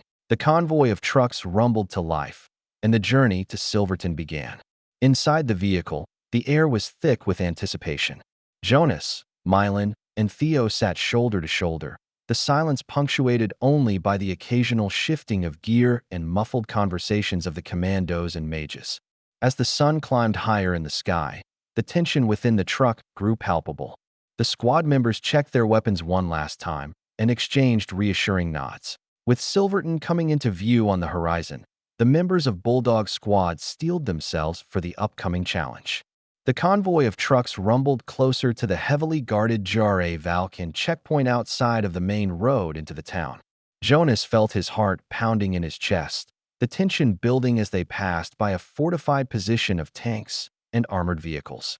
He glanced at the rest of the men within the truck, all wearing expressions of steely determination. Lieutenant Matthews leaned in close to the squad, his voice low and steady. Remember, stay sharp and keep calm.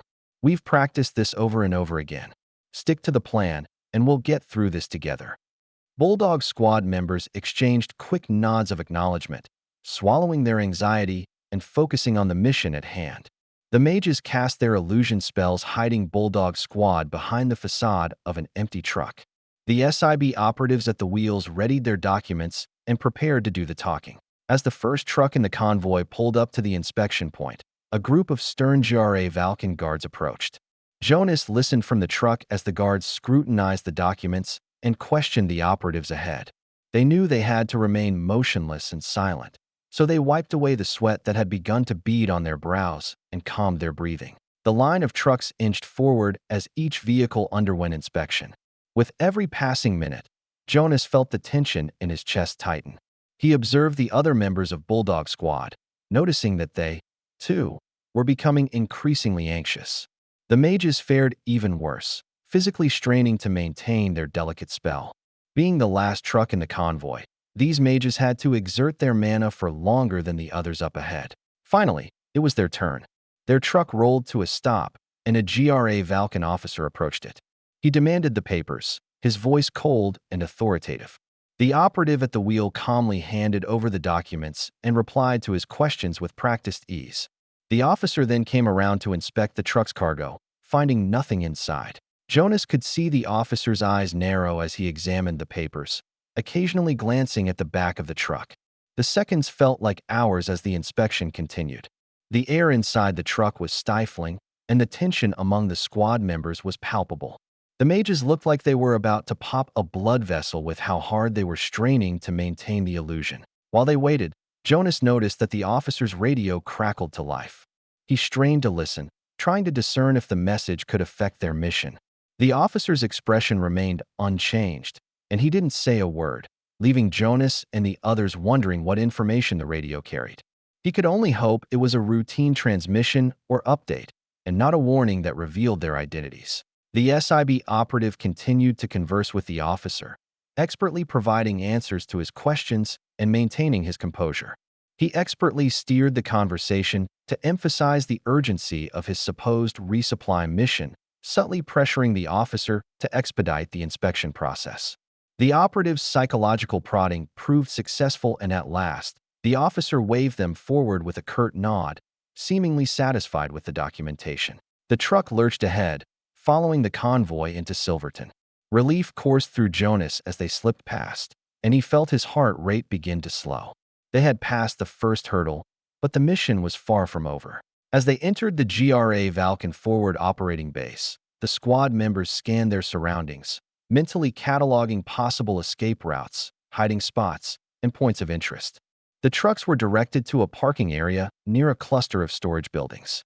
Once inside, the operatives disembarked to confer with the GRA Valkens there, distracting them. Lieutenant Matthews signaled the mages to cease spellcasting and for the squad to unload.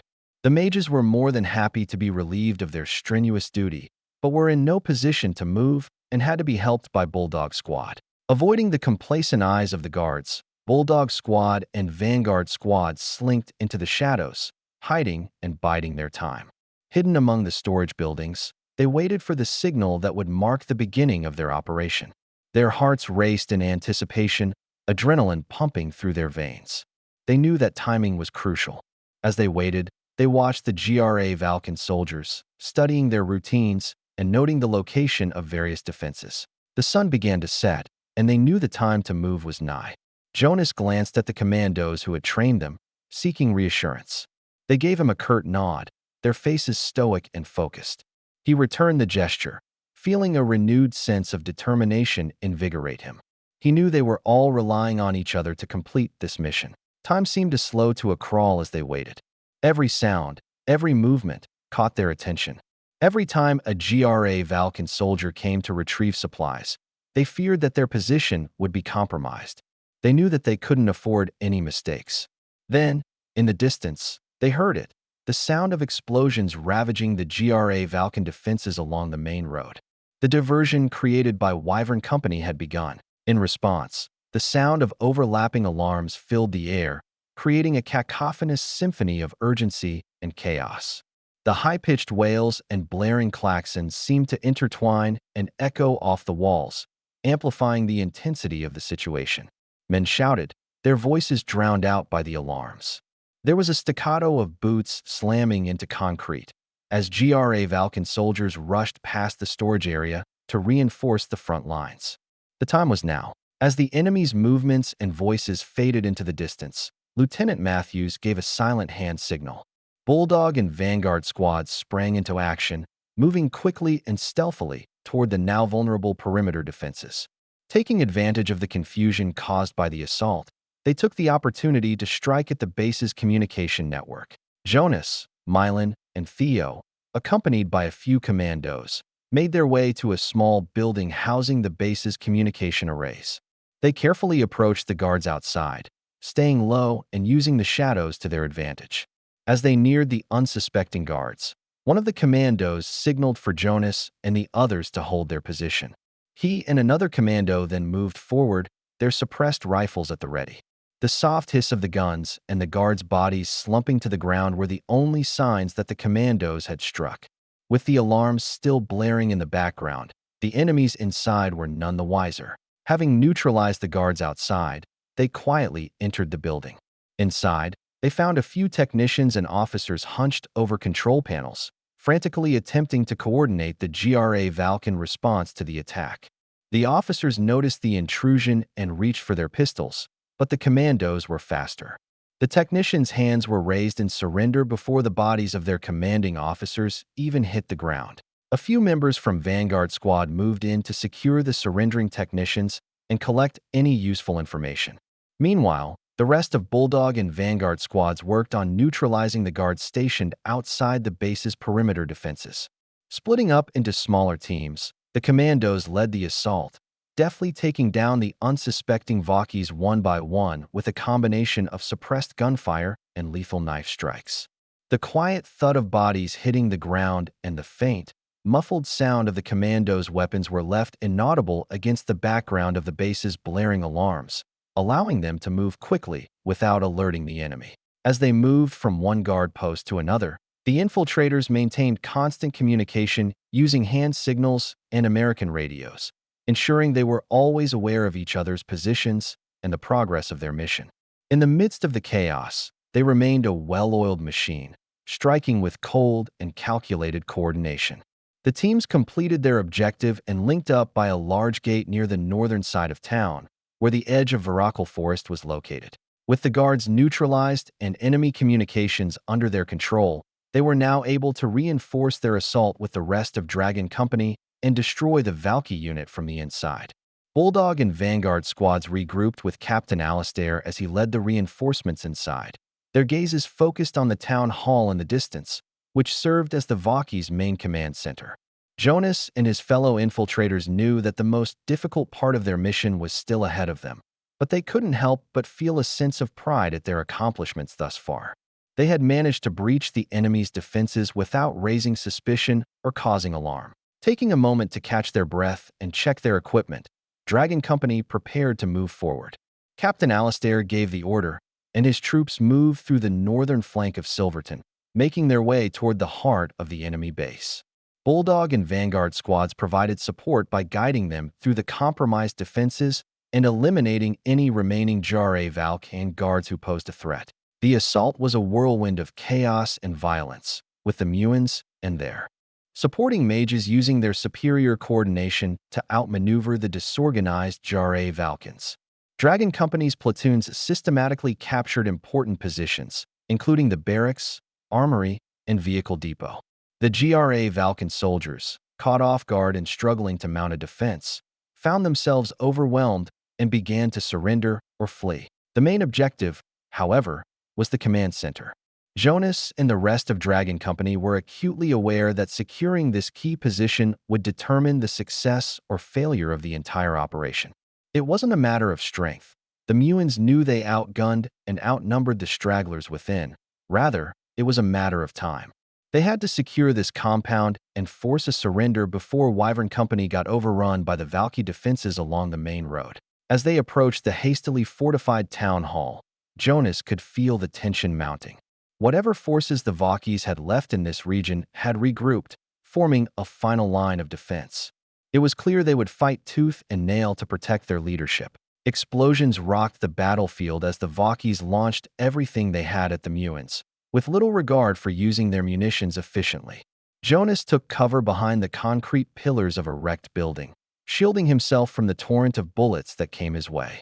Amidst the battle, he could hear the staccato bursts of gunfire from his comrades' weapons alongside the continuous stream emitted by Valky machine guns, mixed with hectic battle chatter over the radio. The Vakis were entrenched and determined, making it difficult for Dragon Company to advance. The air was thick with smoke, dust, and the metallic tang of expended ammunition. Thankfully, they had brought along with them some means to deal with this desperate, cornered animal. A rocket flew from a window behind him, striking a fortified Valky machine gun nest with enough ferocity to completely obliterate the position. Taking advantage of the Valky's disorientation, Dragon Company pushed up, spearheaded by illusions and golems. The assault occurred methodically, with American-trained marksmen sniping the demoralized defenders. As they moved closer to the command center, Jonas experienced a whirlwind of emotions. Fear and adrenaline coursed through him, sharpened by the knowledge that any misstep could cost him or his comrades their lives. He focused on the task at hand, drawing on his training and discipline to keep pushing forward. Captain Alistair's voice crackled over the radio, directing the platoons to flank the Valky positions and take advantage of their crumbling defenses. Jonas and his squad followed the orders, crawling through the debris and using the terrain to their advantage. The battle died down as quickly as it started. With the machine gun nest destroyed and what fortifications they had outside left in tatters, the surviving Valkys retreated inside the building. They didn't dare peek out of the windows, fearing the deadly accuracy of the Muin snipers.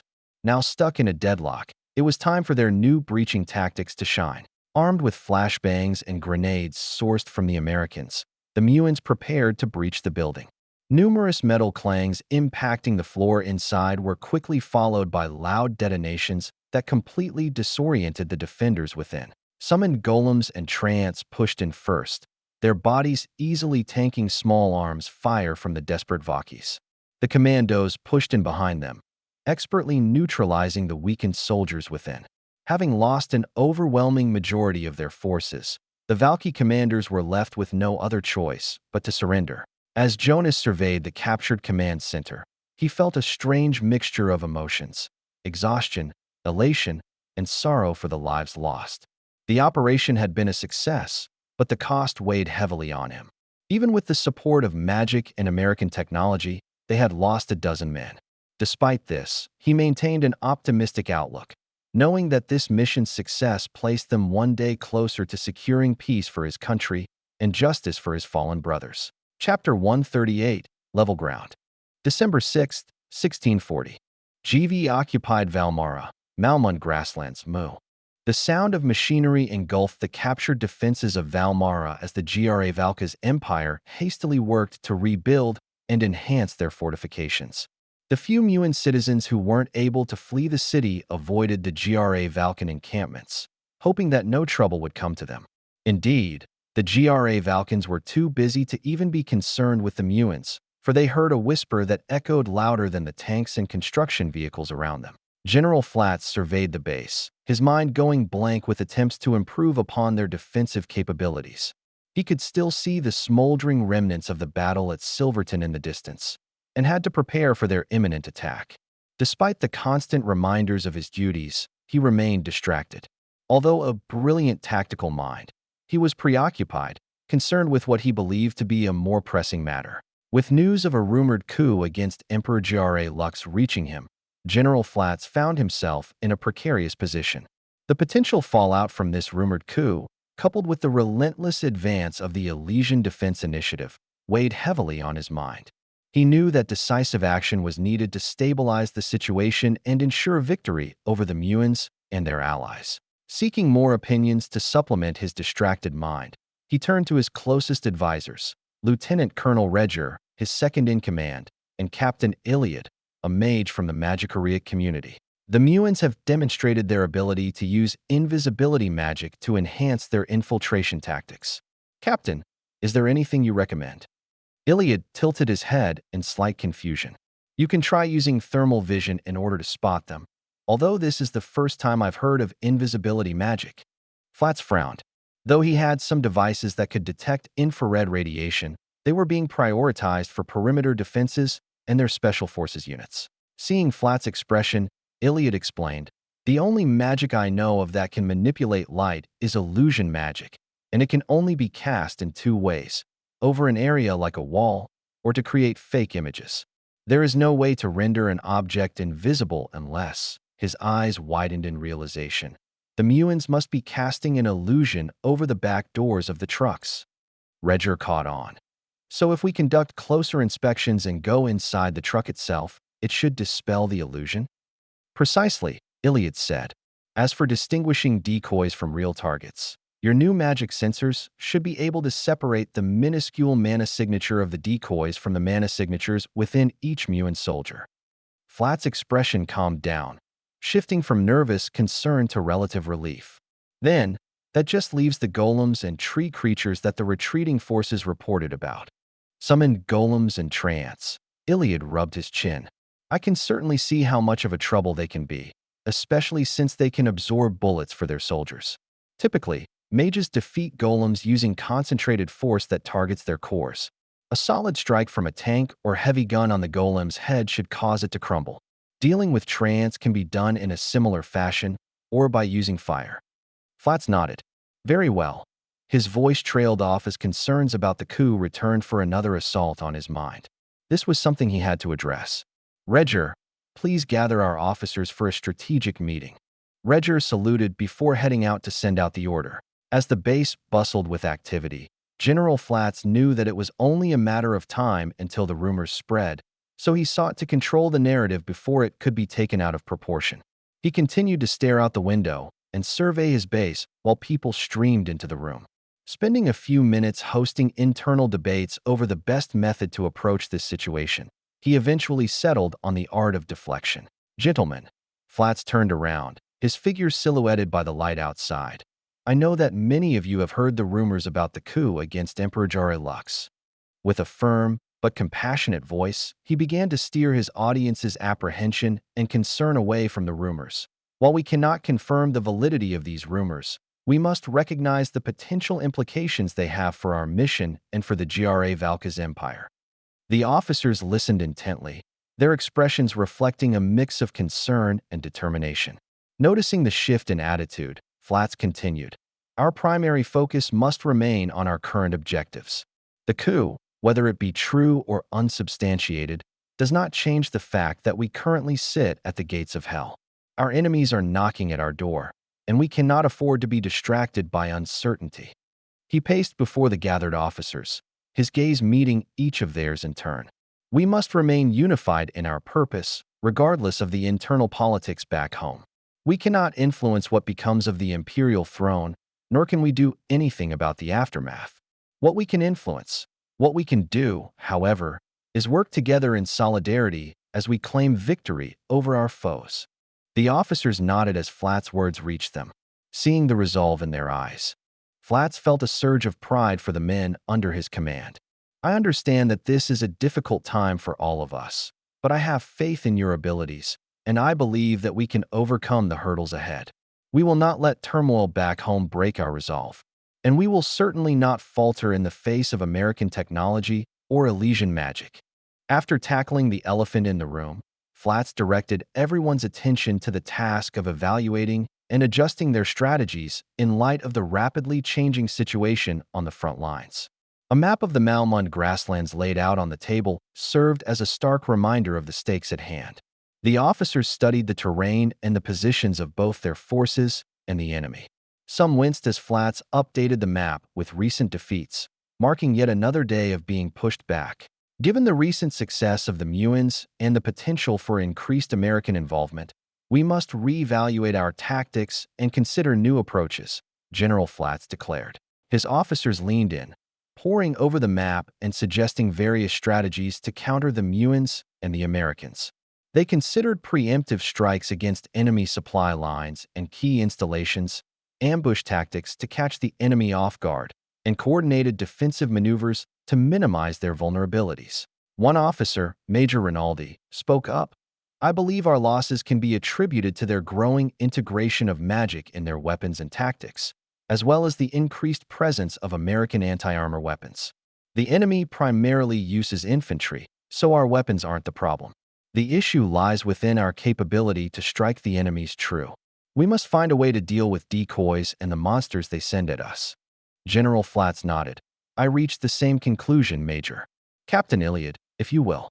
Captain Iliad detailed his proposals earlier, pulling out a pair of mana goggles. He demonstrated its use to the officers and explained, we have about 100 of these goggles, but they should be enough to fool the Muins. Once they realize that their decoys are being ignored, their mages should stop wasting mana on illusion magic. Instead, they'll they'll be forced to use their mana on other tasks, such as summoning. He then described the weaknesses of golems and treants, explaining how they could take advantage of the situation. As they wrapped up the discussion on anti-magical countermeasures, the meeting shifted focus toward American weapons, the main culprit behind the Muins' growing list of victories. Though their small arms were similar to GRA Valken guns, their anti-armor capabilities were leagues ahead of anything they could field. One shoulder-fired launcher was enough to destroy a Wilder heavy tank, making armored assaults difficult to pull off. This time, however, they were on the defensive. Hoping to take advantage of this fact, Redger suggested, we should have our medium and heavy tanks dig in and bolster our fortifications. Conceal them with camouflage to the best of our ability, cover them up to reduce their profile, and make them as small a target as possible, then reserve our lighter units for mobile strikes. This will improve our response to possible diversionary tactics. Another officer added, considering the Muins don't have substantial armor, unless we consider their golems of course, I think we should emphasize the use of canister rounds. These should be able to tear through their infantry and treants with greater efficiency than if we were to use standard high explosive. Other officers proposed similarly effective ideas, from using aerial patrols to coordinate with artillery for preemptive strikes to emulating the guerrilla tactics seen during the battles in the Alu region. As they refined their strategies, General Flats emphasized the importance of flexibility and adaptability. We cannot afford to be rigid in our approach. The Muins have shown a remarkable ability to adapt to changing battlefield conditions, and we must be prepared to do the same. Any word of new tactics or spells will receive the highest priority on our communication channels. After hours of intense discussion, General Flats and his officers finalized their new strategic plan. It was a delicate balance between offense and defense, making use of underhanded ambushes, mobile strike forces using hit-and-run tactics, and traps that made them question their pride. With their new plan in place, General Flats ordered his officers to disseminate the updated strategies to their respective units and begin preparations for the impending Muin offensive. As the officers dispersed to carry out their orders, General Flats remained in the command room, his mind racing with thoughts of the challenges ahead. As night fell over FOB Ironclaw, General Flats found himself retreating to his personal quarters for a rare moment of solitude. Outside, distant sounds of machinery and silhouettes moving against the shadows were the only signs of his soldiers' hard work. As he sat in his modestly furnished room, he allowed himself to reflect on the implications of the coup and the Warhawks' egregiously aggressive stance. He pondered the potential escalation of the conflict, which could lead to disastrous outcomes for the GRA Valka's empire. Were the Warhawks truly willing to risk everything in pursuit of their objectives? And what would be the cost to their nation if their strategy failed? The more he thought about the Americans' capabilities, the more he distanced himself from the Warhawks and their ideals. Flats was also deeply concerned about the internal divisions the coup might cause. He knew that loyalty and unity were essential to the success of any military campaign, and he feared that the rift between the Warhawks and the Doves might weaken the GRA Valkan forces and open the door for further unrest or even civil war. As he wrestled with these thoughts, General Flats found himself struggling to reconcile his loyalty to Emperor GRA Lux with his responsibility to serve his country. He questioned whether he should support the Warhawk strategy, even if it meant following them would lead to ruin. His mind wandered back to the beginning of the conflict, when the GRA Valkans had first encountered the Americans. He recalled the awe and curiosity he had felt at the sight of their advanced technology and the possibilities it represented.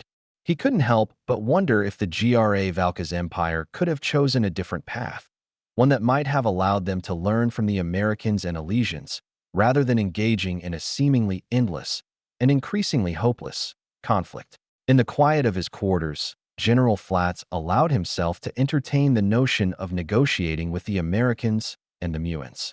What if there was a way to forge a new alliance that would benefit all parties involved? Could they find a way to coexist peacefully, sharing their knowledge and resources for the betterment of all? But even as he considered these possibilities, he couldn't shake the nagging doubt that plagued him. The Warhawks were on the verge of seizing power, and their aggressive stance showed no signs of abating. Would they ever be willing to entertain the idea of diplomacy, or was their thirst for conquest too strong to resist? As the hours ticked by, General Flats found himself caught in a maelstrom of conflicting emotions and thoughts. He knew that the situation was far from simple, and the choices before him were fraught with consequences. But through it all, he clung to his sense of duty and his commitment to the Valkan people. He resolved that, regardless of the political turmoil and the uncertainty that lay ahead, he would do everything in his power to protect his nation and ensure its survival, whether or not it aligned with his leader's intentions. With renewed determination, General Flats prepared himself for the difficult days ahead, knowing that the fate of the Valka's empire hinged on the choices he and his fellow commanders would make. Chapter 139, Pieces in Place. December 8, 1640. White House Situation Room. Washington, D.C. President Lee sat at the head of the table in the White House Situation Room, fingers tapping on wood. The room was dimly lit, with the soft glow of various monitors casting shadows on the faces of the high-ranking officials seated around him. His eyes scanned the room, noting the concerned expressions worn by Director of National Intelligence Alan Fitch, CIA Director Thomas Klein, Secretary of Defense Robert Hill, Secretary of State Gordon Hyden, and the other key personnel who had assembled for this emergency meeting. Mr. President, Fitch began, his tone grave. We have received new intelligence regarding the War Hawks and their plans within the Valka's empire. As you know, we've been closely monitoring the situation, and I'm afraid that things are escalating much faster than we had anticipated. Fitch's words hung heavy in the air as the president's brow furrowed in concern. What are the specifics, Director Fitch? How advanced are their plans? It seems that the coup is already in motion, sir, Klein chimed in. Our agents on the ground have discovered that the War Hawks have been meeting with various military officials and members of the Valkan nobility. They've secured a significant number of allies, and we believe they're on the verge of executing their plan. We may have a very limited window of time to act. Lee's jaw tightened, and he leaned forward in his chair. Do we have any estimates on when the coup might take place? Fitch shook his head. Unfortunately, our intel is not specific enough to give us an exact date. However, we know that the War Hawks have been extremely active in the past few days, and the rapid pace of their activities suggests that they might strike within the next 24 to 48 hours. The room fell silent as the weight of the news settled on everyone present. President Lee rubbed his temples, trying to process the information. He knew that if the coup were successful, the aggressive War Hawks would gain control of the Valka's empire, escalating the war and potentially forcing the United States to intervene. Director Klein, Lee said, looking up from his hands. What options do we have to counter this coup? What can we do to support the Doves and prevent the Hawks from seizing power? Klein leaned back in his chair, his face solemn. Our options are limited, Mr. President. As I mentioned in our previous meeting, we have been working on a plan to expose the Hawks' operations before they can carry out a successful coup. However, given the rapid pace of their activities, it might be too late for our plans to work.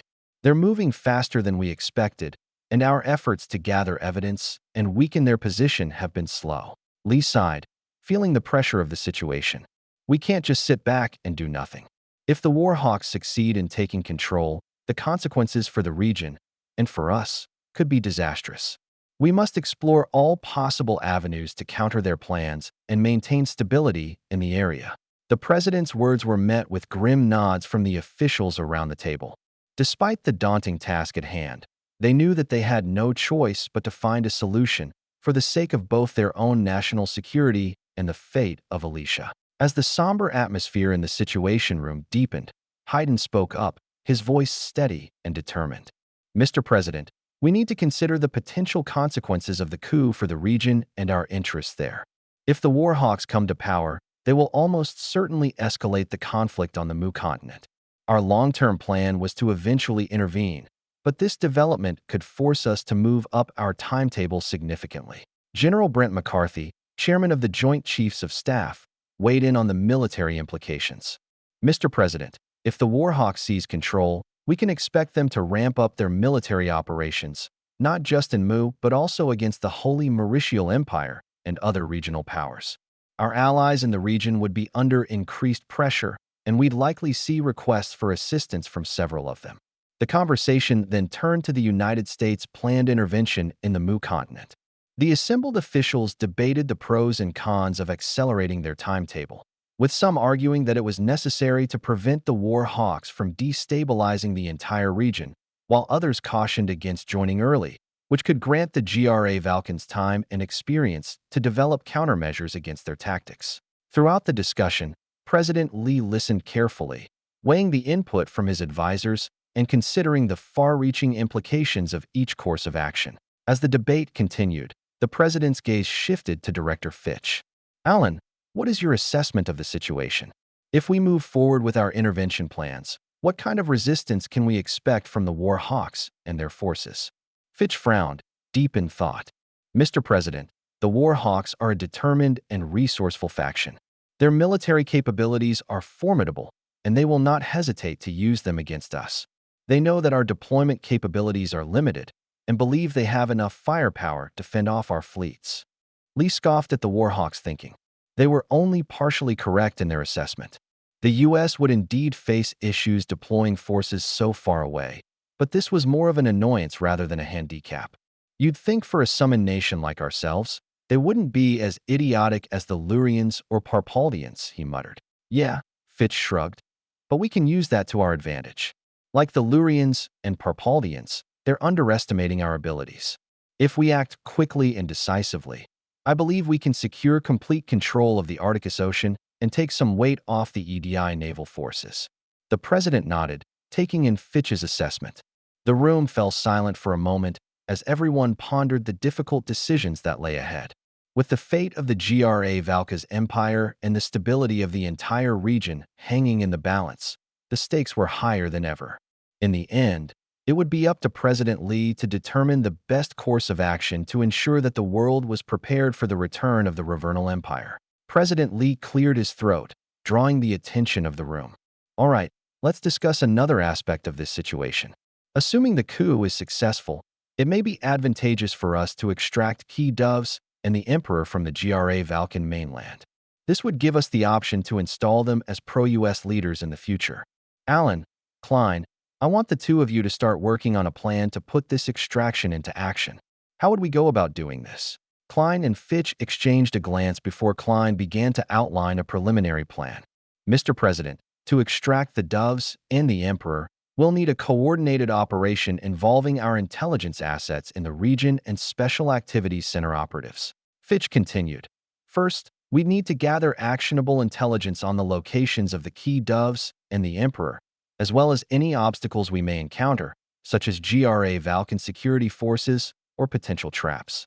This will require our assets within the doves to be more active and take on greater risks. Once we have the necessary intelligence, Klein picked up, we would deploy a small, highly skilled team of operators to infiltrate the GRA Valkan mainland. Considering how far Ragna is, they'll likely be inserted and extracted via submarine. They would move stealthily, avoiding detection by GRA Valkan forces, and make contact with our assets on the ground. Fitch elaborated on the extraction phase. The operators would then proceed to the target locations, neutralize any security forces, and extract the doves and the Emperor.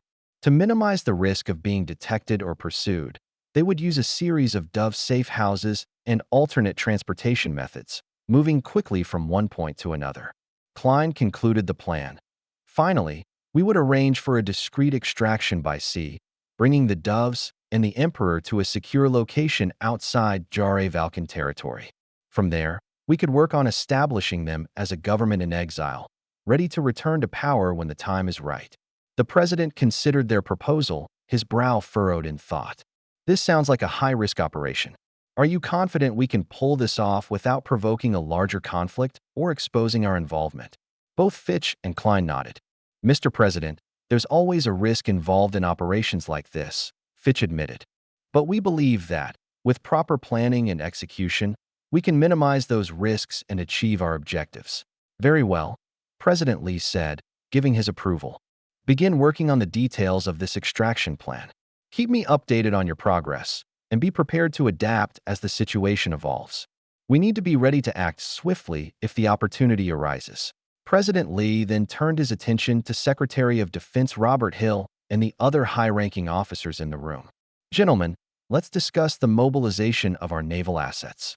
The 7th Fleet is currently stationed on the Vestal continent, and the 3rd Fleet is based off the Rhodinius continent. We need to prepare for the possibility of intervention in the Mu continent. What are your recommendations? Secretary Hill referred to a map displayed on the screen. Mr. President, the 7th Fleet is ready to deploy at a moment's notice. All ships are now docked in our Vestal ports, and the 3rd Fleet is ready to step in, with the 5th Fleet able to fill in for regional Parpardinian security. Given this, I propose deploying the 7th Fleet as soon as possible. We should have all of our pieces in place before the Warhawks are able to stabilize after their coup. Chairman of the Joint Chiefs of Staff Brent McCarthy chimed in. We'll need to secure refueling and resupply points along the route, as well as establish forward operating bases in the region. The only EDI nation with advanced enough facilities to accommodate our naval, air, and ground assets is the Holy Mauritial Empire. We would need their cooperation to establish a strong presence in the area. Oh, I've actually just secured approval from the Mauritial government earlier today, Hayden said. We have full access to their ports and airfields. How long will it take to refurbish their facilities? Lee asked. Not long, Mr. President, Hill answered. The Mauritial facilities have already been modified to support civilian freighters and airliners, so we won't have to worry about capacity issues in that sense. We will need to construct some hangars, though, to accommodate our strategic bombers, but that shouldn't take too long. McCarthy tapped on the figure of Heidel on the map, adding, We'll be basing shorter-range assets like fighters off Heidel Base until we're able to secure the Muin coastlines. We'll also be deploying missiles to this region, similar to China's defensive setup around the South China Sea. This will provide us with a significant defensive layer around the Mauritian continent, about 1,000 miles radius that the GRA Valkyns won't be able to cross. The president listened carefully and then asked, What kind of timetable are we looking at for this deployment? Assuming we deploy ASAP as per your suggestion, Robert. Hill replied, The initial deployment of the 7th Fleet and the establishment of forward operating bases will take several weeks, a month at most, depending on the cooperation of the Holy Mauritial Empire and the availability of the necessary resources.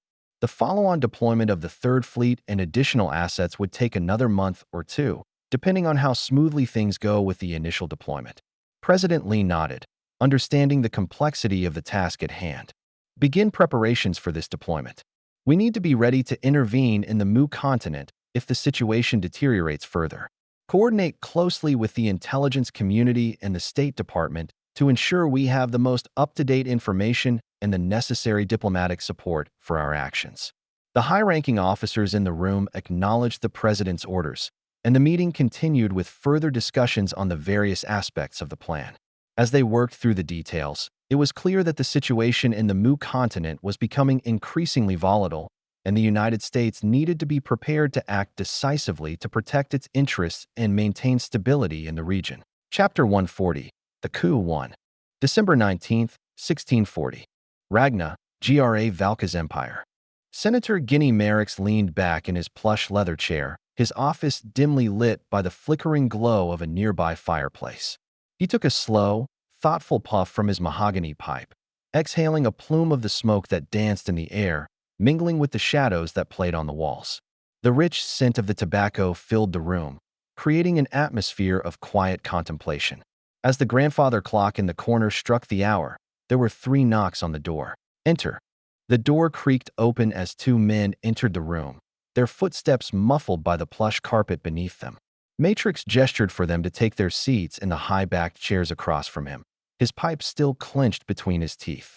General Rack, sir, a stern man with a chiseled face and a rigid posture, began the discussion without any pleasantries. Senator, our military preparations for the coup are nearly complete. The units under our control are ready to move on your command. We've strategically placed them in key locations around the Imperial District, replacing many loyalist units with our own. He pulled out a map from his briefcase, unfolding it on the table, and pointed to several marked areas. Our forces will converge on the palace and other vital points, establishing a lockdown of the Imperial District to secure control as quickly as possible. Meanwhile, my forces will report an intrusion along the ports to divert attention. Captain Harrows, a younger man with a cunning glint in his eyes, chimed in next. Reinforcements won't even get the word. The communications blackout awaits your command, sir. Our men have infiltrated key communication hubs and will sabotage them simultaneously. It'll look like a typical American jamming operation. Senator Merrick's, nodding approvingly, tapped his pipe on the edge of a nearby ashtray to clear it. Excellent, gentlemen. With our forces poised to strike and their forces in disarray, we will have the advantage we need. The fate of the GRA Valka's empire rests on our shoulders. May the gods guide our path, and may history remember us as the harbingers of a new dawn. Now, if you'll excuse me. Senator Guinea Merrick stood in the center of the Senate chamber, his eyes scanning the faces of the key war hawk leaders assembled before him. As the final moments before the coup approached, the gravity of the situation weighed heavily on his shoulders. Yet, he maintained a proud posture. Despite the risks, Merrick believed that their actions were necessary to restore the GRA Valka's empire to its former glory and to preserve its future. Eyes gleaming with passion, he prepared to deliver the speech that would set their coup in motion.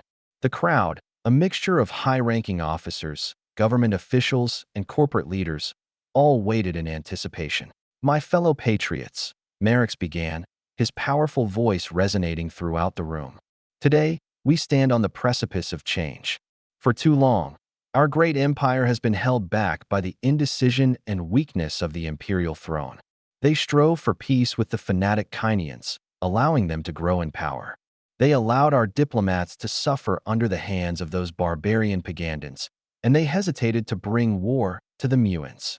Were it not for their rule, we may very well have conquered the entire Mu continent by now. The time has come for us to seize control, to guide our nation to the destiny it deserves. Murmurs of agreement rippled through the crowd as Merrick continued, his voice steadily rising. The Emperor's misguided policies have left our empire vulnerable. Our enemies in the EDI grow stronger and bolder with each passing day, empowered by their American benefactors, while we sit idle, our hands tied by the arbitrary rules of war. Who are they to impose such weakness upon us? What sort of cowardly emperor bows down to these Americans, who are tens of thousands of miles away from us? Tonight, that changes, Merrick declared, his fist clenched in determination. We will take the reins of power and remove these binding shackles and show the world the true potential of the GRA Valka's empire. No longer will we tolerate the incompetence and indecision that has plagued our nation for far too long. The crowd erupted in cheers, their enthusiasm fueled by Merrick's fervor. As the applause died down, he continued, "We are the rightful ruled of this region, superior in every way to the pitiful legions that dare to defy us. It is our destiny to conquer them, to bring them under our benevolent rule. And under my leadership, we will do just that." Merrick paused for a moment, letting his words sink in. "I recognize the might of the United States, their technological prowess, their potential to intervene. But I ask you, my fellow patriots, is it right for us to bow down to a foreign power, especially when they are too far away to do anything to us?" The audience responded with a resounding no. Emboldened by their response, Matrix stirred up his followers. By launching a true blitzkrieg through Mu, we will crush our enemies before they are able to mass up American arms. We will then regroup and fortify our positions with new Magitech weaponry and the consolidated might of our entire military, prepared to face the Americans should they choose to interfere.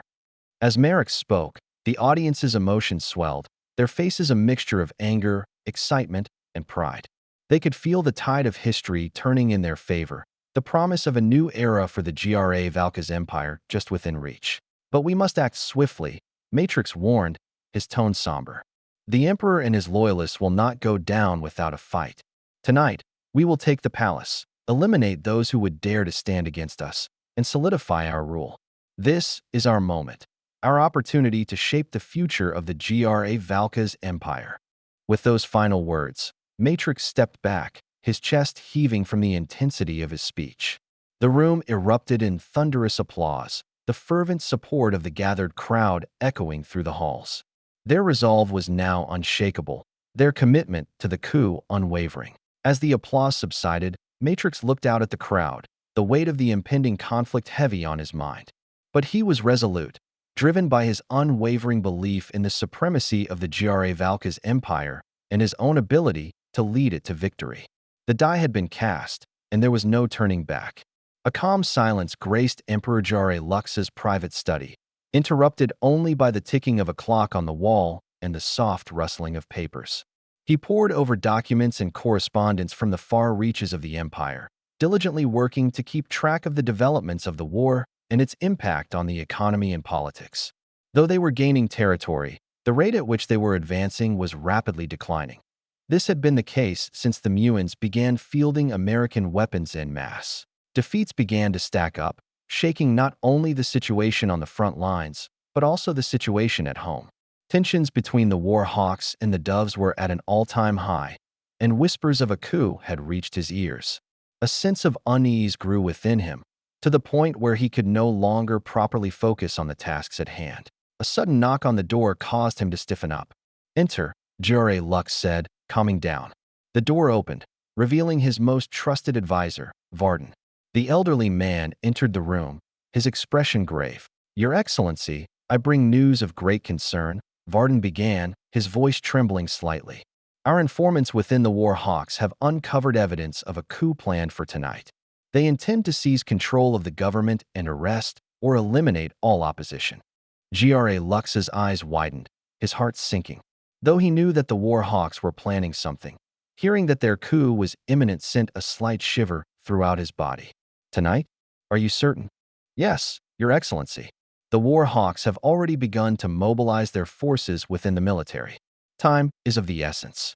The Emperor stood, his resolve hardening. "We must act immediately. Alert the Imperial Guard and summon my family. We must protect the palace and prepare my family for evacuation." Varden bowed, then quickly left the room to carry out the Emperor's orders. Jare Lux knew that the fate of his empire was at stake, and he would do everything in his power to thwart the coup and maintain his family's rule. As the palace's defenses were fortified and the imperial family gathered in the throne room, the atmosphere was tense. Crown Prince Jare Cabal, having experienced American society firsthand, expressed his dismay and disbelief at the War Hawks' rashness. "Those traitors, are they daft? They've seen all the pictures and videos, and they still want to provoke a war." Jare Lux sighed, wondering the same thing. What the War Hawks were doing would only serve to further diminish the prestige and strength of the Jare Valka's empire. The best thing he could do now was escape. Understanding the importance of his family's survival and the continuity of the legitimate government, he made up his mind. "Dwelling in the past will be of no benefit to us, Cabal. We must leave the palace immediately," he commanded. "My presence here will only serve as a rallying point for the enemy. We must regroup and plan a way to retake the throne." The imperial family, along with key advisors and a few guards, prepared to evacuate through a secret passage. Jare Lux turned to Captain Vorn of the Imperial Guard, who was visibly torn between following the Emperor and staying behind to defend the palace. "Captain, I entrust you with the defense of the palace. Hold the traitors off for as long as you can. Your sacrifice will not be in vain," Jare Lux said, his voice heavy with gratitude and sorrow. Vorn saluted, his eyes glistening with determination. "I will buy you as much time as I can, Your Excellency. I will protect your palace and your legacy with my life." With a solemn nod, Jare Lux joined his family as they entered an elevator hidden behind the throne room. As they descended down to the basement level, they heard gunfire and echoes of battle from the floors below the throne room. Stray bullets pierced the external walls, bouncing off the elevator's armor with terrifying pings. Finally, the elevator slowed to a stop and the doors opened, revealing a dark cavern with multiple tunnels. His entourage led him through this sprawling network, with only the faint light of torches guiding their way. Jare Lux felt a growing sense of unease, fearing the possibility of a trap. The muffled sound of footsteps and gunfire above further heightened his tensions. After half an hour of traversing the cramped tunnels, they saw a light gracing a set of stairs. Ascending these steps, they found themselves in an empty office building on the outskirts of the Imperial District. The once busy workplace was eerily silent, a stark contrast to the chaos they had left behind. The group moved cautiously through the abandoned corridors, their footsteps echoing off the walls. Their escorts spread out, taking the lead and covering their flanks as they cleared the building. Jare Lux's heart pounded in his chest as he gripped the hand of his wife. trying to offer a sense of security in the midst of uncertainty. As they approached the exit, one of the guards up front caught sight of a shadow flickering in the corner of his eye. He signaled for the group to halt, squinting into the dimly lit hallway to discern the source of the movement. After a tense moment, he shook his head, attributing the disturbance to his nerves. The group continued, inching closer to the exit that would lead them to their extraction point. The sound of battle had faded to a mere whisper, muffled by the distance and layers of concrete that separated them from the palace grounds. GRA Lux couldn't help but worry about Captain Vorn and the brave men who had stayed behind, praying that they had delayed the traitors long enough for his family to escape. As they finally reached the door, Varden moved to open it. The moment he touched the handle, he felt a sudden chill down his spine. Though a peek through the windows revealed no movement outside, he had a terrible feeling. He hesitated, his instincts warning him of a potential danger lurking outside. GRA Lux, sensing his advisor's unease, held up a hand and stopped the group. He ordered a pair of guards to scout the area outside the building, ensuring that their escape route was secure. The guards nodded, slipping through the door with their weapons at the ready. The other guards posted up along the windows, preparing to cover their allies. A tense silence enveloped the group as they waited, the seconds stretching painfully. Suddenly, a series of suppressed gunshots erupted from the other side of the door, followed by the unmistakable sound of bodies hitting the floor. The guards posted at the windows frantically scanned for their enemies, but could not identify the source of the gunfire. The Emperor's heart sank, and he knew that they had walked right into a trap. A voice emanated from outside, unmistakably the voice of War Hawk leader Guinea Merrick's. "We do not wish to harm you or your family, Your Excellency. Lay down your arms and surrender peacefully." GRA Lux looked around, mind racing to figure out a way out of this. "We have all exits covered, and my men are coming through the tunnels as we speak. Don't make this harder for you and your family." With only 8 men at his disposal, he was clearly outnumbered. Though he was determined to protect his family and his empire, he was not stubborn enough to ignore a losing situation. With no way out, he was left with only one other option: surrender. Chapter 141. The Coup 2. December 19th, 1640. Somewhere in the Valkan Sea, a serene ocean stretched into the horizon, kissed by the golden hues of the setting sun. Above, a squadron of GRA Valkan destroyers cruised, their hulls casting long, ominous shadows over the water. The radio chatter of sailors echoed through the air, a symphony of mundane but diligent naval operations. Yet, beneath this facade of tranquility, danger lurked. Silent and invisible to the best GRA Valkan sonar systems, 3 dark shapes moved with a predatory grace: the USS Montana, the USS Michigan, and the USS Florida. Cloaked beneath the waves, they were the unseen sharks in a tranquil sea. Inside the USS Montana, the atmosphere starkly contrasted with the peaceful waters outside. Here, the air hummed with the quiet intensity of focused preparation. Screens flickered with streams of data, casting a soft glow on the faces of the crew. In the command center, Lieutenant Jack Riley stood, his gaze flitting across the screens. With sharp, perceptive eyes and a stern expression carved from years of service, he embodied calm amidst the simmering anticipation. The weight of the mission rested on his shoulders, yet he bore it with a confident, unwavering resolve. Beyond the command center, the SEAL Fireteam operatives were a study in readiness. Encased in their tactical gear, they sat in silence as they focused on Riley's briefing. Their eyes followed Riley's finger as he gestured toward a digital map on the main screen. It was a detailed layout of Ragna, the GRA Valkan capital city, covered with a web of red markers indicating the martial law-imposed checkpoints. "Listen up," he began, his voice echoing in the hushed interior.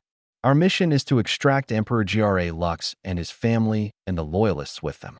Tips from the Doves suggest they'll escape from the palace and emerge in this location, an abandoned office building," he said, pointing to a structure in an isolated district. He clicked a button, and the screen shifted to display satellite images of the palace's secret tunnel exits, which were swarming with troops. "Merrick's forces have anticipated this, so the extraction will not be a walk in the park." There was a shared glance among the SEALs, a hardened determination sparking in their eyes. Their faces, lit by the cold, artificial light, were a tableau of grit and resolve. Though the GRA Valkyns were technologically inferior, the circumstances of the mission emphasized the folly of overconfidence. Oceans away from dedicated military support, the experienced operatives knew that they could not underestimate the GRA Valkyns. The briefing continued as Riley reviewed alternate routes and backup plans before ending with a solemn silence. Each operative was left to their thoughts, preparing mentally for the task ahead.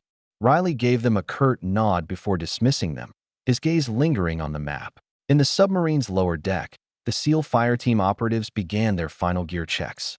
The dark, elongated shapes of the Dry Combat Submersibles, DCS, dominated the room, their sleek surfaces shimmering under the artificial light. They then climbed into their respective vehicles with methodical and practiced movements. The interior of each DCS was cramped, but these men were well-trained, their bodies and minds conditioned to handle discomfort. Helmets clicked into place, HUDs flickered to life, and comms checks filled the air with a chorus of affirmatives. As the final checks concluded, the atmosphere in the launch bay was electric.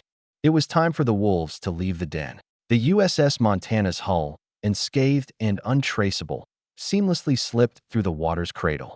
It surfaced stealthily, betraying the powerful machinery housed within its belly. The world outside was an expanse of warm serenity, the ocean a mirror reflecting the setting sun's golden hues. Within the submarine, 2 DCS units were prepared to set out. The deployment sequence was as eerie as it was beautiful, an amalgamation of technology and precision. The launch bay's gates cracked open with a hydraulic hiss, revealing the endless expanse of the sea. Simultaneously, aboard the USS Florida, another group of Navy SEALs repeated this ballet of war preparation. As the DCSs slipped into the ocean, their silhouettes vanished into the darkness, leaving no evidence of their existence. Inside each DCS, the atmosphere was palpable. Soft, glowing lights highlighted the concentration etched on each face as they steeled themselves for the landing. The hum of the onboard systems was a comforting reminder of the technological edge they held. Here, in this tiny bubble of American tech, they were untouchable. Successful insertion was a guarantee. In the first DCS, members of SEAL Team 5 waited patiently as the waters swirled around them. Chief Petty Officer Harper felt the familiar pulse of adrenaline, but maintained a calm composure. Petty Officers Thompson, Dalton, and Richmond each exchanged glances, the current a reminder of what they once did in North Korea. Across from them, Petty Officer Johnson closed his eyes, whispering a quick prayer to the Lord above, to guide and protect these daring men in the black depths of foreign seas. The ride was quiet except for the occasional murmur of communication and the faint hum of the DCS. Then, after what seemed like an eternity, the first sighting of the GRA Valkyn coastline emerged from the inky darkness. Riley's heart pounded in his chest, the taste of the mission's reality now on his tongue. Though a nearby port was bristling with commercial and military activity, the shore's outline otherwise appeared hauntingly desolate, devoid of life, in the night vision display. As the DCSs drew closer to the coastline, the dark expanse of water was suddenly replaced by a blurred gray line in the distance. That was their target, the beginning of their invisible incursion into enemy territory. Riley stared at it, a knot of anticipation tightening in his stomach. He wasn't alone. Every man in the DCS felt it, the calm before the storm. Navigating through the quiet water, the DCS units shifted abruptly, rerouting to avoid an isolated GRA Valkyn patrol boat whose echoes whispered through their sonar. It was a deft dance of technology and skill, the superior American machinery making their evasion seem almost effortless. As they approached the coastline, the hull of the DCS brushed against the sandy ocean floor. The ocean's grip on them loosened, replaced by the gritty resistance of land. The resistance, the sudden change from a smooth motion to a jarring slow, signaled their arrival. The low hum of the engines dwindled and the sound of water rushing past the hull dulled, replaced by the scrape of the machine against sand and the whisper of the receding tide. The world outside, previously a uniform expanse of liquid void, morphed into a landscape of shadows and shapes. Their cloaked arrival, shrouded by the obsidian veil of the ocean, was about to turn into a delicate game of shadows on land. This was it. The Dry Combat Submersible came to a final halt, concealed by the cover of an unassuming sand dune. "Prepare to disembark." Riley's voice cut through the silence, each word calm and steady over the comms. Doors hissed open and the cool night breeze swept in, carrying with it the distinctive scent of ocean salt. SEAL operators checked their gear one last time, each movement precise and deliberate, honed by countless hours of training and field experience. Their black forms, spectral against the night, slipped out of the DCS, boots sinking slightly into the fine sand.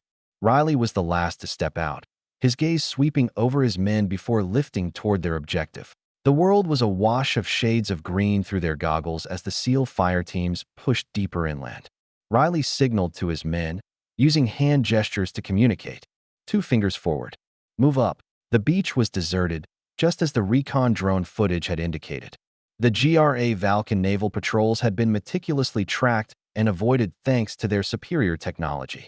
Thompson secured a link back to the submarines, and through them, also secured a link back to their handlers in Mu. Any change in the enemy's movements would be relayed immediately. Mirroring the movements of the other teams inserted elsewhere throughout the beach, they navigated swiftly through the darkness, their bodies blending seamlessly into the night. Behind them, Dalton eliminated all traces of their insertion along the sand. To any onlooker, they were ghosts, their one moment, gone the next. Ahead of them lay the city, its once vibrant nightlife now stifled under martial law. From the beach, they could see the blockaded roads and patrols marching at every corner. These preparations made it easier for the SEALs to insert quietly, away from the eyes of local beachgoers, but made it more difficult to move through the city. Though the beach was clear, the GRA Valka's capital city of Ragna was a fortress. But even fortresses had their weaknesses, and that's what the SEALs were here to exploit. The CIA's ground operatives, Maverick's team, had already provided detailed intel on the enemy's movements, their patrol routes, and the location of the HVPs. Riley held up a clenched fist. His team stopped, dropping into prone positions and disappearing into the underbrush separating the beach from the roads ahead. A patrol passed by, oblivious to the impending danger lurking in the shadows. The SEALs waited, their discipline holding still. As the patrol moved on, Riley gave the signal. His team was up and moving again. Their gear made little noise as they transitioned from the soft sand to hardened asphalt. They easily slipped past a pair of unsuspecting guards who had been tasked with keeping civilians away from the beach and hadn't even entertained the thought of an ocean-borne insertion. As they moved deeper into Ragna, each man knew that every step they took was a step into the unknown. And so, as shadows under the clouded moonlight, the SEALs made their way through the web of soldiers, invisible to the enemy and ready to snatch the HVPs from right under their noses. The city of Ragna was eerily silent, the normally bustling streets now hushed under the strict enforcement of martial law.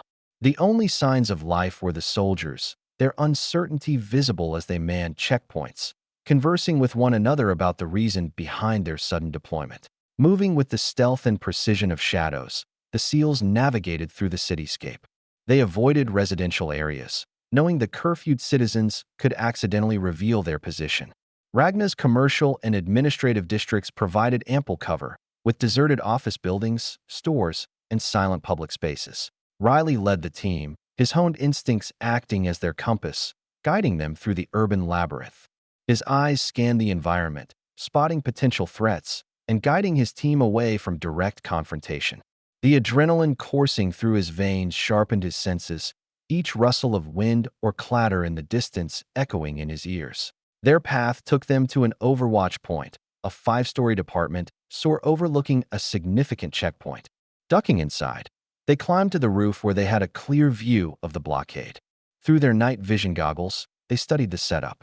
Heavily armed soldiers patrolled in a practiced pattern, the beam of their flashlights cutting through the darkness. Despite their seeming readiness, Riley noted fatigue and even slack in their movements, a result of long hours and disinterest in their tasks. He weighed their options, assessing the risks of both stealthy bypass and direct confrontation. Time was of the essence. Each passing minute brought them closer to the extraction window and the risks that came with it. Still, the decision was far from easy. Going around the blockade meant sacrificing valuable minutes, and going through the nearby buildings increased their chances of being discovered. A misstep here could cost them more than just time. While the team observed, their presence remained unnoticed. They knew they were in enemy territory, their every step potentially under surveillance. Yet, they also knew their mission. They were the unseen phantoms in a city under lockdown, far from reinforcements, and tasked with a daring mission matched only by blockbuster movies. Their silent vigil continued. The scene below a chilling reminder of the challenge they faced. The streets of Ragna were a puzzle they had to solve, and every piece mattered. The city was a chessboard, and they were preparing for their next move. Chapter 142, The Coup 3. Last time on Summoning America, Gra Lux, Emperor of Gra Valkas, is forced to surrender his throne to Senator Guinea. Merix, his family is taken captive, escalating tensions within the empire. Meanwhile, a U.S. SEAL team led by Lieutenant Riley infiltrates Ragna, tasked with a high-risk extraction mission to save the deposed emperor amidst a city under martial law. Ragna, Gra Valka's empire. With the carefully mapped patrol patterns etched in their minds, Riley and his team commenced their cautious advance. The city's stone and steel anatomy, an obstacle for the untrained, became a trusted ally to the trained eyes of the SEALs. As they distanced themselves from their reconnaissance point, they noted an intensification in the number of patrols, a tangible testament to their proximity to the imperial palace. Checkpoints became more frequent, and stern commands and radio updates replaced the relaxed chatter of the distant soldiers. They veered deeper into less populated districts, strategically bypassing the Gra Valkan patrols without raising an alarm. Weaving through labyrinthine alleyways and crossing vast, vacant squares, they found a rhythm in their deliberate, coordinated movement. The suspense escalated when a sudden increase in radio chatter hinted at a change in patrol routines. A cluster of soldiers headed their way, forcing the SEALs to quickly take cover in a shadowy alleyway. As the soldiers approached, Riley felt a spike in his pulse. Discovery would mean immediate failure. The team huddled behind some overturned carts, their heartbeats pounding in unison as the soldiers' footsteps echoed off the stone walls. One soldier paused near their hiding spot, his flashlight sweeping the ground mere feet away. The SEALs held their breath, fading further into the shadows. After a grueling few seconds, the soldier moved on, the sound of his boots and radio chatter fading into the distance. Riley silently exhaled, his team following suit. It was a close call. As they edged closer to the heart of the city, the patrolling soldiers became an almost constant backdrop. But for each obstacle, the SEALs found a path, their steps guided by a web of American surveillance. The Emperor's location was within reach now. A renewed sense of focus took hold as the team prepared for the most crucial phase of the mission.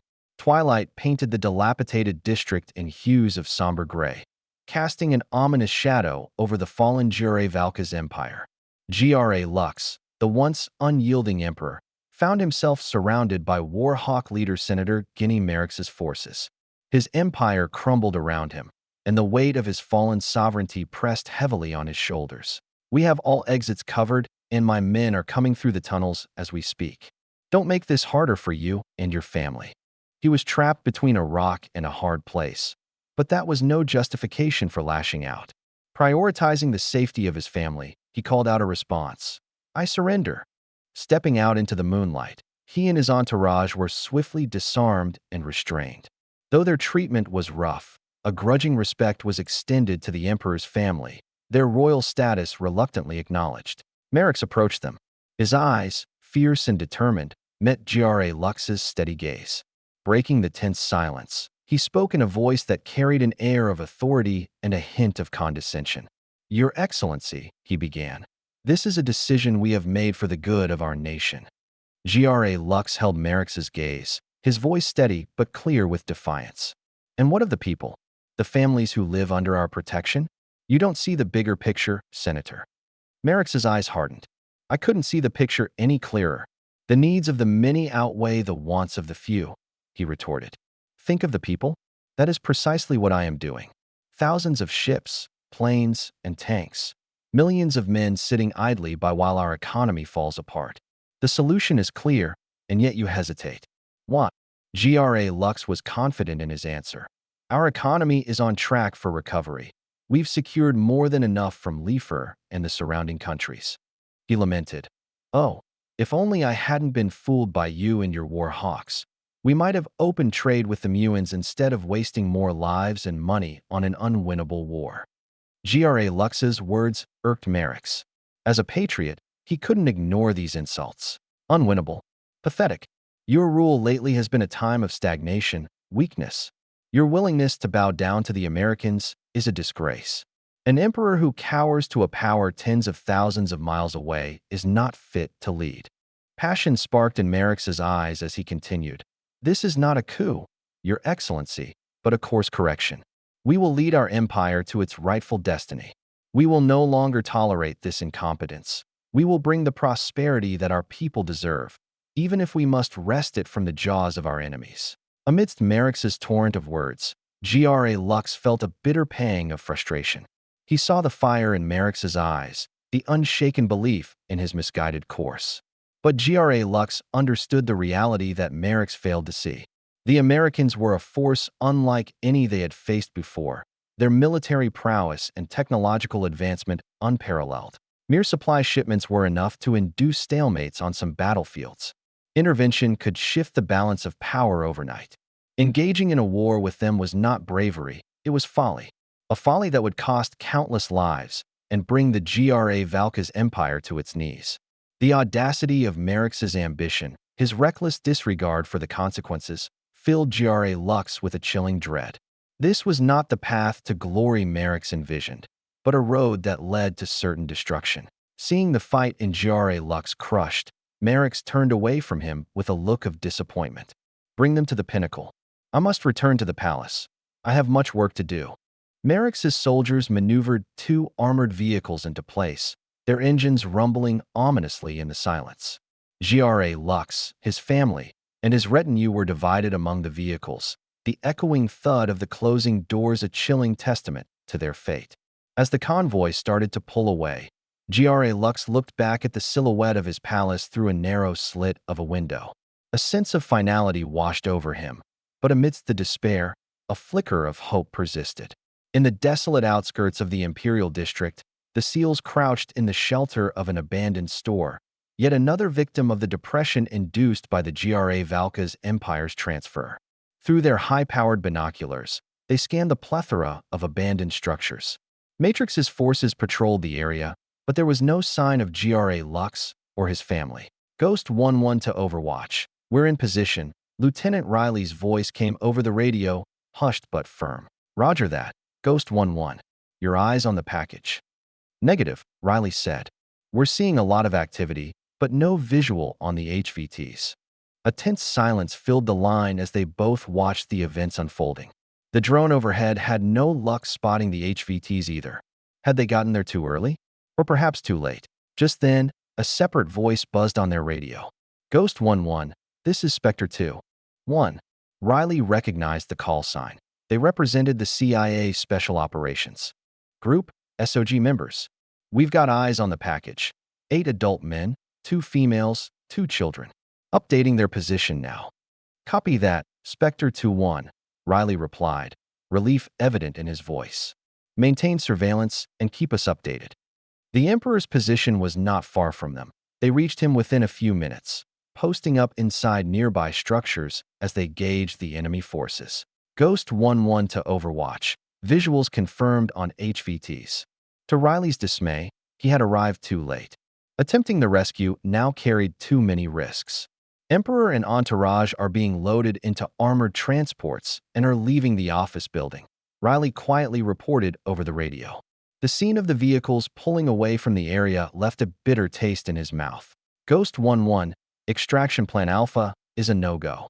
Switch to Extraction Plan Bravo. We're going with convoy intercept. Stand by for further instructions." "Roger, Overwatch." Riley nodded to himself, then signaled his team to move. They silently regrouped, each man sharing the same unspoken frustration. They knew their mission and had trained for it relentlessly, but seeing Gra Lux and his family captured without being able to intervene, it was a bitter pill to swallow. "All right, listen up," Riley addressed his team in a low voice, eyes scanning each of their faces. "Extraction Plan Alpha just went out the window. Bravo's green. We'll be proceeding to intercept. Murmurs of understanding rippled through the team, but their expressions remained resolute. Though their mission just became incredibly more difficult, it was one they had to complete nonetheless. This was no time for doubts or hesitations. Glancing at the target highlighted on his HUD, Riley continued, HVTs are moving to the pinnacle. Despite everyone's faces being obscured by their masks and gear, Riley could easily tell that they were all sharing the same frown. If the HVTs reached the pinnacle, their mission would be a failure. Despite the CIA's extensive network, there was no information about the pinnacle other than the fact that it was the Ravernal Empire's most heavily guarded site. Finding the HVTs and there would be like finding a dust mite in a haystack. Riley resolved to finish the mission before it ever got to that dreaded point. Spectre 2-1, you got a probable route for that convoy? Riley asked, his mind already racing with potential ambush points. Assessing routes now, Ghost 1-1, came the reply after a brief pause. Based on the city's layout, the convoy will take the eastward route, through the commercial district. Copy, Spectre 2-1. Alert us to any route changes. He then sent a message to the other SEAL squadrons. Ghost 1-1 to all Ghost teams. The package is on the move. We're proceeding with Extraction Plan Bravo. Roger, Ghost 1-1. Came the collective response from the other SEAL squadrons, who were positioned throughout the city and ready to cause a distraction. Riley's eyes were drawn back to the convoy, now barely visible in the dim city lights. This isn't going to be easy, he muttered under his breath, his grip tightening on his binoculars. Next to him, Johnson gave a thin smile. Since when do we do easy, Lieutenant? A tense chuckle broke the silence, echoing around their deserted hideout. But the humor was short-lived as the gravity of their mission set back in. Spectre 2-1 to Ghost 1-1. Crackled the voice of the CASOG operator. We've got a couple of potential ambush points for you. Riley raised an eyebrow at his radio. He had worked with CIA operators in the past, with a few being former colleagues, and they never failed to impress him with their intelligence-gathering capabilities. We're all ears, Spectre 2-1. Convoys going to pass through a narrow street flanked by two high-rises in the commercial district. No sign of civilian activity due to the curfew. It's an ideal choke point. Roger, Spectre 2-1, Riley acknowledged, studying the map of the city on his HUD. Indeed, it was the perfect location for an ambush. The city's martial law turned out to be beneficial for them. Block streets forced the convoy to take the long way to the pinnacle, buying Riley's team time to get set up. All right, boys, here's the game plan. We've got a choke point that we can exploit, Riley said, sharing the position with his team. Dalton and Richmond, you will take the high positions in those buildings, control the overview, and provide cover. Harper, set up explosives along the street to block their escape. Once they're trapped, we take them. You'll join me, Johnson, and Thompson for the rescue op. He looked at each of his men, their faces set with grim determination. We have one shot at this. Let's make it count. With that, the SEALs mobilized, disappearing into the dimly lit streets like ghosts. As they moved, the city around them began to stir, unknowingly setting the stage for the impending showdown. Chapter 143, Hunter-Killer 1. Last time on Summoning America. J.R.A. Lux, Emperor of J.R.A. Valkas, is forced to surrender his throne to Senator Guinea. Merrick's, his family is taken captive, escalating tensions within the Empire. Meanwhile, a U.S. SEAL team led by Lieutenant Riley infiltrates Ragna, tasked with a high-risk extraction mission to save the deposed emperor amidst a city under martial law. Failing to reach J.R.A. Lux in time, they resort to Extraction Plan Bravo, rescuing J.R.A. Lux from a military convoy. Finding themselves in the middle of enemy territory and thousands of miles away from any help, the SEALs steel themselves for the most daunting mission of their careers. Somewhere in the Valkan Sea, USS Montana, SSN 794. As the low hum of activity in the command center filled the air, Captain Hargrove's eyes were glued to the array of monitors illuminating the darkened room. The digital clock on the wall ticked away the seconds, its red numerals reflecting in his determined gaze. Finally, after hours upon hours of loitering beneath the waves, his submarines were ready to take the stage.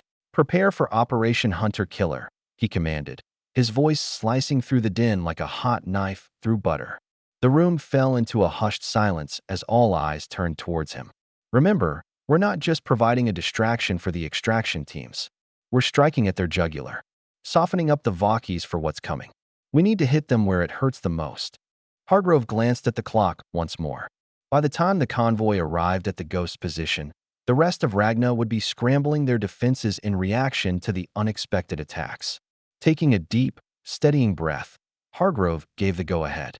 Commence Operation Hunter-Killer. Acknowledged, sir, responded the weapons officer, a veteran submariner named Petty. Officer First Class Kevin Taylor.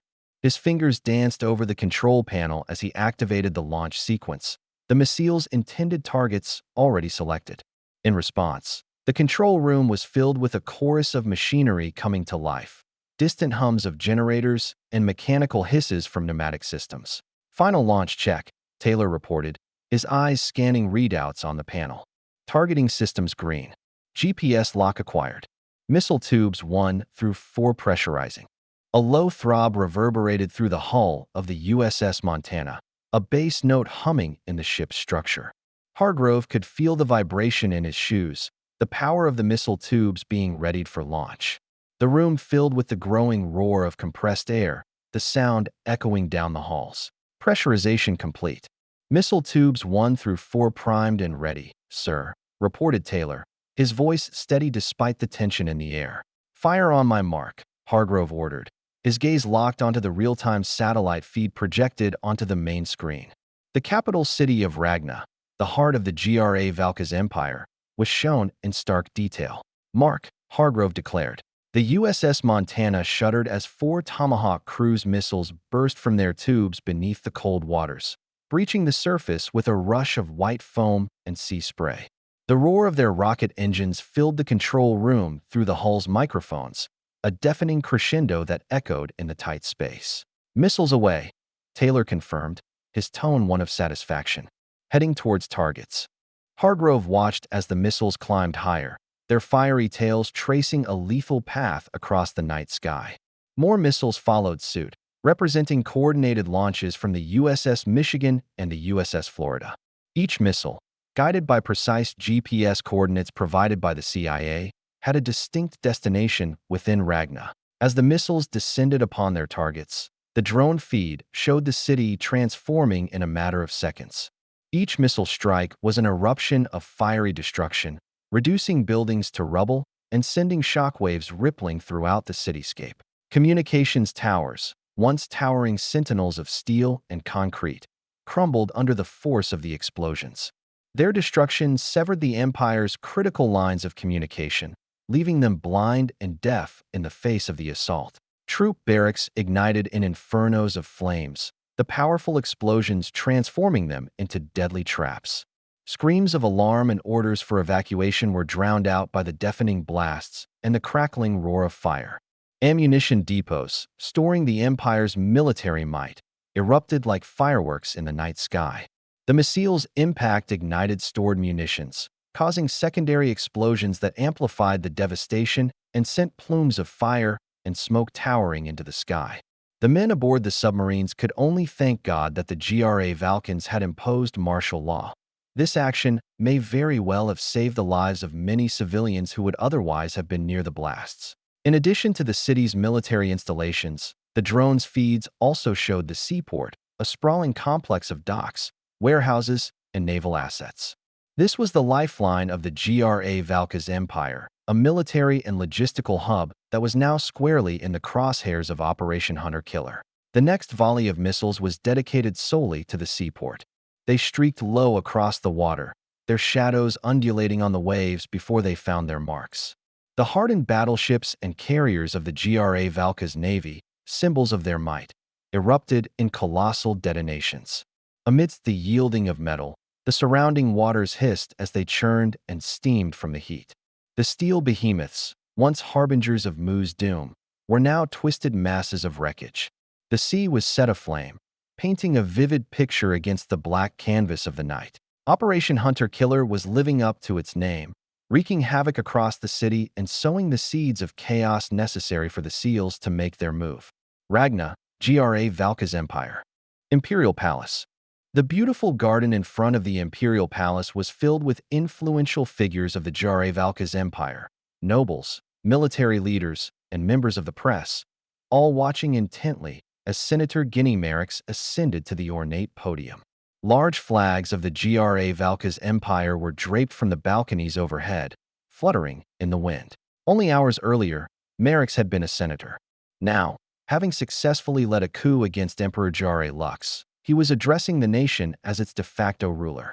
Despite this whirlwind of change, Jare Lux's warning about the Americans echoed ominously in the back of his mind. "I stand before you today not as a conqueror, but as a liberator," Merrick's began, his voice resonating throughout the chilly night air.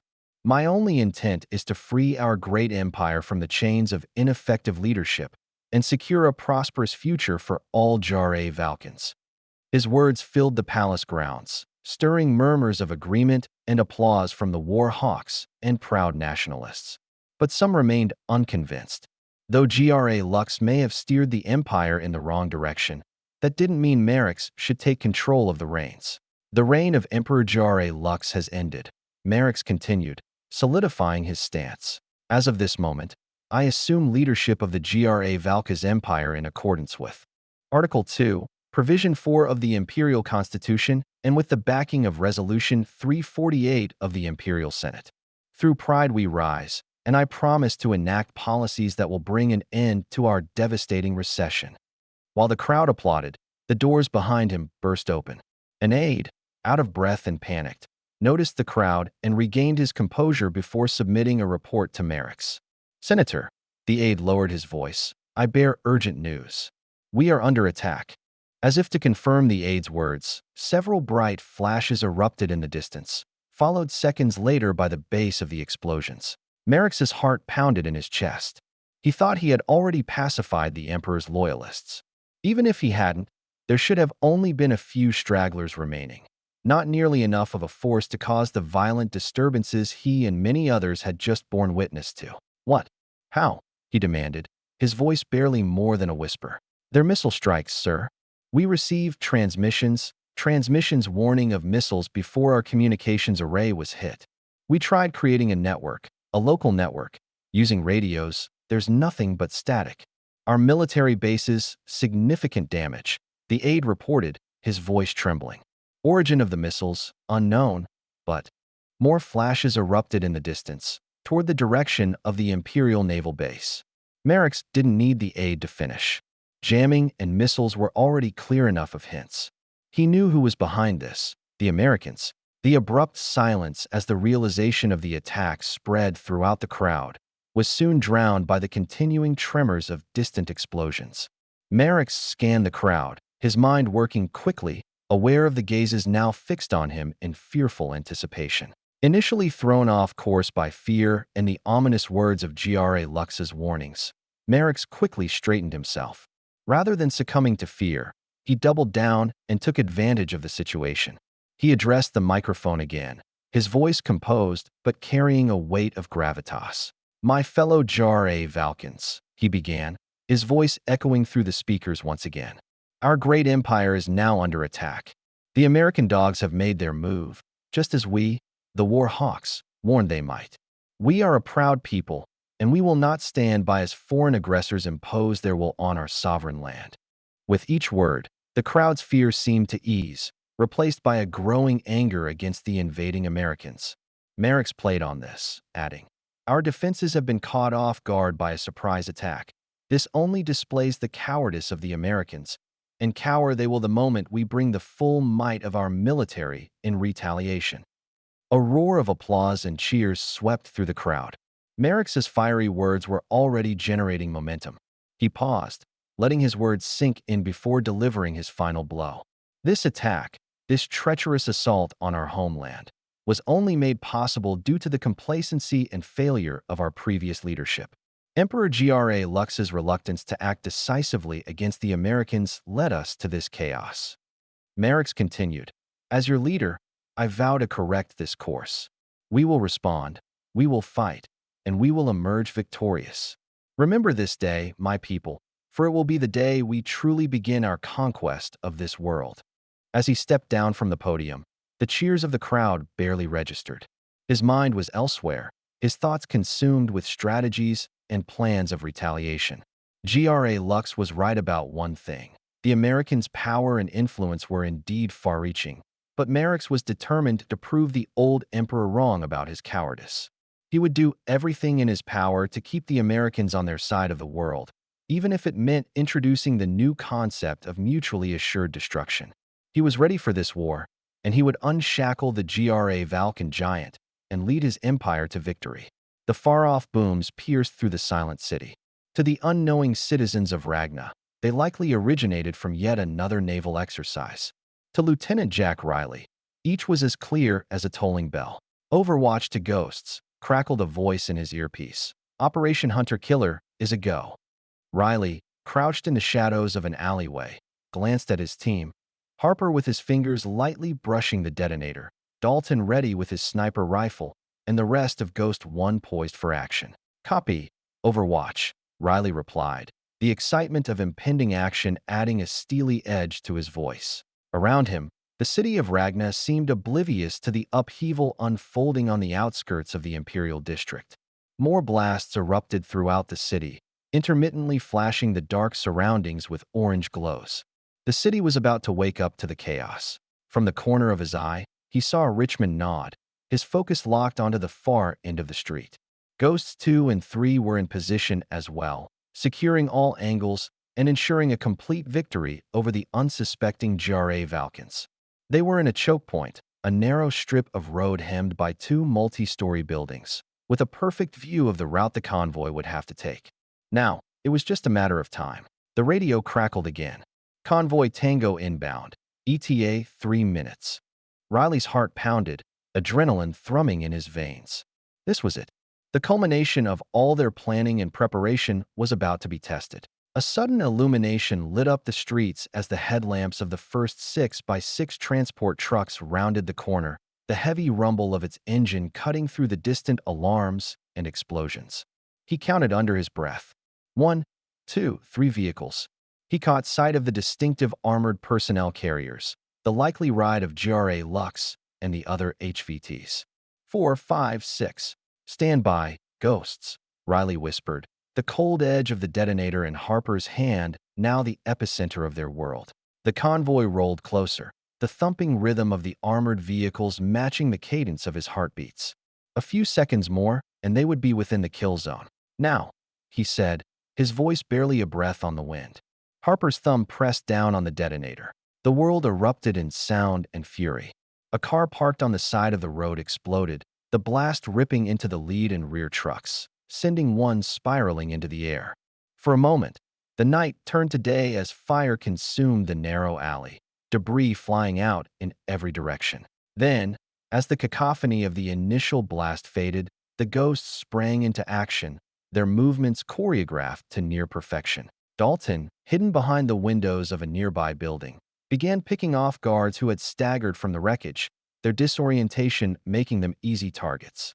The sharp, precise retorts of his sniper rifle sang out in the night, a lethal symphony that silenced any potential resistance. In the chaos, Ghosts 2 and 3 erupted from their hiding spots at the flanks. They poured disciplined fire into the disarrayed guards, their 416 Hong Kong dollars rifles popping loudly across the street.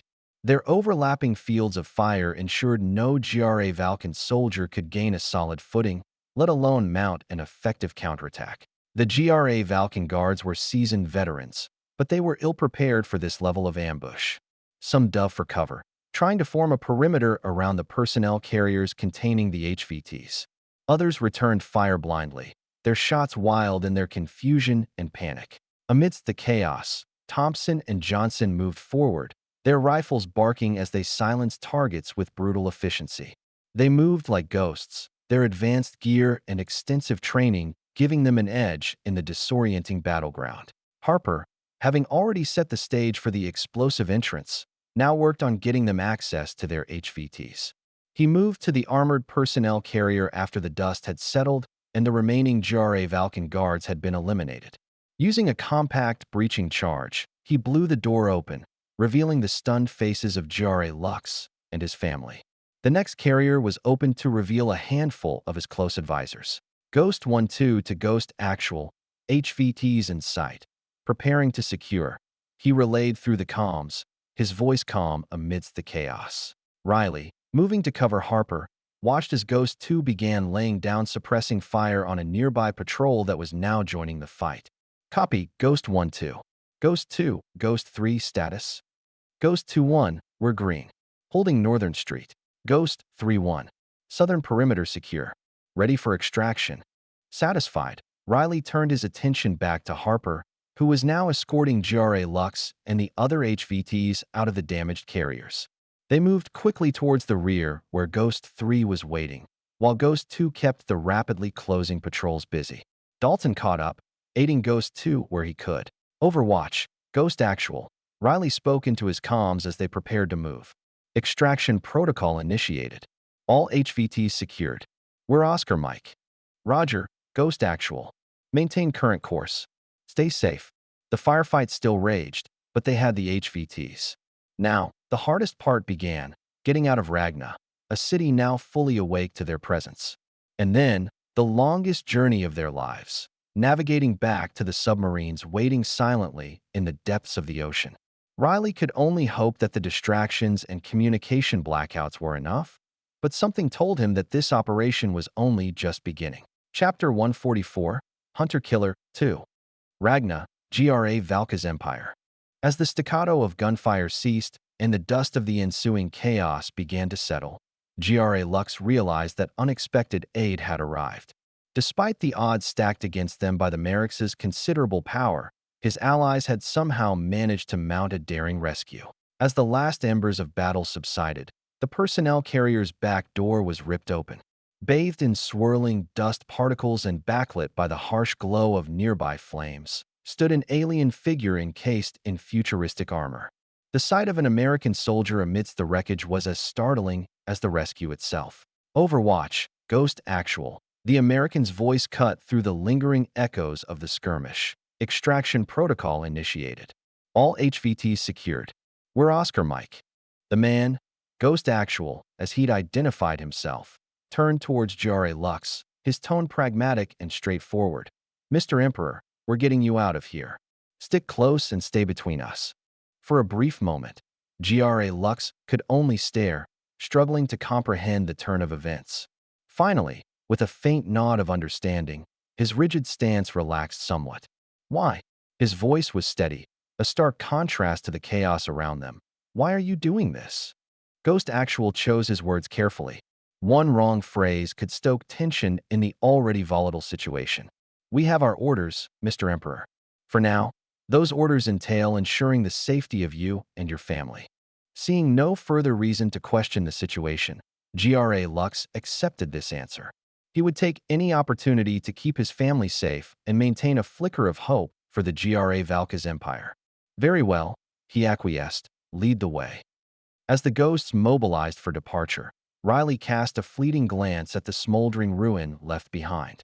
Their assault was likely to stay under the radar from the high echelons of GRA Valkan Command, thanks to the strategic strikes that had sent their communication hubs into disarray. Yet, he was all too aware of the impending arrival of local GRA Valkan forces, lured by the explosive spectacle of the ambush. Catching fragments of local radio chatter, he listened to GRA Valkan officers desperately attempting to piece together a coherent picture from the jumbled reports. As the confusion grew, so did Riley's satisfaction. The disorder created the perfect smokescreen for their operation. The team navigated the terrain in formation, their night vision goggles illuminating their path in surreal shades of green and black. Avoiding unnecessary conflicts, they bypassed GRA Valkan patrols rushing towards the ambush site, sticking to the cover of shadows and side streets. The ghosts, though equipped with superior capabilities and resources, were operating in enemy territory without any backup. Any indication of their position could jeopardize the entire mission. Dalton's status? Riley's voice broke the silence, seeking assurance that his team was on track and proceeding as planned. All green, Dalton's response came, his face a mere silhouette against the surrounding gloom. Still undetected. Their progress was steady, but soon they found themselves in a predicament. Overwatch to Ghost 1-1, multiple patrols converging on your location. Ghost 2 is en route. ETA 4 minutes. The warning rang in Riley's earpiece. The information on his HUD confirmed the dire situation. The GRA Valkyns, in their haste to reach the ambush site, were unwittingly hemming his position in. Despite the unwanted complications of engaging with HVTs in the mix, they were left with no choice. Setting up defensive positions around a narrow alleyway, Ghost 1 worked to provide the best possible concealment for their charges. Riley's breathing steadied, his rifle resting on a set of stairs as he kept a vigilant watch on the street. Then, the silence was disturbed by a rustling sound behind him. "Mr. Emperor, what are you doing?" Riley asked, his voice tight with apprehension. GRA Lux did not respond immediately, choosing instead to advance towards a building nearby. He stood before the door, his back to Riley, and knocked. The sound echoed through the deserted alleyway, disturbing the tense silence. Riley glanced around warily, his hand never leaving his weapon. The unpredictability of GRA Lux's action added a layer of risk to their mission. His gaze darted between the Emperor and the shadows that concealed potential threats. A sliver of light leaked out as the door was cautiously opened by a middle-aged man. His wary gaze widened in surprise and reverence as he recognized his Emperor. Despite the situation, he bowed, a testament to the respect GRA Lux commanded. "Good citizen," GRA Lux began, his tone calm, yet commanding. "I ask for a place of temporary shelter for me and my companions. We mean you and your family no harm." Shocked by the unexpected appearance, the man stood there with his mouth agape. "It's just for a short while," GRA Lux added, a note of urgency seeping into his voice. "In the name of the Empire, I beseech your assistance." The man finally nodded, opening the door wider. "For you, my Emperor, my home is yours." As they moved into the safety of the house, Riley radioed Ghost 2. "Ghost 2, stand down. We're secured for now." "Copy that, Ghost 1-1. Standing down," came the reply over the earpiece, the voice distorted but discernible. Inside, the house was humble but warm. They took positions, ensuring the safety of their high-value targets while keeping an eye on the outside through the veiled windows. Riley watched GRA Lux, who seemed to have assumed a less rigid posture. For all the man's imperious nature, he had shown a knack for adapting to circumstances, a trait that was surprising, yet beneficial. After what felt like an eternity, the chatter of Valkyn patrols finally moved away, their voices receding into the distance. With the immediate threat diminished, they could resume their journey. "Okay, let's move out," Riley ordered, turning to his team. The moment of respite was over, and it was time to dive back into the danger that lurked in the city beyond the safe confines of the civilian home. "Ghost 2, Ghost 3 status?" Riley's voice echoed in his earpiece, reaching out to the other elements of his team. "Ghost 2-1, we're green. Holding north. Minor contact, no casualties," came the crisp response. "Ghost 3-1, southern perimeter secure. Some enemy movement, ready to engage if necessary." Riley, his eyes darting across the narrow street, nodded to himself. The GRA Valkyns were moving, but it seemed the ghosts were still a step ahead. "Keep it tight, ghosts," Riley said. "Contact left," Harper suddenly called out, his voice sharp. Riley's gaze shot to the left, where Harper was pointing his 416 Hong Kong dollars towards a side alley. He could see a small group of GRA Valkyn soldiers marching out onto the main road, their eyes wide with surprise as they spotted the SEALs. The two GRA Valkyns in front dropped dead before they could even raise their guns. In any other situation, Riley might have ordered his team to engage and eliminate the remaining threats, but they were pressed for time and had to avoid unnecessary conflicts. "Smoke," he ordered tersely. Harper immediately understood, pulling out a smoke grenade and tossing it towards the GRA Valkyn squad. The grenade exploded, covering the area with a thick curtain of smoke. The GRA Valkyn soldiers, momentarily blinded and confused, started firing wildly into the smoke. The ghosts used the distraction to quickly change direction, disappearing into a side alley and doubling back to their original route. They moved quickly, their footsteps echoing faintly against the old cobblestones. "Overwatch, Ghost Actual," Riley spoke into his comms, updating their situation. "Encountered a patrol. Light engagement. Using alternate route." "Roger, Ghost Actual," came the response. As they pushed through, They could hear the distant wail of sirens and the rumbles of cruise missile detonations. It would only be a matter of time before the GRA Valkyns got over this confusion, Riley thought. Suddenly, a burst of static filled Riley's earpiece, followed by a garbled transmission from a GRA Valkyn officer. It was choppy, but he made out some important snippets. "Looks like their commanders found out about the ambush," Riley explained. "They're too late," Dalton chimed in with a hint of satisfaction. They pushed on, quickening their pace. By now, they were nearing the outskirts of the city. Their goal, the extraction point at the beach, was in sight. The concrete jungle had given way to quieter residential zones and eventually, open fields of sand and pebbles. The distant sound of the waves crashing against the shore was the only sound accompanying their footfalls. Riley, feeling a wave of relief wash over him, finally radioed. "Overwatch, Ghost. Actual. Extraction point in sight. Preparing for extraction. Copy, Ghost Actual." As the team approached the edge of the deserted beach, the site of the DCS units, their extraction vehicles, waiting for them in the surf, offered a tangible symbol of hope. The smooth hulls of the units, partially submerged in the calm waters, were barely visible in the moonlight. "Now comes the easy part," Riley murmured to himself, glancing back at his team. He gestured to the Emperor and his family. "This way, sir."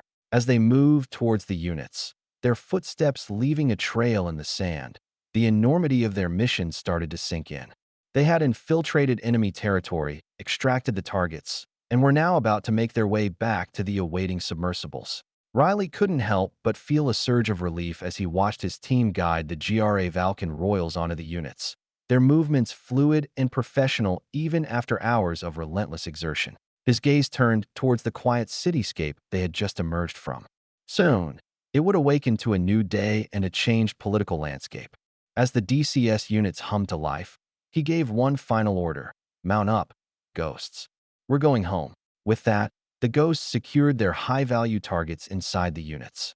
The doors sealed shut, and the units slipped away, disappearing beneath the waves and leaving the peaceful beach empty and silent. Imperial Palace. The command room buzzed with a nervous energy as members of Merrick's inner circle gathered around the broad war table. Maps were sprawled across the surface, markers dotting out the locations of recent strikes. Amongst it all stood Merrick's, his heavy-set frame dominating the room. "They breached our coastline." Merrick's voice boomed out, slicing through the tense silence. He curled his hand into a fist, slamming it on the table. "They came and they left. They took the Emperor from right under us." His anger was met with a shared outrage. This was indeed an embarrassing setback, one that threatened to prove Jar Lux right about his intuition on the Americans. Even if he was, there was no turning back now. General Norvan spoke first, his voice hardened with determination. "A failing of our intelligence, sir, one we will not repeat." Merrick's turned to him, his fiery gaze simmering slightly as he acknowledged the general's resolution. His eyes shifted from the map of Ragna to a map of Mu. His brows furrowed as he contemplated his next move. "You remember my conversation with the Emperor," he began, his voice an echo of an argument long past. "Back when he executed our own countrymen for standing up against the Americans, I had proposed a full mobilization of our arsenal, an expansion of disruption operations against American shipping. He opted for caution, for maintaining neutrality with the Americans. And look where that's gotten us." The room was silent, a sharp contrast to the storm brewing within Merrick's. No one wanted to interrupt, opting instead to let Merrick's cool down first. Unlike the rest of his comrades, Chief of Naval Operations Arnold Karlman decided to speak. "It is a shame that the former emperor set us back, but I believe that we may yet conquer Mu within our original schedule if we begin striking their shipments now." Karlman's reassurance was a welcome melody to Merrick's ears. Though his words were meant to appease him, they seemed to do much more. They radicalized him further. Merrick's agreed with frightening enthusiasm. "Yes, yes. We have waited long enough. We've been fighting these damned primitives with our hands tied, and now we shall unshackle ourselves." Merrick's turned to General Siegs, who was promoted to chief of the military following former chief Zan Pastal's treachery. "You have full authorization to resume nuclear testing and weapon production." Siegs, however loyal, hesitated. One didn't earn a position of the three great generals through rashness or ignorance. The American forces might be distant, but retaliating with their own nuclear weapons wouldn't pose a significant challenge for them. After all, they had somehow inserted an unknown fleet in the Valkan Sea, even managing to land operatives in the city for a rescue operation. He voiced his disagreement subtly. "Sir, we do not have the arsenal or technology necessary to challenge the Americans on this battlefield." Merrick's held up a silencing hand, his gaze steady. He had gotten this far and was not afraid of doubling down. "Do you know what distinguishes us from the Americans?" Sieg remained silent. The Americans choose to shackle themselves. Even when their military held the upper hand, close for righteous victory, their citizens bickered and cried out about war. "Can you fathom that?" Merrick's, on the verge of derisive laughter, exclaimed. "Their armies could have crushed China if not for their people's aversion to a certain general strategies. Their armies could have crushed Vietnam if not for their divided society. Unlike these fragile Americans, we are united in our cause, our citizens celebrating the spoils of our conquests." Siegs raised an eyebrow at the irony in the coup leader's words, but withheld any comment. Merrick's continued, "We have no cause to restrain ourselves. You fear American nuclear retaliation, a valid concern, but one that will never see the light of day. We'll display our might to these primitives and end this war before the Americans even get the chance to tread on Muin. No, GRA Valkan territory." The atmosphere in the room grew more uneasy and divided. Though all of the men in the room were patriots who prioritized the GRA Valka's empire above all, some were level-headed enough to recognize that Merrick's was venturing deeper into the point of no return. Picking up on the shift in sentiment and the murmurs of disagreement, Merrick's remained steadfast, unyielding. His next words fell like a hammer, echoing in the fraught silence. "Enough discussion. The Americans have sent their message. It's time we sent ours. Prepare for war." Chapter 145, 99 Problems. December 19th, 1640. Washington, D.C. A buzz of anticipation surrounded the Situation Room as a conglomeration of President Lee's closest advisors assembled for a meeting. President Lee surveyed the room, his discerning eyes taking in the scene around him. Names such as Vice President Jacob Coleman, Chairman Brent McCarthy, Secretary of Defense Robert Hill, and Secretary of State Gordon Hyden were present, along with numerous others. Though they had thus far recovered from the worst of the transference's effects, they now had to deal with a slew of rising problems that coincided with dramatically shifting dynamics. Clearing his throat, Lee broke the suspense. "Good afternoon, ladies and gentlemen," he began, his voice reverberating through the room. "Today, we dissect the state of our nation in Alicia, particularly the aftermath of the extraction operation." A sense of gravity permeated the room. The extraction operation was overwhelmingly successful, but carried questionable risks and consequences. And the ensuing declaration from the GRA Valkans, well, it signaled a major shift in the geopolitical landscape. Lee and his cohorts in the EDI finally got what they wanted, American intervention, but at what cost? Before we dive into the meat of this meeting, I'd like each one of you to bear in mind one thing. President Lee continued, his gaze connecting with each participant. "We aren't just discussing policy or strategy. We're making decisions that affect lives, the lives of those who trust us to lead. Though the people may not understand the true scope of our mission here, we must do all that we can to satisfy the people and ensure that our administration maintains its priority in preparing for the return of the Ravernal Empire. Let that guide our discussions today." His words hung in the air as heads around the table nodded in acknowledgement. Not everyone took the threat of the Ravernal Empire's return seriously. There still remained many skeptics who have taken to the screens and ridiculed the Imorians' revelation for their own political gain. If Lee's administration couldn't satisfy the people, an ignorant leader could win power, disregarding the threat of the Ravernals until it was too late. This was the sobering reality of their roles, the responsibility that anchored their ambitions and strategies. The room fell into silence, save for the hum of the air conditioning and the faint rustling of briefing papers.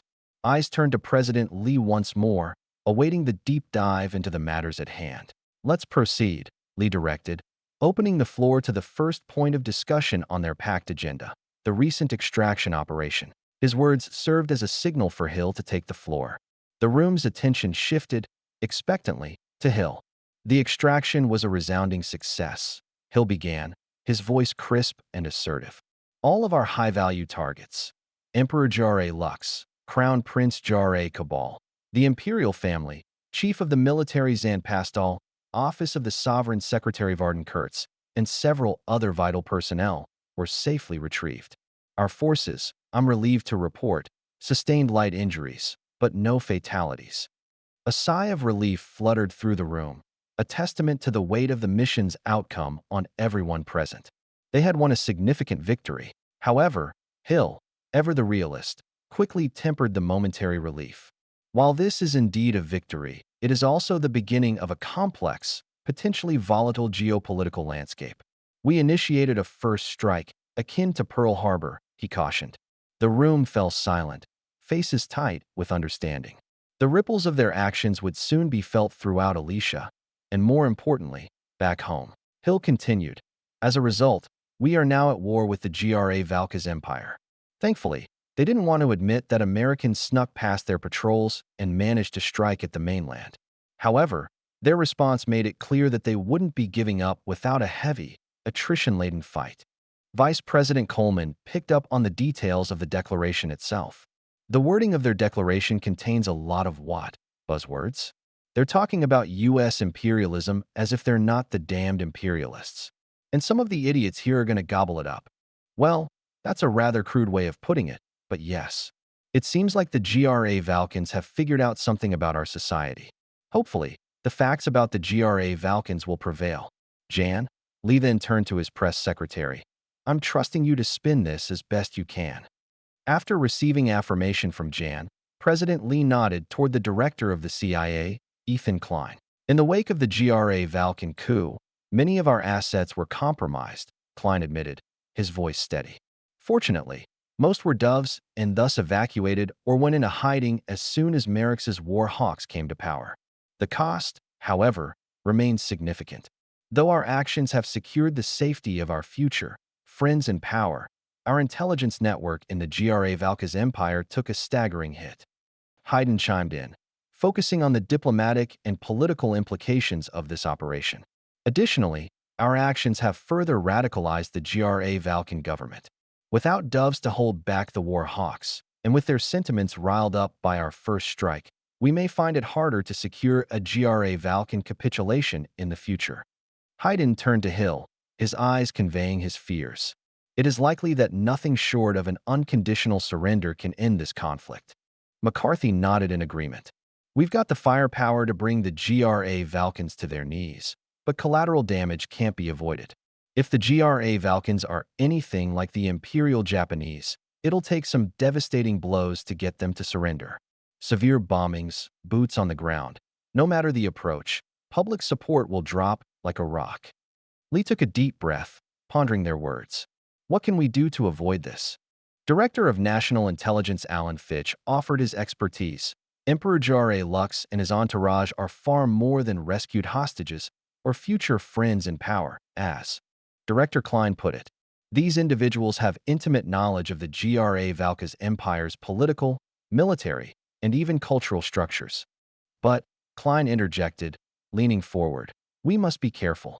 It's essential to strike a balance between obtaining valuable information and not alienating our newfound allies. They are, after all, in a vulnerable position, and treating them like mere assets could backfire. Fitch nodded in agreement and glanced at Secretary Hayden, saying, absolutely. We need to handle them with diplomacy and respect. A cooperative relationship will yield more valuable and reliable intelligence than forceful interrogation. Undoubtedly, the Emperor wants to save his country from the destruction he fears that we will bring upon it. We've already got a foundation to work with. All we need to do now is cultivate their trust. Their presence in the U.S. can also be leveraged diplomatically, Hayden added. We could publicly acknowledge their status, extending recognition to GRA Lux's government in exile. This move would legitimize their claim, give them hope, and place us firmly as allies against the war hawks. This can also send the important message that we will be there to help them rebuild, rather than paint us as outsiders seeking the complete collapse of the GRA Valka's empire. The room absorbed their words. tension etching itself into the silence as the weight of the situation bore down on them. They had successfully navigated the extraction, but the path forward was far from smooth. There was a moment of silence before Coleman cleared his throat. "This'll be a real boon to our relationship with our new puppets, and the military-industrial complex is sure to be happy, but the isolationists and doves are going to be a real thorn in our side. We ought to consider the political ramifications here. Most of the men and women in Congress are reasonable, but some of the intellectually unfortunate there can sow real division. We're not the same united front we were post-transference." Coleman looked at Lee, his expression earnest. "We've had our honeymoon period, and old rivalries are already starting to creep back in. Democrats, Republicans, our party, each with our own agendas, each fighting for a piece of the pie." Though Coleman's personality was a bit unrefined, he was the realest person in the group. Speaker of the House Lauren Skeefer leaned forward, her face somber. "Jacob's right. We've done a commendable job managing the crisis, but we can't ignore the fact that our budget's straining at the seams. The consequences of our stopgaps, like the stimulus packages, and any lagging effects of the transference are bound to catch up to us. The prospect of war will only exacerbate this. Those rallying for economic recovery aren't going to take kindly to military expenses skyrocketing." There was a murmur of agreement around the table. Even staunch military supporters like Charmon McCarthy looked troubled. To Lee, this situation was a conflict that held greater stakes than the GRA-Valkan War. If his administration and party lost favor, they risked being blindsided by the Ravernals down the road. "We also can't overlook the perception of overreach," Skeefer continued. "The more isolationist factions in Congress might view this as unnecessary foreign intervention, their case becoming more prevalent following our wars in Rodinius and Philades. The fallout could chip away at our party's unity." President Lee nodded, his brow furrowed in thought. "You raise valid concerns, Lauren. Jacob, we need to tread carefully, mitigate the political fallout as best we can." Coleman turned to Skeefer. "Lauren, you think you can work your magic with the coalitions in Congress? If we can spin this as a vital move for national security and democratic values, and most importantly, discuss the economic benefits of supporting this move, we may be able to increase bipartisan support." Skeefer nodded, a determined look in her eyes. "I'll do my best, Jacob, but it won't be easy. We'll need to be transparent and make our case convincingly." "I have faith in you, Lauren," President Lee said, his tone firm but appreciative. As the conversation moved toward strategizing, a new wave of questions arose. How would the public react, and how would they handle it? Whereas most politicians could be swayed by lobbying and technically legal incentives, such tactics may not apply to the public. Even if they could sway the most isolationist among them, it won't matter if their constituents apply pressure or worse, vote for a new representative. The topic shifted, and Secretary of Commerce Alexander Hubbard took the lead. "The public is behind us," he stated, referring to recent polls that showed a high level of support for military action against the GRA-Valkans. "But the thought of a war may not sit well for long." Hubbard gestured to the report in front of him, a smattering of colorful pie charts and graphs. "The economy is in a precarious state.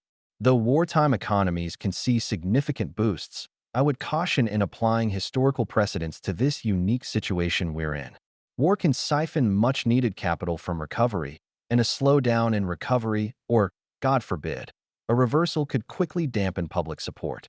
Plus, it took several years after World War II and the Marshall Plan for the next leg up.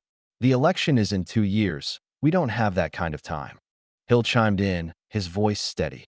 "Additionally, let's not forget our previous encounters were against civilizations with vastly different military capabilities. The GRA-Valkans are not the Lurians or the Parpaldians. We won't be able to blitz through them as easily.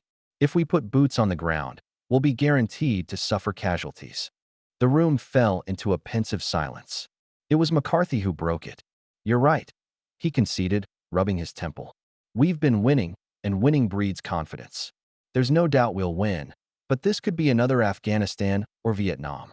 A drawn-out war, rising costs, potential losses, public sentiment could shift quickly." President Lee looked around the room, taking in the solemn expressions. He steeled himself, saying, "We must be proactive, then. Manage the expectations, keep the public informed. We have a strong narrative, a deposed emperor, a power-hungry tyrant, and allies to back us up. But we must also focus on the other issues in society, particularly the economy. Hill posed a suggestion. We could increase our sales to Mu and the rest of the EDI, open up some more advanced systems to them. At the same time, we can train their troops to minimize our ground presence in the region and cut some items from the DoD's budget. McCarthy raised an eyebrow, quick to challenge Hill's recommendation. Items like what? Hill explained, since the Elysians will be doing a lot of the ground fighting for us, we can cut back on vehicle production and other equipment.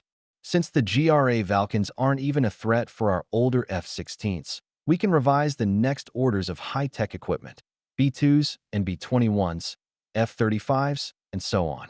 Maintain production, but optimize costs where we can. McCarthy reluctantly agreed. It'll hamper our preparations against the Anonreals and their Ravernal daddies, but we won't be able to prepare at all if we lose control of the government.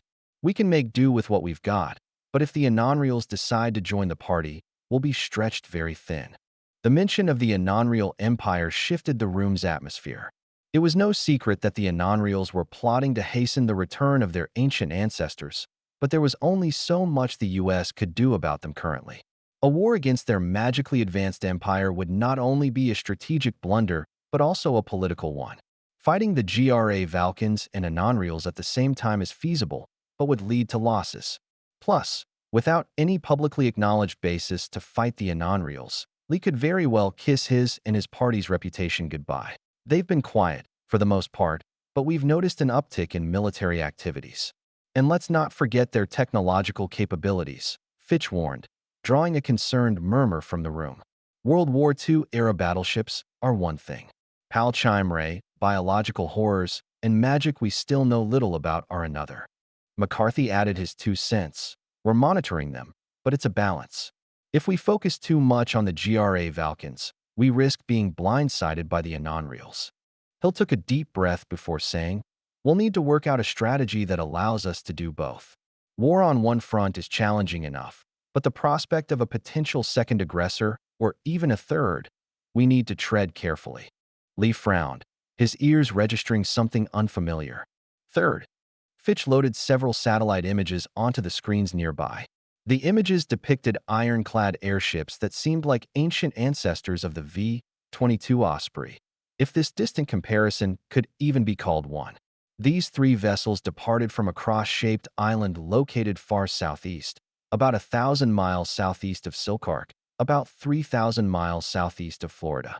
Another expedition is headed to an unaffiliated island in the South Pacific, 2,000 miles south of Rodinius, and a few hundred miles away from the Republic of Varkland.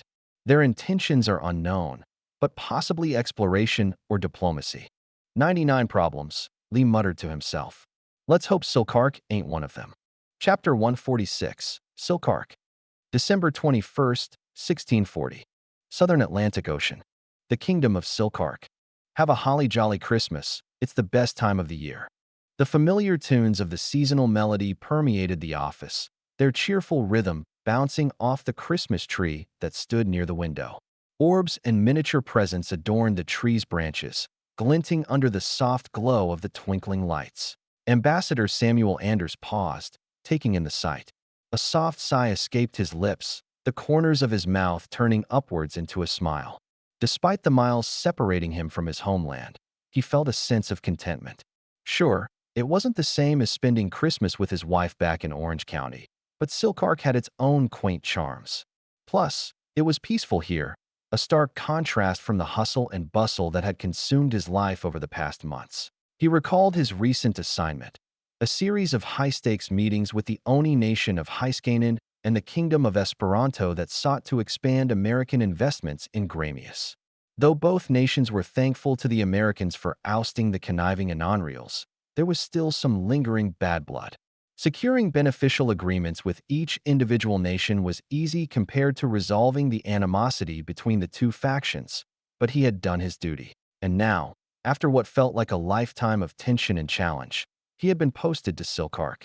Here, there was no urgent threat to parry, no impending war to avert. Instead, there was an almost idyllic peace, a serenity that seemed to seep into his very bones. It was a place that had the ambience of a tropical vacation, with its unique flora, warm hospitality of the locals, and the gentle lull of the ocean waves. Located a couple thousand miles off the coast of Florida, the Kingdom of Silkark was unremarkable save for its extensive underwater oil deposits and caches of magical artifacts. It was curious to him why the government was willing to invest so much in this isolated island nation when they had resource-rich Gramius at their disposal and artifact-laden deals with the Mauritials. But, then again, it didn't really matter if that meant he could finally have some time to relax. Taking a deep breath, Anders nodded to himself. This was good. This was just what he needed, a break from the roller coaster that had been his life. He hummed along to the melody, now filling the room, moving to pour himself a cup of aromatic Quatonian tea, an imported delicacy he had come to enjoy. Just as he settled into his comfortable chair, ready to enjoy the next season of Manifest Fantasy, his phone buzzed. A call from the Department of State was the last thing he had expected here. As the annoyance of disruption slowly crept in, he glanced at the lit-up screen and sighed. Anders hesitated before picking up the phone, his fingers hovering over the glowing screen. He shot a longing look at the pause show before finally accepting the call. Sam, came the gruff voice of Gordon Hayden, U.S. Secretary of State. The voice was filled with an unusual tension, the kind that only surfaced during critical situations. Gordon, Anders replied, his tone professional. To what do I owe the pleasure? He could almost see Hayden's grimace through the phone. We've got a situation, he said, urgency evident in his tone. Anders felt his stomach drop, his carefree mood evaporating. What's going on? We've picked up a group of 3 unidentified airships, Hayden said succinctly, heading towards Silkark and traveling at about 150 miles per hour. Their fleet size suggests exploration or diplomacy. There was a moment of silence as Anders processed the information.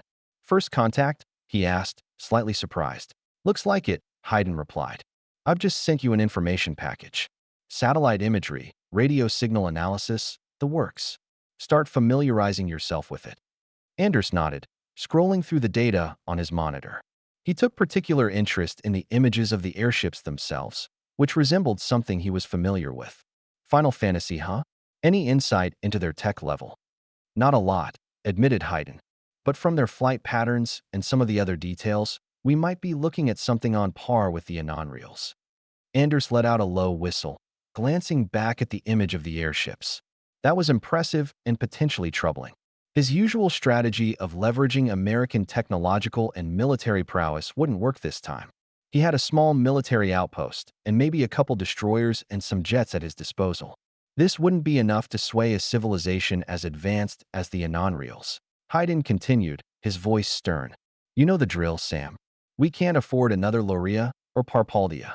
I understand, Anders assured him, his voice steady despite the new development. I'll start preparing. The line went dead, leaving Anders alone with his thoughts. His moment of tranquility had been shattered, replaced by a sense of disappointment and foreboding. He took a deep breath, steeling himself for the task at hand. With newfound resolve, he switched off the Christmas music and closed the Manifest Fantasy window. It was time to get to work. Somewhere above Silkark. New World Development Fleet. Commander Jailmark observed the island below from the telescopic view screens of his flagship, examining the foreign architecture and infrastructure of the island. A majority of the structures below resembled centuries-old architectural styles from his nation's history books. However, there existed a handful of alien structures along the coasts and standing on the ocean itself, massive constructs of metal that clearly distinguished themselves from the other structures. Beside Jailmark stood Linos, captain of the Darusin, the flagship of this exploration fleet. His expression mirrored the commander's, thoughtful and somewhat concerned. His fingers absent-mindedly brushed over a protective amulet around his neck, a symbol of Crescelian fortune. It's different, he observed, his gaze flickering over the mechanistic outliers below. They wield technology, but it feels bereft of the arcane. Indeed, Jailmark agreed, his mind rife with speculation. Their level of development mirrors ours, yet their methodology is predominantly mechanistic. An echo of silence filled the command deck as they each mulled over their observations. Drawing away from the viewport, Jailmark turned towards a new figure, Ambassador Liraz. What is your reading on this, Liraz? A woman of quick wit and a personal friend of the benevolent Princess Neith, Liraz paused to consider her response. We should exercise caution. These people may not understand our reliance on the arcane. Remember, this mission was sanctioned by Minister Tatchell himself to seek out a peaceful, trade-based solution to our plight. We cannot afford to jeopardize it with premature assumptions. The reminder hung in the air, heavy with implications. Their expedition was not merely a quest for much-needed resources, but also a diplomatic endeavor, one that could result in mutual understanding or disaster. As the Chryselian fleet continued to cruise toward the island, a strange, garbled sound filled the communication console of the flagship. What in the creator's name? Lino started, his eyes darting to the console where the sound emerged from. His hand instinctively tightened on his amulet. Elena, the ship's lead magical technician, gasped in surprise. Every node on the console was lit, each one trying to make sense of the transmission. It was unlike any signal they had intercepted before. That's not on any arcane wavelength. The revelation echoed what Jailmark and the others had already deduced. One of the factions below was indeed a mechanical civilization. Can we establish contact with them? Liraz asked. Elena, her fingers tracing intricate patterns over the console's crystalline nodes, nodded. Our signals can be transmuted to match their communication wavelengths. With the decision made, Jailmark's gaze returned to the island, his thoughts heavy with contemplation. The inhabitants seemed to be blissfully unaware of the airships flying out of sight, except for the mysterious faction that managed to send them some sort of signal. He wondered how they could accomplish their mission and ease the economic turmoil back home with a third party in play. Do it. There was a brief moment as Elena worked on converting the radio signals to a frequency the console was familiar with.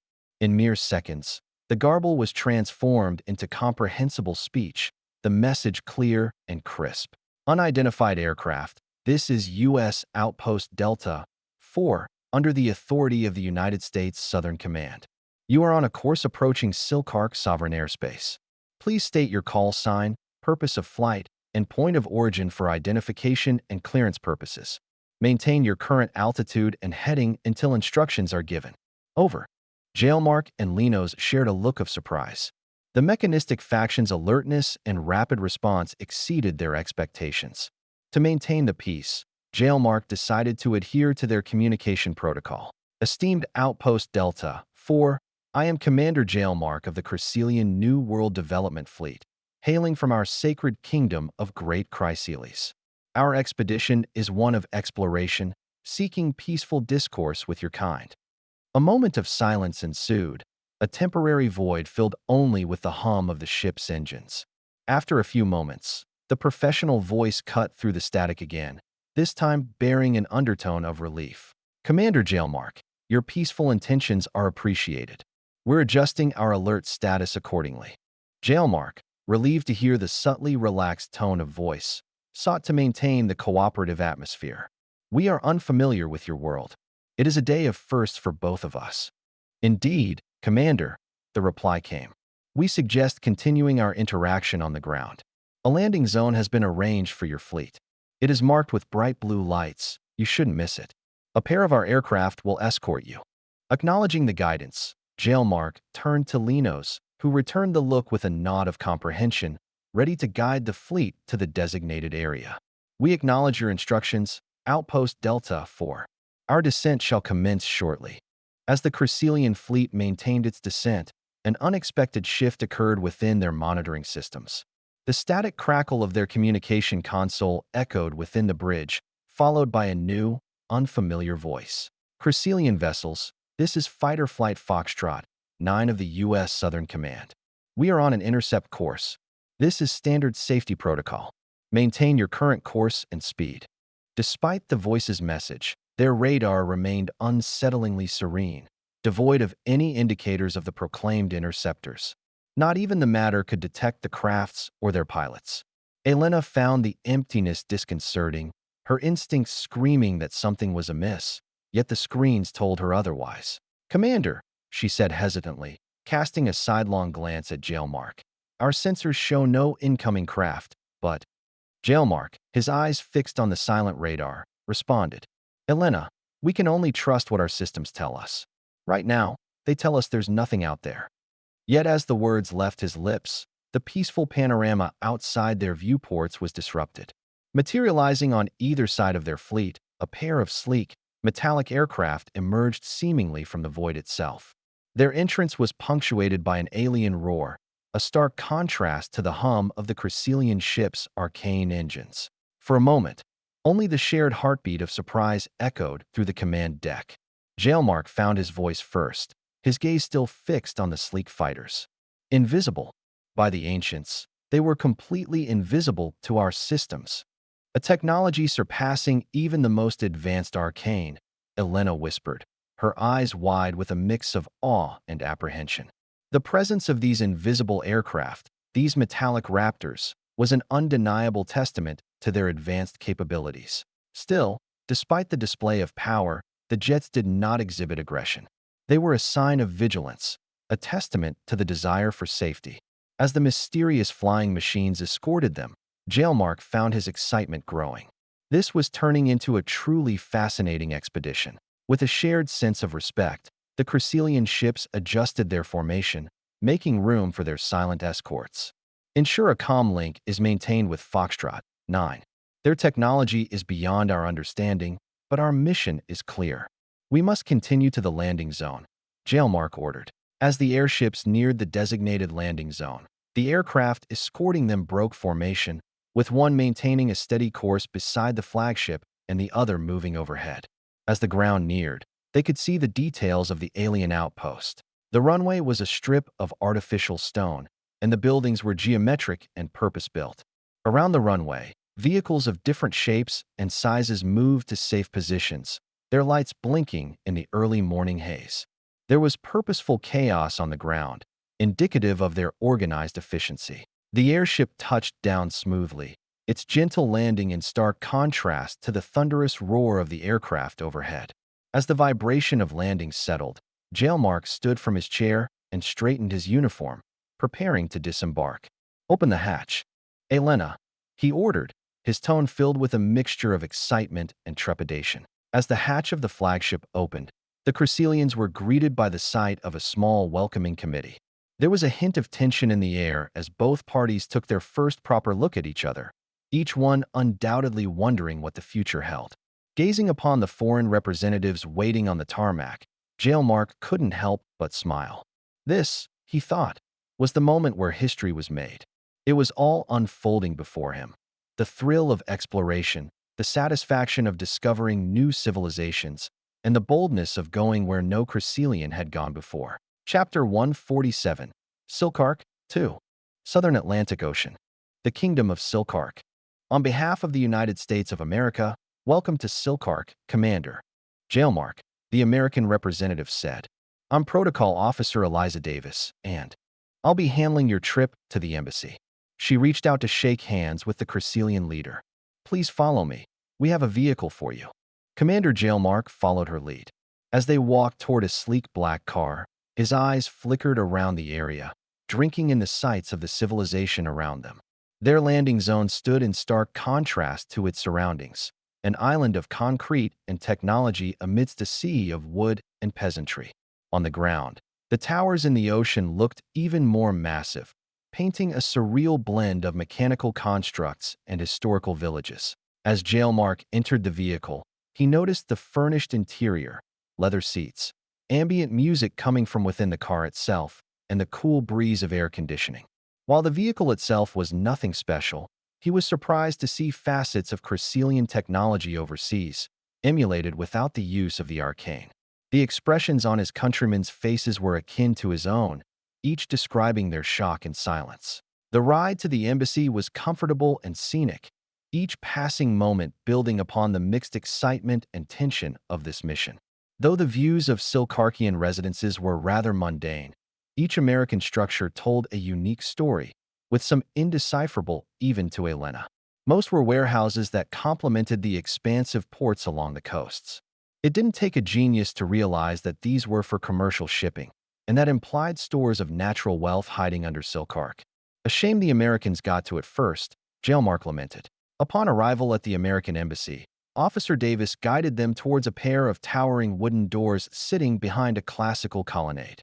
As the doors swung open, they were met by a tall man with sharp features, clad in a tailored suit, and a distinguished Silkarkian gentleman in an anachronistic, yet stylish outfit of furs and jewelry. The suited man stepped forward. "Welcome to our embassy. I am Ambassador Samuel Anders, representing the United States of America," he began, his voice steady and a smile on his face. He gestured to the man on his left. "And I am Minister Kark, representing the Kingdom of Silkark," the other man spoke. Jailmark and the rest of the Crescelian delegation introduced themselves in kind, shaking hands with their hosts. "Once again, we're honored by your presence," Anders said, stepping aside to welcome the Crescelians further into the embassy. "We'll be introducing ourselves first, and once we're done with our discussions, you'll meet with Minister Kark again. This way, please." He gestured down a wide hallway adorned with polished wooden panels and tastefully displayed decorations. As they walked, the Crescelians cast curious glances at the displays, their minds drawing comparisons and contrasts with domestic pieces. The displays along the hallway ranged from paintings of figures and wars long past to posters of sprawling cities and vehicles. One such poster portrayed what the Crescelians could only surmise to be a ship, situated at the forefront of a background of twinkling stars amidst a black canvas. Only Jailmark and Elena recognized this setting. It was one of the heavens, the same heavens that their greatest airships failed to reach. "Your building is impressive," Ambassador Liraz stated, her eyes studying an oil painting depicting men armed with muskets, sailing across a river. Anders smiled. "We hoped it would make a good first impression. We've tried to incorporate elements that capture the essence of our nation." "Indeed," Elena noted, her eyes still glued to the poster of the strange craft in the heavens. "And I see you have made sure to highlight your technological prowess. A wise choice." "Yes, progress is one of our crowning virtues," Anders replied. He guided them around a corner into an expansive room lined with floor-to-ceiling windows, offering an impressive view of the Silkarkian capital in the distance.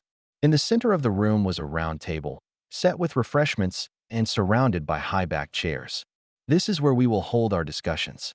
Please, make yourself comfortable. I trust we'll have productive discussions," Liraz said, taking a seat across from Anders. She nodded toward Minister Kark, a small smile curling her lips. "After all, we're here for the same goal, diplomacy." Anders nodded, taking a seat himself. "Yes, Ambassador. We're looking forward to understanding each other better. In that spirit, we've prepared a basic video to introduce ourselves." Commander Jailmark watched as Liraz exchanged words with Anders, the diplomat from the strange and captivating mechanical land of America. The room itself was classy, a blend of beautifully archaic designs supported by modern amenities and devices. Adjacent to Anders and arrayed parallel to the semicircle that the Crescelian delegation found itself seated in, a large black mirror flickered to life. It seemed to serve a purpose similar to the crystalline windows back home.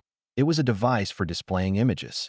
"I trust you find our presentation device satisfactory," Anders said. As Anders spoke, brilliant light filled the room, vibrant colors dancing on the astonished faces of the Crescelians. On the screen, a crystal-clear image appeared, the word "Welcome" glittering in front of a greenish statue standing like a guardian for the urban megalopolis behind her. "Welcome, distinguished guests from the sacred kingdom of Great Chryseles, to the United States of America," the screen spoke. "Our nation is a tapestry of landscapes and peoples, united under the banner of freedom and liberty." An image of a coastline appeared, the bright blue ocean lapping against sandy beaches. From the rolling waves of our Pacific coastline, the image morphed into a forest teeming with wildlife. To the vast expanses of our unspoiled wilderness, mountains cascaded across the screen next, their snow-capped peak reaching for the sky. The majestic peaks of our Rocky Mountains. The voiceover continued, as the image morphed again, this time into an expansive canyon that cut through the land like a massive scar, and the arid beauty of the Grand Canyon. The visual journey morphed into cityscapes, structures reaching greater heights than even the tallest tower in Chryseles. Our cities, modern and historic, echo the resilience and pioneering spirit of our people. Innovations in architecture, technology, and culture reflect our belief in progress and unity. Each region, each city. The voiceover continued as images of bustling city streets and quiet rural towns succeeded each other, is a testament to the diversity and dynamism that define us. It was a mesmerizing presentation, appealing and awe-inspiring. They had only seen mere scenery, and yet, Jailmark and his colleagues could already sense the staggering difference between their own nation and the United States. The voiceover fell silent as the screen moved to a final shot, an image of Alicia from space, with the United States and her holdings clearly outlined. The room lapsed into a stunned silence as the Crescelians were met with the sight of Alicia, its sapphire and emerald hues reflected on the screen. The rest of the world was truly massive, and the reach of U.S. influence was mind-boggling.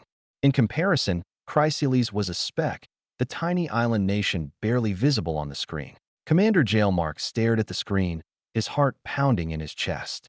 The image was so clear, so pristine, it was as though he was looking out of a window than at a screen. He'd never seen his world from such a perspective, note even aboard their experimental airships. The realization of the technological capabilities of the Americans, the extent of their mastery over their environment, hit Jailmark like a physical blow. They could reach the heavens, capture images of such astounding beauty and clarity, and project them into a room thousands of miles away.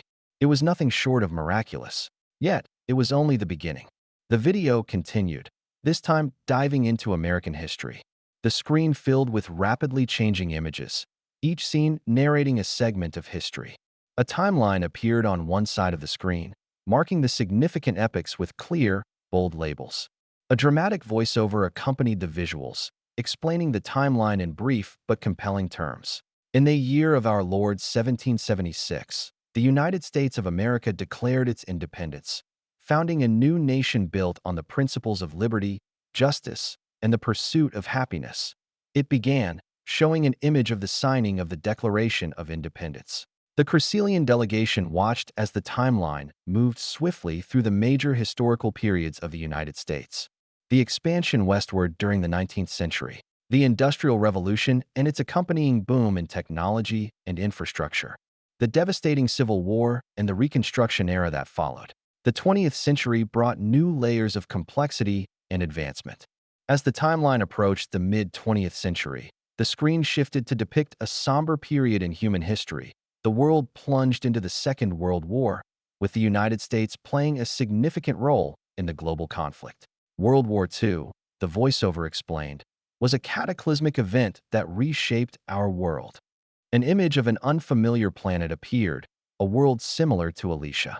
Our nation's involvement in the conflict not only marked a pivotal moment in our history, but also led to significant technological advancements. Images of soldiers, tanks, and planes dominated the screen, interspersed with clips of speeches from American leaders of the time.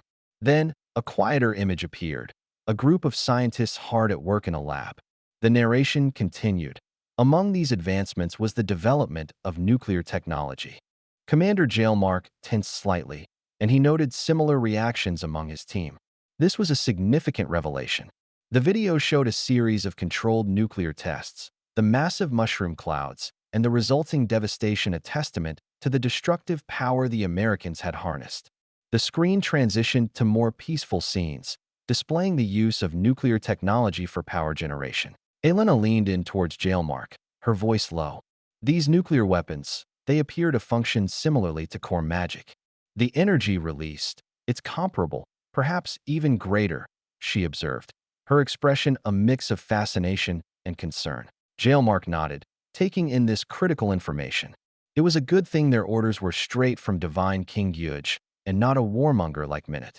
We realize the potential for destruction that nuclear technology holds, Anders said, breaking the silence that had fallen upon the room. But we also acknowledge its capacity for progress. As the imagery of nuclear tests and power plants faded, the video smoothly transitioned into the next segment, scenes of grand buildings, massive monuments, and bustling streets. Our government, the narrator began, is based on the principles of democracy. Our citizens have the right to vote and influence their nation's path, a system that has been in place for more than 2 centuries. Images of ordinary Americans casting votes and speaking at public meetings underscored the narrator's words. The scene shifted to the interior of a massive building filled with rows of seated individuals, Congress. As the video explained the American system of checks and balances as well as their style of government, Jailmark exchanged glances with Liras. The concept of democracy was not new to them. They had encountered it in some form or another in their encounters with nearby civilizations. However, the scope and complexity of the American system was something else entirely. With the concept of American governance etched onto their minds, the screen shifted again. A graphical representation of coins and notes adorned the screen, symbolizing wealth and economic strength. Our economy is one of the most robust and diverse in the world. We're blessed with abundant natural resources, a dedicated and intelligent workforce, and a strong industrial and technological sector. The screen showcased grand factories with bustling assembly lines, vast stretches of farmland, busy cityscapes, and an array of technological marvels. A series of shots demonstrated American technological prowess, robotics to satellites and space stations. Our gross domestic product, or GDP, is the highest globally, the narrator explained, a series of graphs and figures illustrating the point. As the concept of dollars may be unfamiliar to you, our GDP would be equivalent to billions of tons of gold. A pause was given for the Crescelians to digest the numbers before the video continued. Our agricultural sector produces enough food to feed not just our own population, but over 1 billion more. Our manufacturing sector produces a wide range of goods that are exported across the globe, making us Alicia's leading exporters. Jailmark shared a glance with Liras. Their economy was impressive, yes, but the Americans' claims were beyond anything they had anticipated. They had a feeling the world was much larger than they knew, based on their mathematical calculations, but seeing the scale of it all in person was something else. Our technological sector is at the forefront of global advancements, pushing the boundaries of what's possible. The scene shifted again, showing a room filled with supercomputers, followed by images of advanced aircraft and rocket ships launching into the heavens. The sheer variety and depth of their technological achievements were immense. As the video concluded the economy and technology section, Commander Jailmark found himself leaning back in his seat, deeply absorbed in his thoughts. In one short presentation, the Americans had showcased an underlying strength in all sectors that was impossible to ignore.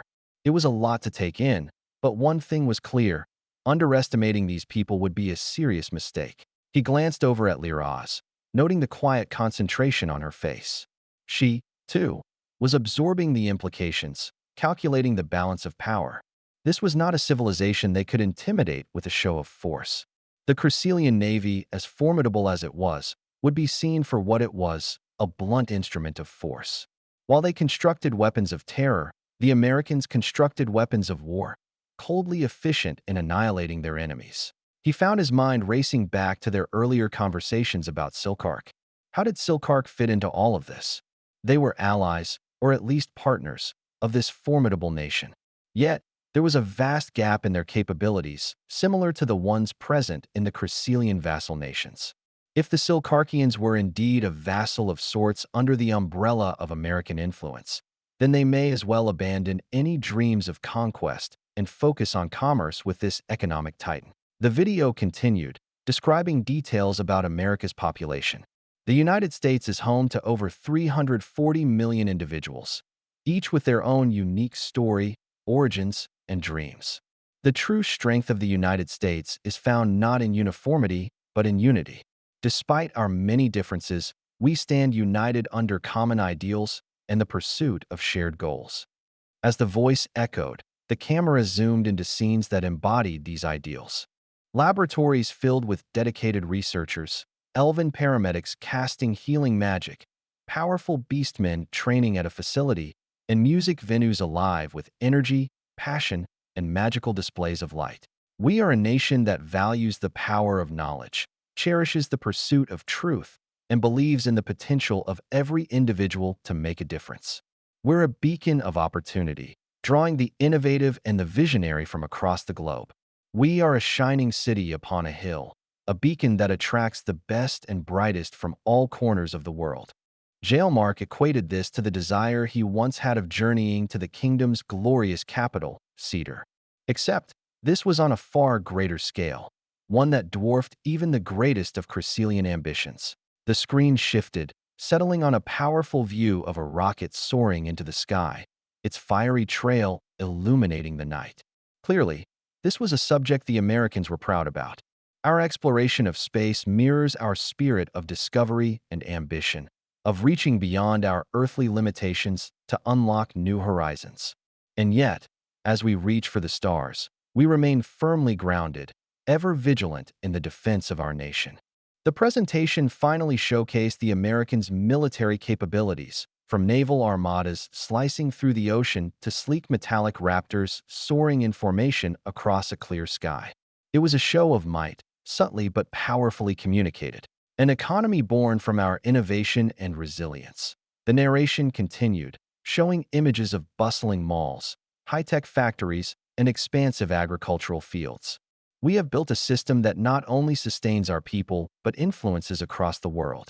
A series of arrows sprouted from an image of the United States, striking far-off continents to the west. As the voiceover fell silent, the screen transitioned to a time-lapse clip of a city at night. We are a nation built on the principles of unity and diversity, the home to the best and brightest in the entire world. The screen showed an image of the globe, a glowing blue orb suspended in the darkness of space, the United States outlined in a soft, radiant glow similar to the visual from the beginning of the presentation. We are the United States of America, champions of liberty, pioneers of the future, and protectors of peace. And we extend a hand of friendship, of collaboration and dialogue. We value peace, but we remain prepared for war. Our strength is our promise, to ourselves and to the world. As the screen faded to black, the room fell into a hushed silence, the impact of the video resonating within the room. The American spirit of strength and ambition, of freedom and unity, echoed their might in an enlightening and cooperative manner. It was an offer of partnership, veiled in a display of power and potential. It was a clear message: be our friends, and we shall offer you gifts beyond your wildest imaginations. Stand against us. Well, it was self-explanatory. Jailmark looked down, his mind whirring with the intensity of 1,000 stars. He looked at his compatriots, their expressions all saying the same thing. The United States was not an enemy to conquer. It was an ally to court. They would need to shed their preconceived notions, reshape their strategies, and most of all, convince the prideful and stubborn officials within Minute's faction of the folly of conflict. They needed to see for themselves just how powerful and cooperative these people were. Chapter 148, The Land of the Free. December 22nd, 1640. Cedar, Chrysalis. The main hall of the Ministry of Foreign Affairs was a grand space, designed to intimidate the neighboring nations. Today, it seemed to shrink under the weight of anticipation. At the end of the hall stood a door that led to Minister Tatchell's office, where a meeting was underway. After the introduction, we had formal discussions with the leader of the American delegation, Ambassador Anders, Liraz explained. We spoke about potential areas of cooperation but did not agree on anything conclusive yet. They've invited us for a tour of their homeland, a chance to observe their culture, economy, and military might firsthand.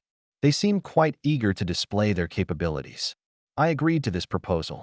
I suggest we carefully select a team for this expedition, not just diplomats, but also experts in magic, technology, and military tactics. Tatchell nodded, his mind turning over the implications of this invitation. This was an opportunity, no doubt, but it was also a potential pitfall. As Tatchell dismissed Liraz and prepared to bring this news to the Divine Chamber, he wondered about what sort of steps they would decide on taking. They would have to be very careful about how they approach this. Entering the Divine Chamber, he prepared to deliver the news to King Gyuj alongside the rest of the Divine family and a cohort of advisors, from General Affairs Minister Wades to the warrior King Minette. Your Divine Highness, Tatchell began, kneeling before the regal figure on the throne. He relayed the details of the report compiled by Ambassador Liraz, sparing no detail.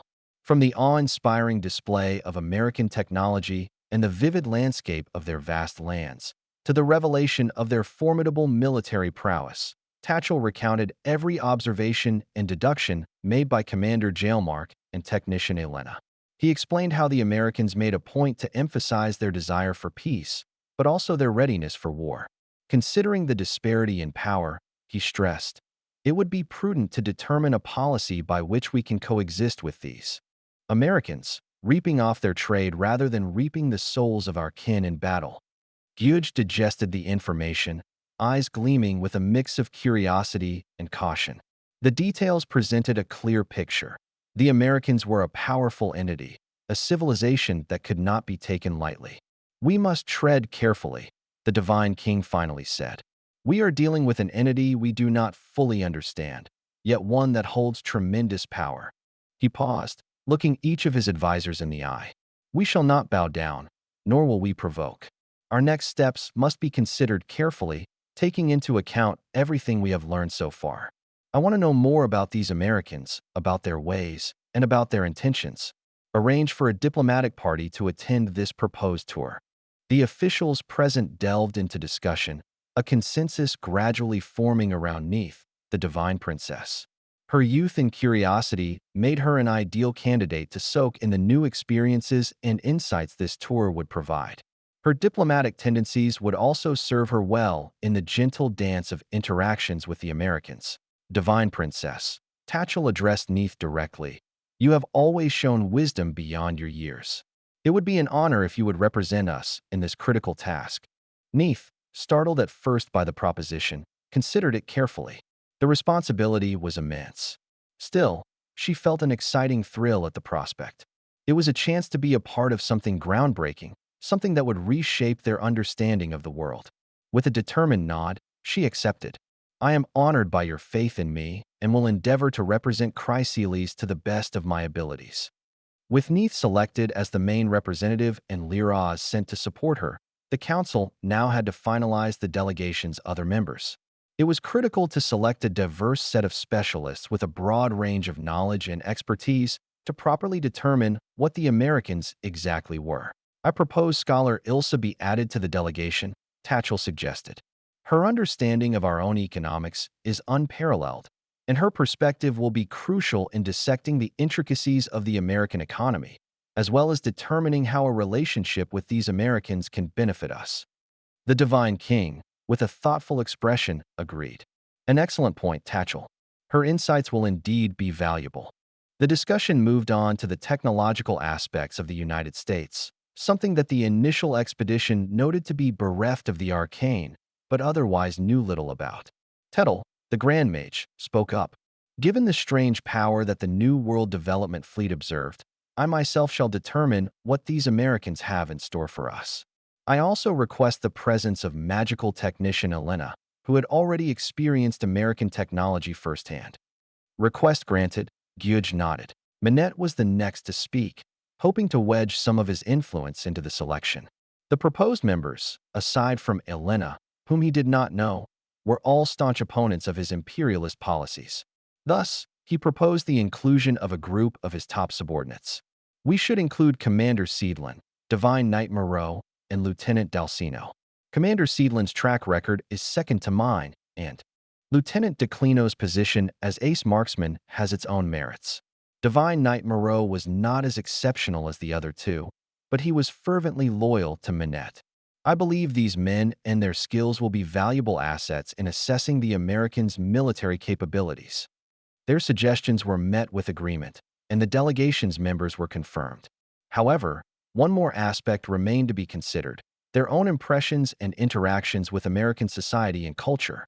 Understanding the nuances of American culture would provide a unique perspective and depth to their assessments. After considering a few names, the council agreed on Soren, a social researcher known for his analytical prowess and intuitive understanding of social cultures. Having worked on the complex governing system that maintained stability within their vassal nations, his inclusion would help in understanding and potential taking advantage of the societal and cultural aspects of American civilization. By the end of the discussion, a delegation representing a broad spectrum of Chryselian expertise had been formed. Neith, Liraz, Ilsa, Tettle, Elena, Seedlin, Moreau, Dalcino, and Soren. The team was thus assembled, and given their mission to bring back a comprehensive understanding of the Americans. December 24th, 1640. Kingdom of Silkark.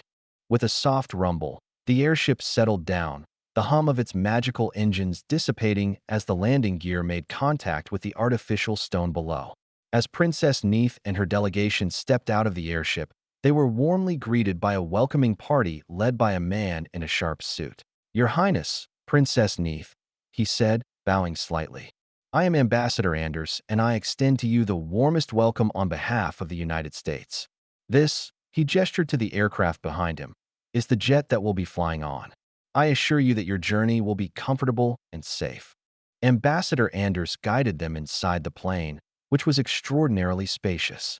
The comfortable seats, tables, and classy interior design spoke volumes about the care with which the Americans treated their guests. Following the instructions of the crew, Neith and the other Crescelians secured themselves for takeoff. The plane's powerful ascent proved yet another marvel. It was very different from the smooth liftoff that she was accustomed to on airships. The Americans' method of flight seemed as if they were fighting against the laws of nature to reach the skies. What surprised her most was the speed of the jet, the acceleration of which far outstripped a standard airship's. Princess Neith gazed out of the window, awestruck as Silkark receded beneath them and the surrounding ocean came into view. The hum of the airplane engines became a soothing backdrop as the journey went on. Comfortably seated, they began discussing their mission, with Liraz bringing the delegation up to date on the information they had so far on the Americans. "I never thought I'd see the day when I'd see such a contraption, much less be inside of it," Ilsa murmured, her hand brushing against the plush fabric of her seat.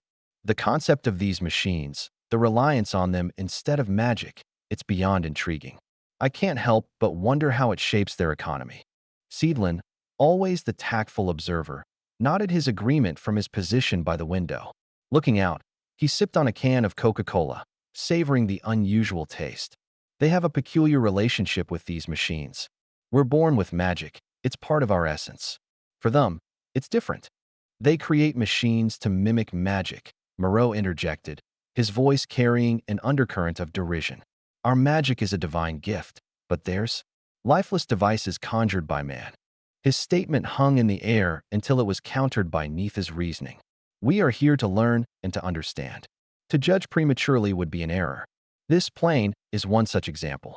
A machine devoid of any magical essence, yet it outstrips our finest skyships in speed and altitude." Elena added to Neith's words, "And the purpose of their technology extends beyond mere comfort and convenience. Envision armadas of these planes, fitted with cannons and bombs instead of luxurious seats." Seidlin agreed, the lines on his weathered face deepening in thought. "Indeed, the face of warfare would be forever altered. Their planes may not be able to carry as many cannons as ours, but that is no matter if our cannons can't even land a single strike on their speedy planes." Moreau, shifting uneasily in his seat, voiced his disagreement. His warrior's pride was visibly ruffled by their discussion. "That goes for them as well. With what puny cannons they can fit onto a craft such as this, it would be unlikely they could breach our shields." Undeterred by Moreau's interjection, Elena continued, "Beyond warfare, the implications of their technology, coupled with their populace, it could instigate an industrial revolution surpassing our own. Their productivity, their efficiency." Ilsa joined in once more, the topic now touching her realm of expertise. "I concur. The economic ramifications are indeed significant, but it surpasses merely an industrial revolution. We could be witnessing the precursors of a societal revolution if the video seen by Lady Liraz holds any truth."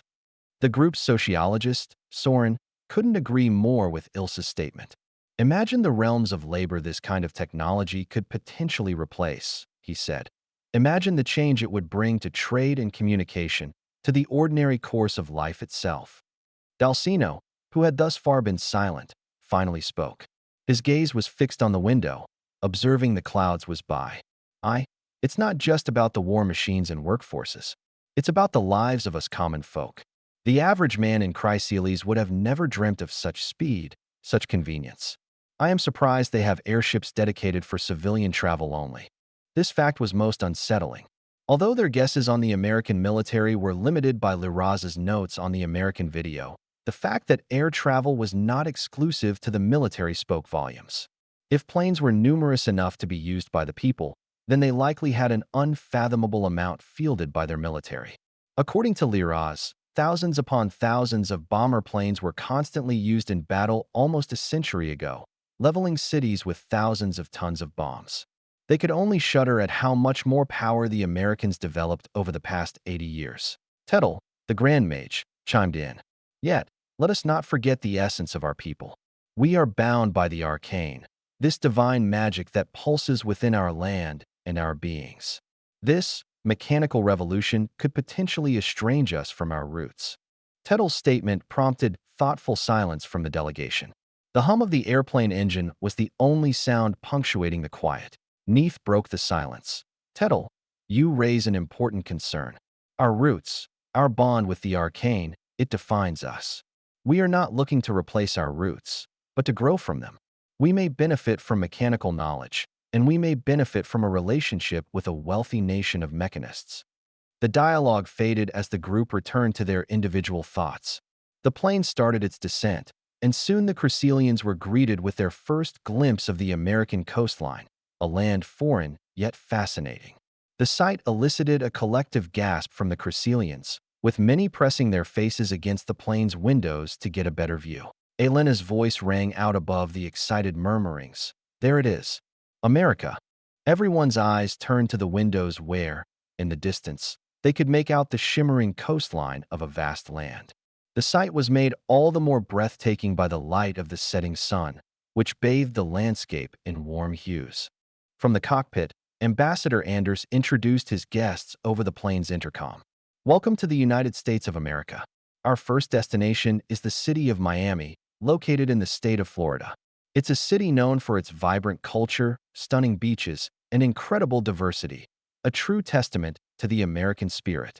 As the plane continued its route to the airport, they could make out the details of the land below. There were sprawling suburbs and impressive skyscrapers, veins of highways covering more land than all the roads of the Crescelian homeland, and a patchwork of fields and forests. A variety of ships loitered about the coast, from container ships to antiquated sailing vessels to mysterious ships endowed in golden hues, which oddly resembled the design aesthetics of their single-prow chimera. As the plane descended further, the group's anticipation grew. The bustling cityscape of Miami was now within view, stretching out as far as the eye could see. And then, with a soft thud, the plane touched down. The plane had safely delivered them to the mysterious land of America. The doors opened, letting in a gust of slightly warm, humid air that smelled like salt and flowers. With a final deep breath, the Crescelian delegation walked down the steps and onto the tarmac. Miami and the United States of America awaited them. Chapter 149, The Home of the Brave. Last time on Summoning America. The Perpaldian War, which occurred a year ago, was a conflict between the United States against the Perpaldian Empire. Complete and overwhelming U.S. victories on the battlefield led Chaos to orchestrate a peaceful coup, supported by the CIA, against Emperor Ludius in order to prevent the Perpaldian Empire from completely collapsing under mounting U.S. victories. His coup was successful and Chaos signed for peace with the U.S., resulting in Ludius's position being relegated to ceremonial only and the reformation of the Perpaldian Empire into the Perpaldian Republic, led by President Chaos. December 25, 1640. Miami, Florida. Stepping onto the Miami International Airport tarmac, the Crescelians found themselves immersed in a wave of new sensory experiences. The Florida winter was a slightly humid, lukewarm embrace, rich with the salty tang of the ocean and the bloom's perfume that flourished in the subtropical climate. The ambient hum of the bustling airport, a place teeming with activity and urgency, held a foreign, yet fascinating cadence compared to the tranquil silence above Crescelian cities. Around them, jumbo jets, large but not quite comparable in size to their elegant Crescelian airships, dotted the airport, humming with the power of earthly engineering. Princess Neith watched with a thoughtful gaze, an unspoken acknowledgement of the potential that these machines, and by extension, their creators held. The Diplomatic Security Service, DSS, had arranged a fleet of imposing, black SUVs for their escort. While vehicles were a common sight in Chrysalis, the rumble of combustion engines was a novel experience for the delegation accustomed to the gentle hum of arcane-powered transport.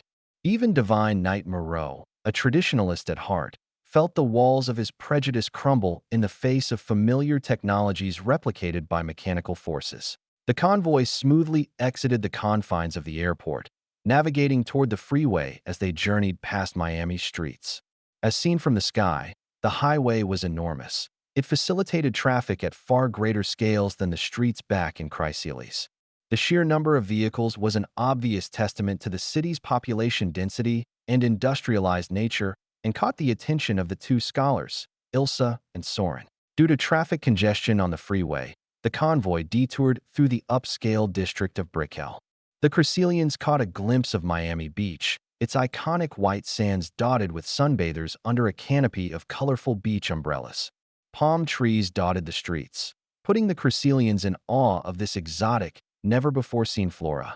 In the distance, opulent yachts shared the waves with a diverse array of vessels. Finally, the convoy reached their destination, a hotel overlooking the beach, identified as the Ritz-Carlton Hotel in Key Biscayne by a driver.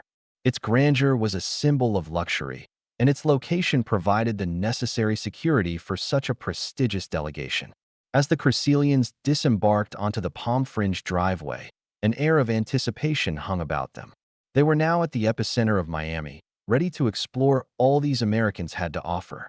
After a restful night to recover from their journey, the Chrysalians awoke to a sunny Friday morning on December 23rd, ready to explore Miami Beach. They journeyed down from their rooms, linking up with their guides from the State Department in the lobby. Despite it being an entirely different environment, the soft hum of activity in the hotel brought a sense of familiarity. They began their excursion with a walk along the South Beach. The sight of the azure sea lapping gently at the sun-drenched sands was familiar, yet captivating. Yet, more mesmerizing was the vibrant mix of Americans and Elysians lounging under the Miami sun. Elves with their slender forms and pointed ears, as well as beastmen boasting diverse arrays of animalistic traits, casually mingled with humans. This sight was a great shock to the Chrysalians, previously known to them only through mythology and lore from their ancestors who had fled the Central World to escape Noscaratha's rampage. They walked past the Miami Beach boardwalk, catching glimpses of the opulent Art Deco hotels and the lively cafes, bursting with life and music. As they strolled along the bustling promenade, the Chrysalians noticed the preparations for an upcoming cultural fair. From the fluttering banners and the temporary stalls, it was evident that the locals were enthusiastic about preserving and showcasing earthly culture amidst the blend of Elysian influences. Liraz had heard Anders claim that the United States was a transferred country, but dismissed that claim as a tall tale until now. Amid the high spirits and festivity, they couldn't help but notice the Christmas decorations. Palm trees were strung with twinkling lights, storefronts sparkled with tinsel and garlands, and oversized pine trees adorned plazas and lobbies, similar to the decorated tree in the hotel lobby. To Soren, these were fascinating insights into American culture and religion. To the others, the holiday spirit was infectious and uplifting. Towards the late afternoon, after spending the day exploring, the Chrysalians finally settled down to rest by the beach, the cool sea breeze providing a welcome contrast to the warm sun overhead. Neith and Liraz remained by Anders' side, their gazes frequently moving between the lively beach scene and the alluring horizon, taking in the spectacle of American civilization. Amid the melange of beachgoers, a familiar figure caught Ambassador Anders' eye. He squinted against the sunlight, trying to discern the faces under the shade of a beach umbrella. His heart thumped in his chest as he recognized the two individuals, none other than President Chaos and his wife, Rita. "Is that?" he murmured to himself, disbelief coating his voice. The two Parpaldians glanced toward the Chrysalian group, their eyes meeting with Anders. The surprise on their faces was evident, but it quickly shifted into delight. "Ambassador Anders?" President Chaos called out, his voice carrying over the murmur of the beach. At his beckoning, Ambassador Anders looked at Neith and Liraz with a mixture of surprise and excitement. He was about to introduce the Chrysalians to some very significant figures indeed. President Chaos, Lady Rita. Anders greeted with a nod of his head as he approached, the smile on his face warm and genuine. It's a pleasure to see you both here. As with you, Ambassador, Chaos replied, lifting the sunglasses off his face. We finally got the chance to go on vacation. I heard from Emperor Ludius and Mill that Miami was a good spot. Anders agreed. Excellent choice. Miami isn't as lively as it used to be, but that means we get the beaches all to ourselves, pretty much. He paused. May I present Princess Neith and Ambassador Liraz from the distant land of the sacred kingdom of Great Chryselis. Princess Neith, Ambassador Liraz, a pleasure. Chaos greeted them with a polite nod, his wife following suit. Rita's eyes sparkled with curiosity as she studied the two Chryselians. Likewise, Mr. President, Lady Rita, Neith responded, offering a curtsy. Liraz merely bowed in acknowledgement. Rita couldn't help but express her fascination. Chryselis. I've never heard of it. An isolated nation, isn't it? Neith shared a glance with Liraz before nodding. Indeed, Lady Rita. Our homeland is rather distant and isolated. We've only now had the chance to reconnect with the lands of our ancestors. It is a pleasant surprise knowing that these lands have not been scoured by demons. Refugees from the era of Nosgarath? Chaos asked, an intrigued glint in his eyes. Neith nodded.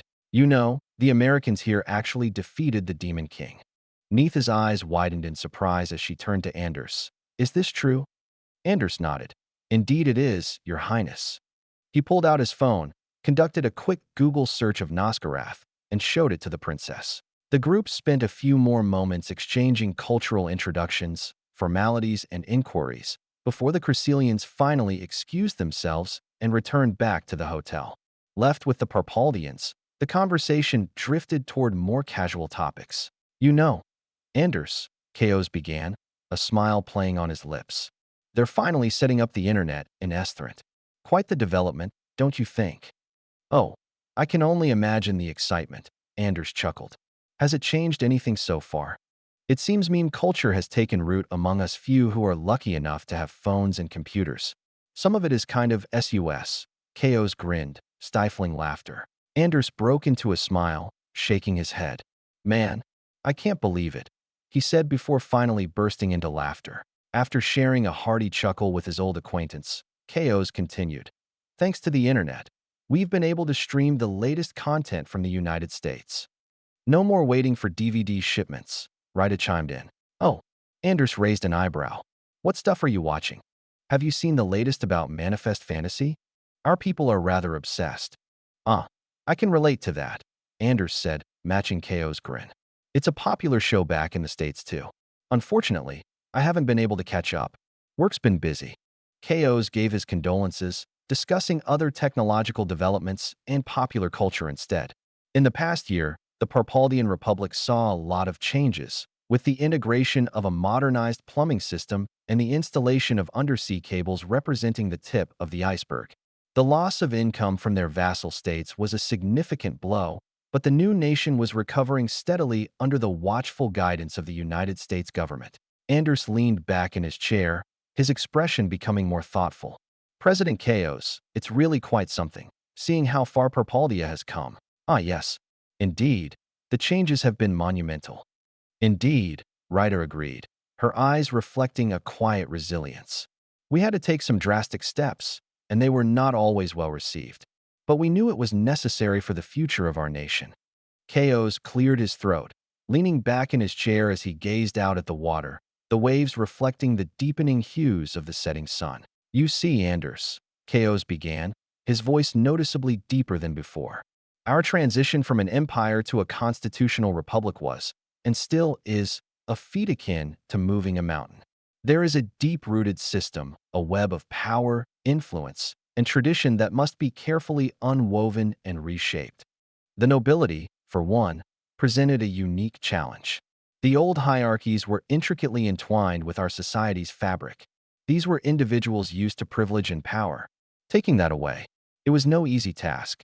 We had to strike a balance, ensuring their continued importance and influence in the new society without letting them obstruct the path of progress. This meant transforming their roles from rulers to advisors, and from despots to democrats. Anders, you remember our discussions on Imperial Japan's post-World War II transition? Chaos inquired, referring back to a topic they had once delved into. Yeah, I do, Anders responded. The advisors your government sent guided us along that path. The emperor, once a divine figure, was made into a symbol of unity rather than an absolute ruler. We did the same, repurposing the nobility, retaining their prestige but limiting their power. I can't believe I'm saying this, but Mill was instrumental in getting this done. Anders smirked, surprised at Ko's revelation. I guess people really do change, huh? Ko smiled, savoring the brief moment of lightheartedness punctuating the tense air. But alas, it did not last. He continued, that was just the beginning. The vassal states were another hurdle. They hated us for what we did, and justifiably so. I'm just glad that your people were there as mediators. Anders gave an understanding nod.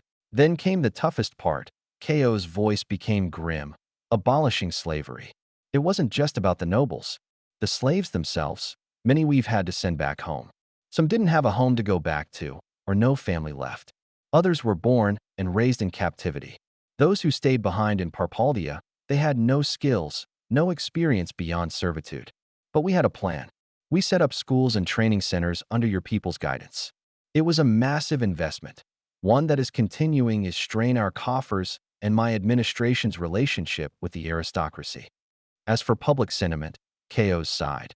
That is something that is beyond our direct control. We can only lead by example and hope that, in time, people will see the benefits of these changes. The general populace was initially fearful after seeing the bombs fall on Estherant. Some became resentful, upset, their pride was damaged. But we had to make them understand that these changes were for the better. We launched extensive campaigns to educate the populace, to help them understand why these reforms were necessary. We organized town halls, Manicom programs, and even used some of your nation's propaganda tactics. I still can't tell if the people are fearful of going against you Americans, or if they're actually coming around. It's an ongoing process, and there is still much to do. But if we keep on this path, Ko's voice swelled with hope. If we stay patient and persistent, I believe we will build a better Parpaldia. He looked to Anders, the glow of the setting sun on his face. I haven't had the chance to properly say this, but thank you, Ambassador. Thank you for guiding us along this new path. Don't worry about it. It was simply the right thing to do. Anders smiled.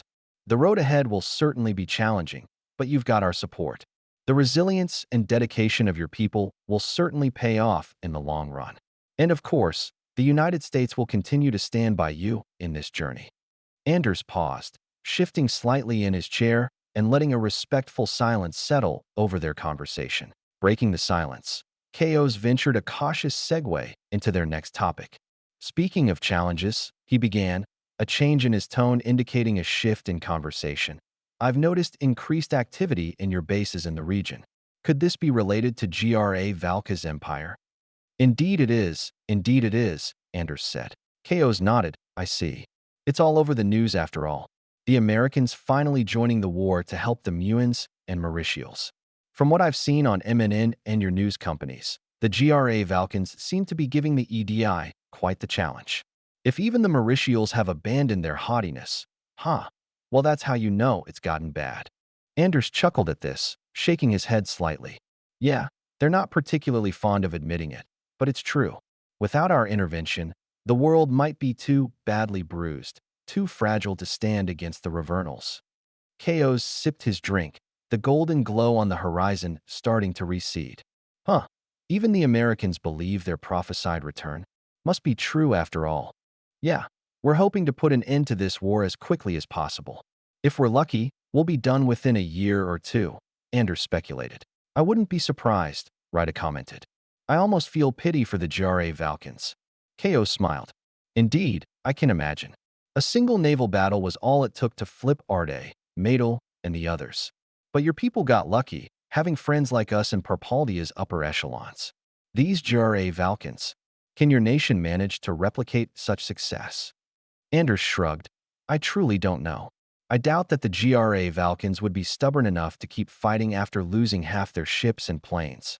But either way, I'm sure my government will figure out a quick end to the war. We won't back down in the face of adversity. After all, We're the land of the free and the home of the brave. Chapter 150, Orchestra of War. Last time on Summoning America. The GRA-Valkan War currently has the GV at a distinct advantage over the technologically and numerically inferior EDI. They have made significant progress in the Muon fronts and defeated EDI fleets across the Arctic Ocean between the Mu and Myrishan continents. The GV has complete land, air, and naval dominance in most battlefields. However, the EDI has been regaining ground thanks to American advice and weapons, which the GRA-Valkans and their WW2-era technology struggle to fight against. Despite this, the GV remained neutral to the Americans for fear of their overwhelming technological and military prowess. Displeased with GV's neutrality with the Americans, who were clearly waging a proxy war against the GV, Senator Guinea Merrickx led a coup against Emperor Jare Lux, seizing control of the GRA-Valkas Empire. The U.S. authorized a rescue operation in which submarine-deployed SEALs infiltrated the GRA-Valkan mainland. While the submarines launched a first strike against GRA-Valkan military targets to weaken them in preparation for the inevitable war, the SEALs used this distraction to rescue Emperor Jare Lux and other HVTs. As a result of this transgression and as a part of his intended plan anyway, Merrickx declared war on the United States. As of December 19, 1640, the U.S. joined the EDI-GV War, GRA-Valkan War. December 22, 1640. Kalmykas, Mauritial c. 1,200 miles from Kartalpa Strait. Great Atlaster-class battleship, GVS Valhalla, 5th Conquest Fleet. Fleet Admiral Alaric Dietrich, a stern, battle-hardened veteran, presided over the large strategic map table in the command center aboard his flagship, the GVS Valhalla. His piercing gray eyes scrutinized the placement of the figurines on the table, representing the forces of the 5th Conquest Fleet and the EDI Kartalpa's fleet. To his side stood Vice Admirals Karl Felt, Otto Steinberg, and Erich Halvard, each in command of a battle group within the fleet. Let us review our plan once more, Dietrich began, his voice as firm as iron. Kartalpa's is not some backwater base like Kelowna or Osporus. It is a vital, fortified city, the financial heart of the Holy Mauritial Empire. If we storm in guns blazing, we'll suffer losses on par with the disastrous battles of Otaheite and Heidel. So, we shall execute our plan in distinct phases. Vice Admiral Steinberg, a stout man with a face hardened by numerous skirmishes against Kane, recalled the details of the operation. An assault that makes the most of our submarines and carrier tactics. Indeed, Otto. Dietrich began, his tone reflecting the gravity of what lay ahead.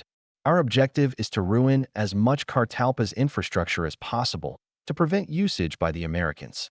Phase 1 begins with the deployment of scouts around the Kartalpa's sea. Forces from Merkins' 4th Conquest Fleet will engage EDI defenses along Kalmykas Island and attempt to establish a beachhead near the western port city of Juneirao. Intelligence suggests the EDI has 2 more PAL Chimerae, one in Rhenepolis and one in Kartalpas. Spies in Kartalpas also confirm the presence of at least one plasma dragon. Ideally, Merkins' assault will draw some Kartalpa's superweapons away while we enter the Kartalpa Strait between Kalmykas Island and Pholicus Island. Vice Admiral Felt, always one to consider contingencies, posed. And what of the Americans? They've already entered the war. It's only a matter of time before they arrive to help the Mauritials. Dietrich explained. Indeed, we must assume that the Americans already know where we are and what we are doing at all times. As such, Marcus and Reinhard have taken 2 battle groups to Galavit, where there is an American base. Their objective will be to delay the Americans by putting pressure on their holdings, a quick hit and run to distract the Americans while we lay siege to Kartalpas. Vice Admiral Halvard crossed his arms, uncertainty plastered on his face. We still do not know much about these Americans, aside from the fact that they have missiles more advanced than the Mauritial Comet. Most of our knowledge of these Americans comes from small arms sold to the Muons and unverified hearsay from our spies around the world. They may have weapons we are unfamiliar with. Will 2 battle groups be enough? Felt seconded Halvard's concerns. Pre-war intelligence states that the Americans have aerial, naval, and army assets there. There's no telling how much has changed since then. As of last month, We've obtained visual confirmation of 4 destroyers, 1 cruiser, and some supply ships. Based on the overall development of the base so far, we can estimate that they have 3 squadrons of aircraft at most, alongside a group of larger aircraft that we can only assume to be bombers or passenger planes, much like those seen in American airports. Some appear to have strange contraptions, like a disc or dome attached to the top. Dietrich responded to their worries with confidence. On top of this great vessel, our 5th Conquest Fleet and its 5 battle groups has 10 Pegasus-class fleet carriers, 25 Cygnus-class escort carriers, 20 Hercules-class battleships, 5 Mjolnir-class battleships, 30 Taurus-class heavy cruisers, 90 Ares-class light cruisers, 250 Perseus-class destroyers, and 60 Sion-class submarines.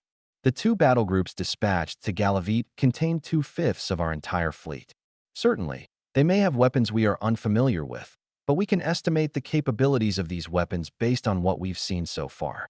Dietrich continued, we've learned how to better resist the onslaught of Mauritial missiles. American missiles are likely not that different. As long as we keep our distance, we should be fine. The Americans are advanced, but we are not that far behind. This discrepancy can be made up with numbers. Hundreds of aircraft and more than 100 ships should be sufficient to tackle this small base, which is 5 warships and a handful of fighters and bombers. If we can handle 5 Orichalcum-class battleships easily, then 5 destroyers and cruisers should not be a major issue. As for their fighters, they may be advanced, but we have many more fighters than they have missiles, and their bombers will not be able to pass through our screens of aircraft. Halvard accepted Dietrich's reasoning, adding his own thoughts. I think it may be best if we first probe the American defenses with a light wave of aircraft. Their capabilities may prove greater than we've anticipated. Indeed, Felt concurred. If the situation turns out differently, Marcus and Reinhard can pull away and harass other ports or cities throughout Galavit. Yes, Dietrich nodded, seeing their reasoning. If they attack the American base Hedon, they may suffer incredible losses and will not be able to distract the American reinforcements properly. Moving on. Dietrich's finger tapped the figurine representing the GVS Niflheim and its accompanying submarine squadrons. The next move falls to our Seehund-class submarines. Shifting the Niflheim figurine slightly on the map, he explained, the Niflheim and her squadrons will serve as our hidden trackers. Their first mission, to shadow the enemy. Their role is to identify fleet formations, discern patrol patterns, and possibly lay in wait for ambush opportunities. They can also keep an ear out for sonar nets, though this will be a passive role. In-depth reconnaissance should be left to our screening forces, equipped with recon planes. We can't expect our submarines to communicate or relay real-time information while submerged, but they can offer a clandestine layer of observation. They'll be fighting the Mauritials as if they are fighting Cain. Placing the icon closer to Cartalpas, he elaborated, direct confrontations will be avoided unless essential to preserve their concealed advantage. Vice Admiral Felt, wary of the strategy, asked, if they run into trouble? If they're spotted? Unwavering, Dietrich responded, they've been trained for such scenarios against Cain. Dive deep, make use of thermal layers, go silent. They'll defend if necessary, but will maintain an open extraction path. We don't want to trade punches just yet. We must first gather intelligence and create uncertainty. Pressing on, Dietrich expanded. Upon obtaining a clear understanding of the enemy's naval layout, the subs will pivot to subtle disruption and containment, simulating deceptive radio or manacom traffic, sabotaging power nodes and sonar networks, blockading the enemy within Cartalpas Bay, and gathering data on prototype mana-jammers. Felt squinted his eyes slightly, catching a possible point of concern. Manacom traffic and mana-jammers? I assume these use magic equipment. Dietrich responded, indeed, but such devices exhibit minuscule signals and only when in operation. Under the EDI's magical armada, it would be a drop in the ocean, impossible to detect, let alone used to hunt our submarines. Felt gave a nod, his concern satisfied. Dietrich continued, their actions will be discreet, aiming to instill a sense of unease and doubt. But we must also consider our priority threats. He moved his hand over the depiction of the Mauritial Orichalcum-class battleships. These are not to be underestimated. With their Comet 1 anti-ship missiles, They are capable of striking our most vital vessels from a significant distance. These battleships will be the primary targets for our submarine squadrons. Admiral Steinberg's eyes narrowed, understanding the stakes. Those missiles could wreak havoc on our fleet carriers. Exactly, Otto, Dietrich affirmed, which is why some of our subs will be tasked with a critical mission. Once they have identified the battleship's locations, they will position themselves to strike. Utilizing torpedoes and undersea cunning, they'll aim to neutralize these threats before our surface fleet comes within missile range. If they are still capable, our subs will then go after Mauritial carriers. Vice Admiral Felt chimed in. And our air wings? Will they be part of this phase? Dietrich nodded his head. The air assets will work in tandem with the chaos sown by our submarines. The Orichalcum-class battleships must be dealt with swiftly, though our submarines are best suited for this task. Combining this with an aerial assault should increase our chances of achieving this objective. Successfully eliminating or crippling their orichalcums will greatly diminish the Mauritial's capabilities, giving us a significant advantage as we proceed to subsequent phases. He continued, his voice measured. Once we've stirred up the hornet's nest with Phase 1, we move into Phase 2, which will be split into 2 groups. He picked up the finely detailed miniatures of the Pegasus and Cygnus-class carriers, positioning them strategically on the outer sectors of the map. Steinberg leaned forward, curiosity piqued. What's the approach here, Admiral? Patience and precision, Otto. Our focus will be on attrition, forcing the Mauritials to spread their defenses thin by attacking from various vectors. Call it a multi-vector assault, if you will. Halvard pressed. Could you elaborate, Admiral? How exactly are we to execute this? Alaric gestured to the map, crisscrossed with intricate lines dividing it into alphanumeric grid squares, similar to the modern American military grid reference system, MGRS. Of course, Eric. Let's consider our options and intelligence. Pointing to a grid near the fjord-like formation that made up Cartalpa's Bay, he continued. Due to historical American electronic warfare, our SIGINT and ELINT units are now equipped with mana communications and detection matter. Our forward units have reported an increased concentration of mana signals from Grid B3, a concentration of EDI forces, most likely their primary defenses. Felt leaned closer to the map, eyes narrowing at the coordinates. So, our first wave attacks B3 and, say, E6? Correct, Carl. Dietrich affirmed, moving to the grid southeast of Cartalpa's Bay, near the entrance of the fjord's inlet. But we won't stop there. Our aircraft will also strike at these locations, he said, pointing to other grids surrounding Cartalpa's Bay, forcing the Mauritials to adjust their defenses. We'll monitor their reactions through SIGINT. Halvard, remembering his battle group's role in this operation, added, then we hit them elsewhere as they shift.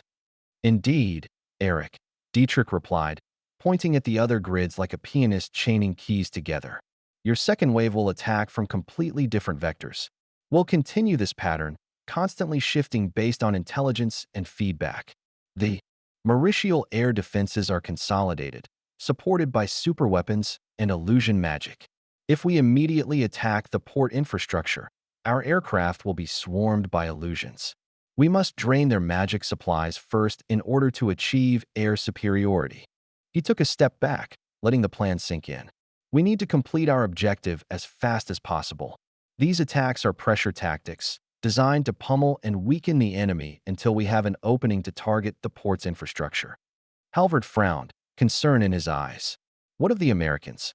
It is only a matter of time before Marcus and Reinhard are forced away by an American fleet. If the Mauritials bog us down long enough, the delay earned by the Galavite diversion will not be enough. Indeed, no battle plan ever survives contact with the enemy, Dietrich conceded, his voice tinged with the gravity of the situation. While we engage the EDI forces, a battleship division combined with 2 submarine flotillas will block the eastern entrance to the strait. We also have numerous recon fleets keeping an eye on the region. Once the Americans show their faces, we will retreat. In order to complete our objective of destroying important infrastructure, we must walk a fine line. It's a delicate balance. We must be aggressive enough to pressure them, yet measured in our expenditures. Every move, every decision must be calculated. The room went quiet as the men absorbed the depth of the strategy. The plan to hammer the enemy from afar while completing their objectives before the Americans arrived was indeed an intricate dance, requiring careful coordination, intelligence, and restraint. It was a challenging game, but one they had to play. The silence lingered like a dense fog, only to be sliced through by felt. Admiral, what about their superweapons, the plasma dragons, and that monstrosity they call the Pal Chimera? What if the Fourth Conquest Fleet fails to draw it away? Dietrich nodded, his face hardening. A valid concern, Heinrich, and one that we have not taken lightly. He moved to the small fleet of miniature Rigel bombers and Antares Kaisers, each one meticulously detailed. Our Antares Kaiser squadrons are our trump cards in the air, but they aren't miracle workers. Against the Wind Dragons and the Alpha 4 fighters, they'll have their hands full. The Rigels will be crucial here. He motioned towards the cluster of models, almost as if he were a conductor leading an orchestra of war. Though slower than the Kaisers, the Rigel's hardpoints are able to accommodate MR-3 rockets. We don't have the Americans' guided munitions, but these rockets should be sufficient against a target the size of a plasma dragon or Pal Chimera. Prior battles indicate around 40 of these rockets for a plasma dragon, 60 for the Chimera, 40 for its shields, and 20 for the hull. He paused, looking each man in the eye. I won't sugarcoat it, gentlemen. The EDI aren't amateurs. They have Americans whispering in their ears. They'll defend their prize assets fiercely. Our pilots should expect AA defenses like we've never seen, and we must also be prepared for magical countermeasures. But our mission isn't solely the destruction of these assets. If we force them to exhaust their energy and retreat, that's a significant win that will allow us to clean up the EDI surface fleet and commence our attack on the port infrastructure. It aligns with our strategy of attrition. Dietrich's voice was firm, unyielding. The intensive training regimen for our Rigel crews is close to completion. It will be grueling, with only several weeks of training, but with targets as large as the Plasma Dragon and Pal Chimera, I believe they'll be up to the task. And remember, gentlemen, we have numbers and technology on our side. 10 fleet carriers, 25 escort carriers. That's an armada they can't hope to counter. His eyes returned to the map, studying the pieces like a general studying the battlefield. This will be a brutal fight, but far less brutal than what Caesar experienced during the Battle of Otaheite. We've improvised. We've adapted. And now, with the precision, audacity, and courage of our men, we shall overcome.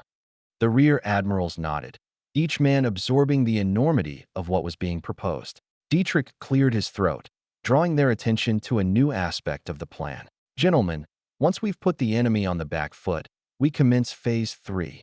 His hand moved to a ring of battleships, cruisers, and destroyers encircling a cluster representing the EDI fleet. This phase is all about containment. Our big guns will establish a naval blockade around the Cartalpa's fjord.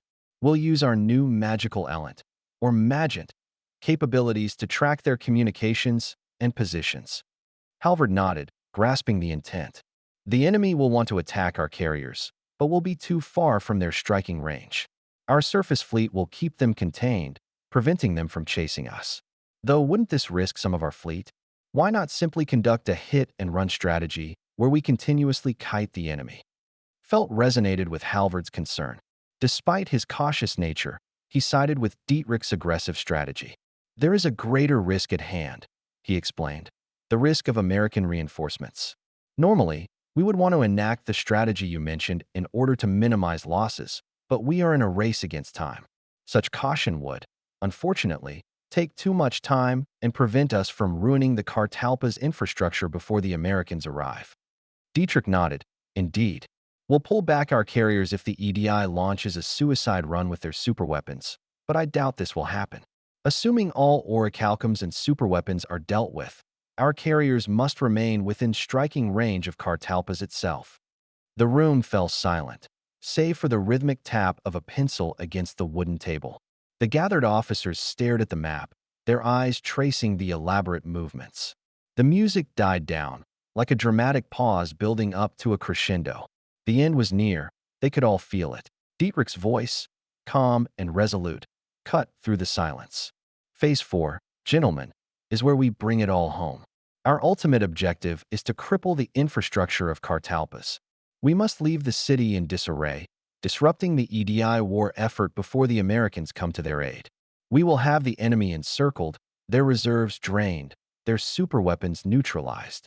But we cannot afford complacency. The final phase is where we bring the hammer down. He moved the pieces on the map, aircraft and submarines converging on the trapped EDI fleet.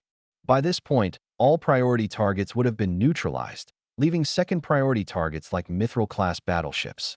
Our submarines will continue their silent hunt, focusing on these targets so our battleships can move in, mop up their fleet, and pound the infrastructure along the port. At the same time, our aircraft will maintain their relentless assault, likely achieving air superiority. Once the EDI fleet is neutralized, our bombers will direct their sights on the city itself, destroying any maritime infrastructure they see, alongside targets determined by our spies. Felt saw another area of concern and interjected, "Admiral, what of their remaining defenses? Given our limitations and the magical nature of enemy defenses, how do we intend to suppress their air cover and deal with shore-based artillery?" Dietrich nodded, acknowledging the concern. "Indeed, Vice Admiral. Traditional SEAD methods won't apply here, and electronic warfare is ineffective against their magical technology. There is also a possibility that the Americans interfere with our systems again and disrupt our electronics. However, we do have a number of aircraft and vessels equipped with matter. Thanks to previous battles, we've developed magical profiles for the signatures exhibited by various Mauritial units. Our SIGINT personnel will help coordinate targets for bombing runs and naval bombardment." He continued, "We will win this battle not through brute force alone, but through strategy, precision, and persistence. Every destroyed facility, every sunken ship, every crumbled defense will be a blow to their ability to wage war." He looked around the room, meeting the eyes of each officer. "This is our moment, gentlemen. The culmination of everything we've worked for. Our strategy is the composition, our fleet the orchestra. Tomorrow, the curtain will fall on Cartalpas, and we will let the enemy hear our symphony of war."